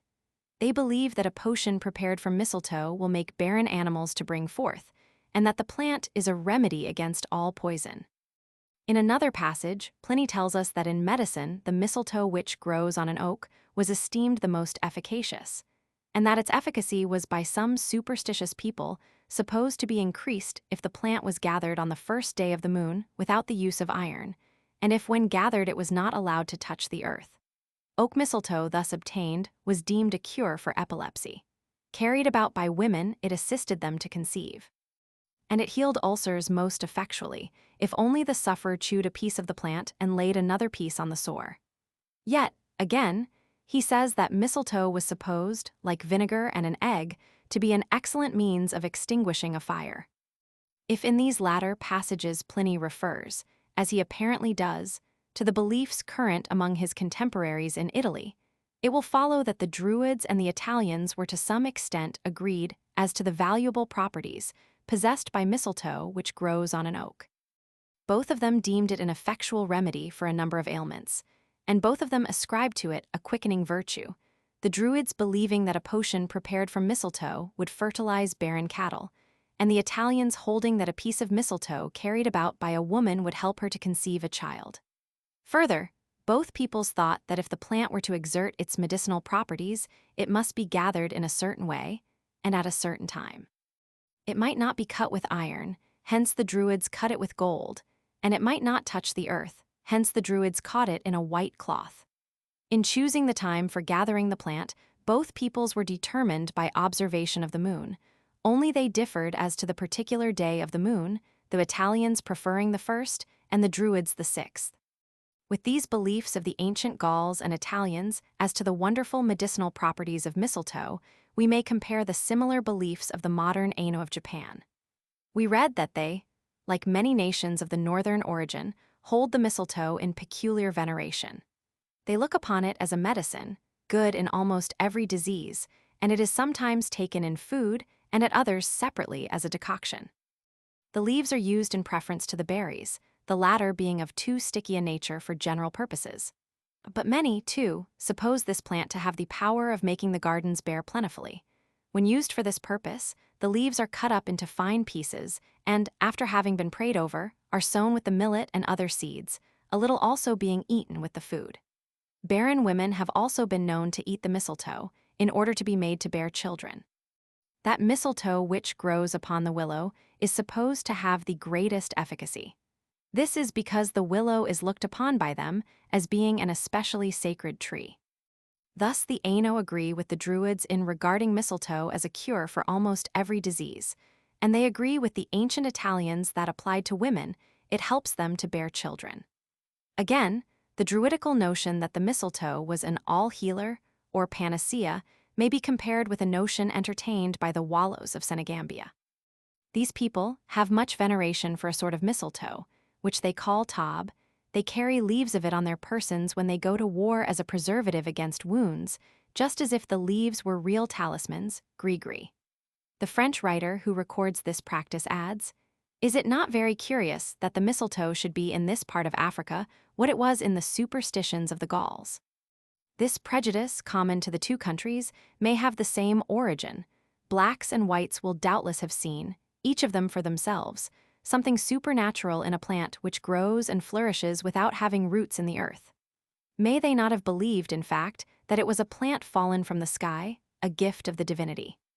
This suggestion as to the origin of the superstition is strongly confirmed by the Druidical belief, reported by Pliny, that whatever grew on an oak was sent from heaven and was a sign that the tree had been chosen by the god himself. Such a belief explains why the Druids cut the mistletoe, not with a common knife, but with a golden sickle, and why, when cut, it was not suffered to touch the earth. Probably they thought that the celestial plant would have been profaned and its marvelous virtue lost by contact with the ground. With the ritual observed by the Druids in cutting the mistletoe, we may compare the ritual which in Cambodia is prescribed in a similar case. They say that when you see an orchid growing as a parasite on a tamarind tree, you should dress in white, take a new earthenware pot, then climb the tree at noon, break off the plant, put it in the pot, and let the pot fall to the ground. After that, you make in the pot a decoction which confers the gift of invulnerability. Thus, just as in Africa, the leaves of one parasitic plant are supposed to render the wearer invulnerable, so in Cambodia, a decoction made from another parasitic plant is considered to render the same service to such as make use of it, whether by drinking or washing. We may conjecture that in both places the notion of invulnerability is suggested by the position of the plant, which, occupying a place of comparative security above the ground, appears to promise to its fortunate possessor a similar security from some of the ills that beset the life of man on earth. We have already met with examples of the store which the primitive mind sets on such vantage grounds. Whatever may be the origin of these beliefs and practices concerning the mistletoe, certain it is that some of them have their analogies in the folklore of modern European peasants. For example, it is laid down as a rule in various parts of Europe that mistletoe may not be cut in the ordinary way, but must be shot or knocked down with stones from the tree on which it is growing. Thus, in the Swiss canton of Aargau, all parasitic plants are esteemed in a certain sense holy by the country folk, but most particularly so the mistletoe growing on an oak. They ascribe great powers to it, but shrink from cutting it off in the usual manner. Instead of that, they procure it in the following manner. When the sun is in Sagittarius and the moon is on the wane, on the first, third, or fourth day before the new moon, one ought to shoot down with an arrow the mistletoe of an oak and to catch it with the left hand as it falls. Such mistletoe is a remedy for every ailment of children. Here among the Swiss peasants, as among the Druids of old, special virtue is ascribed to mistletoe which grows on an oak. It may not be cut in the usual way. It must be caught as it falls to the ground, and it is esteemed a panacea for all diseases, at least of children. In Sweden, also, it is a popular superstition that if mistletoe is to possess its peculiar virtue, it must either be shot down out of the oak or knocked down with stones. Similarly, so late as the early part of the 19th century, people in Wales believed that for the mistletoe to have any power, it must be shot or struck down with stones off the tree where it grew. Again, in respect of the healing virtues of mistletoe, the opinion of modern peasants, and even of the learned, has to some extent agreed with that of the ancients.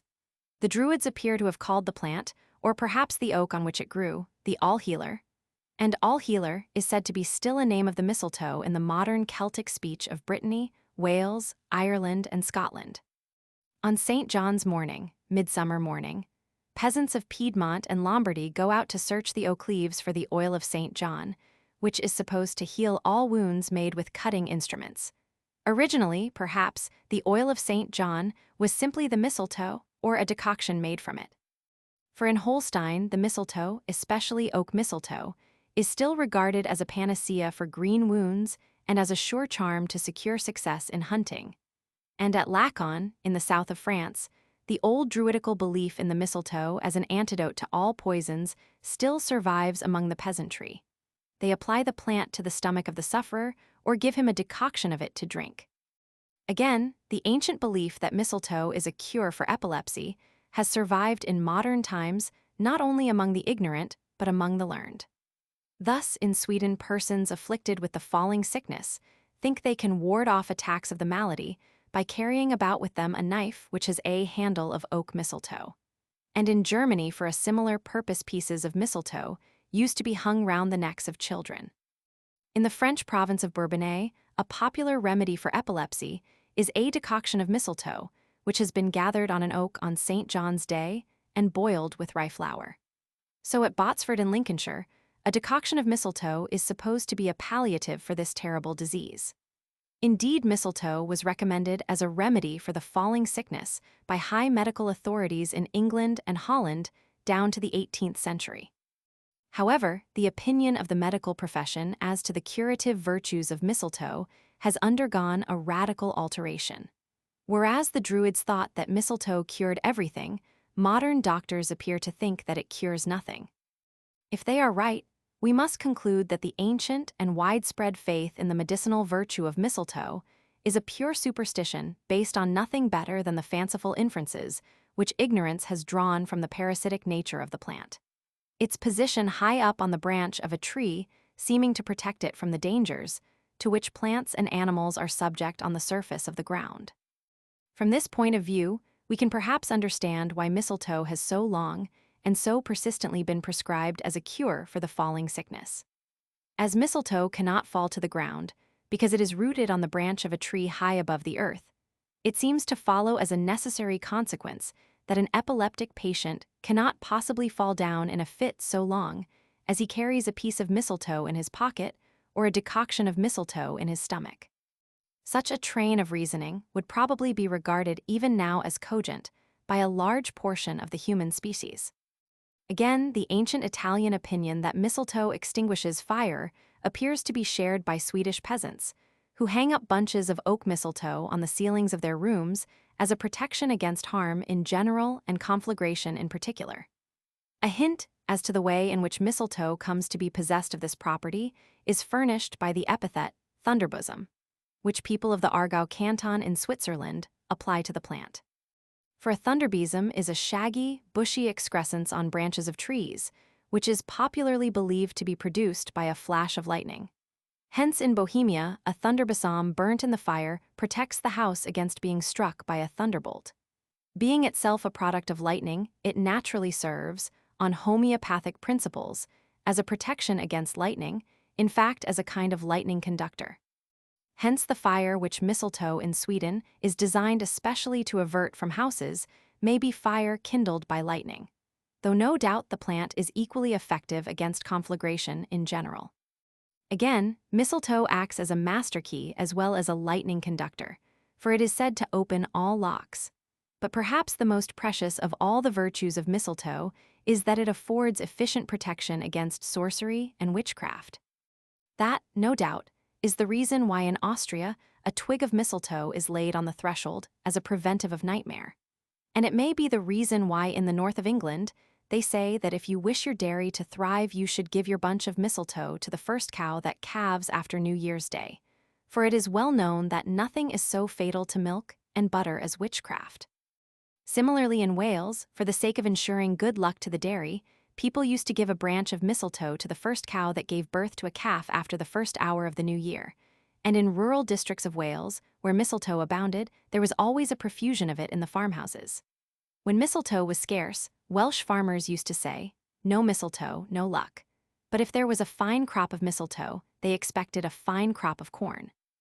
In Sweden, mistletoe is diligently sought after on St. John's Eve, the people believing it to be, in a high degree, possessed of mystic qualities, and that if a sprig of it be attached to the ceiling of the dwelling house, the horse's stall, or the cow's crib, the troll will then be powerless to injure either man or beast.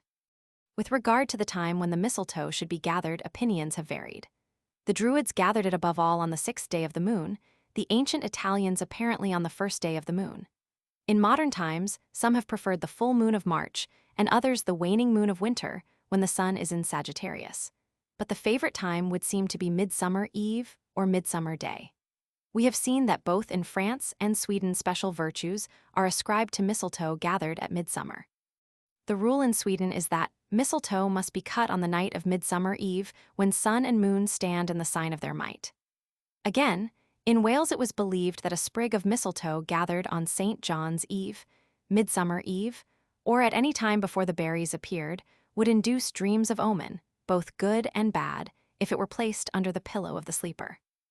Thus mistletoe is one of the many plants whose magical or medicinal virtues are believed to culminate with the culmination of the sun on the longest day of the year. Hence, it seems reasonable to conjecture that in the eyes of the Druids, also, who revered the plant so highly, the sacred mistletoe may have acquired a double portion of its mystic qualities at the solstice in June, and that accordingly they may have regularly cut it with solemn ceremony on Midsummer Eve. Be that as it may, certain it is that the mistletoe, the instrument of Baldur's death, has been regularly gathered for the sake of its mystic qualities on Midsummer Eve in Scandinavia, Baldur's home. The plant is found commonly growing on pear trees, oaks, and other trees in thick, damp woods throughout the more temperate parts of Sweden.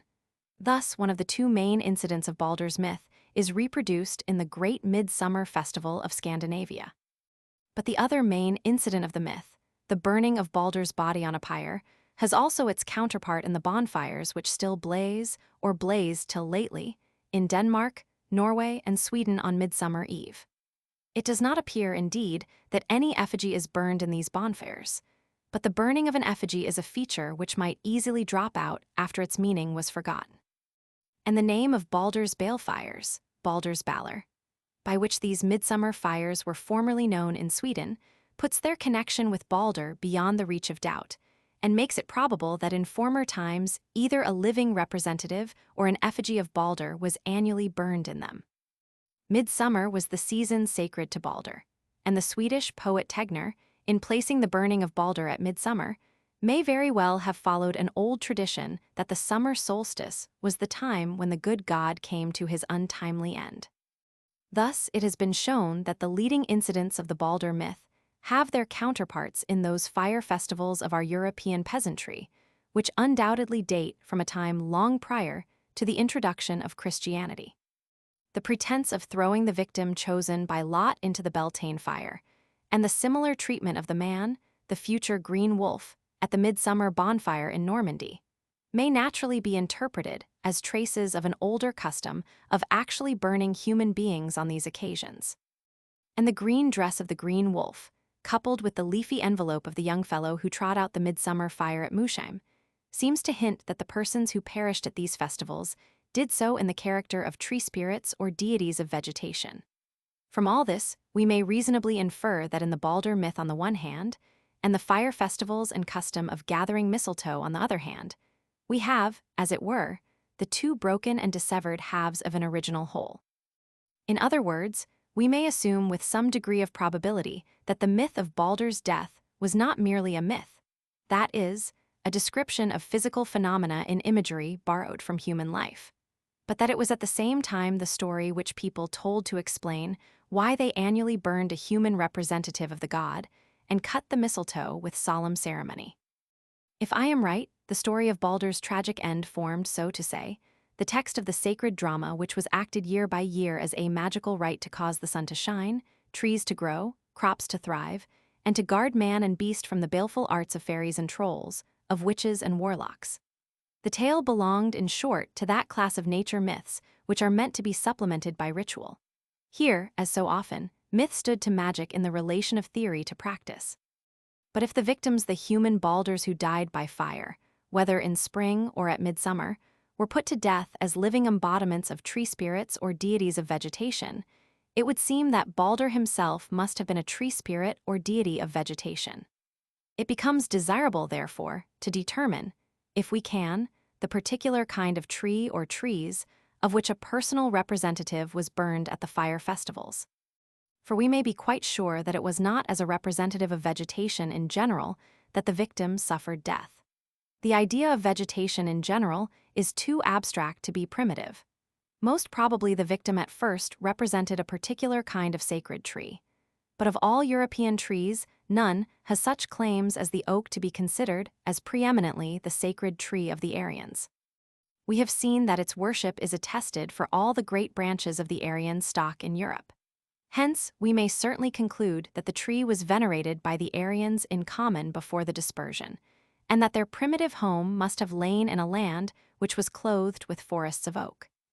Now, considering the primitive character and remarkable similarity of the fire festivals observed by all the branches of the Aryan race in Europe, we may infer that these festivals form part of the common stock of religious observances which the various peoples carried with them in their wanderings from their old home.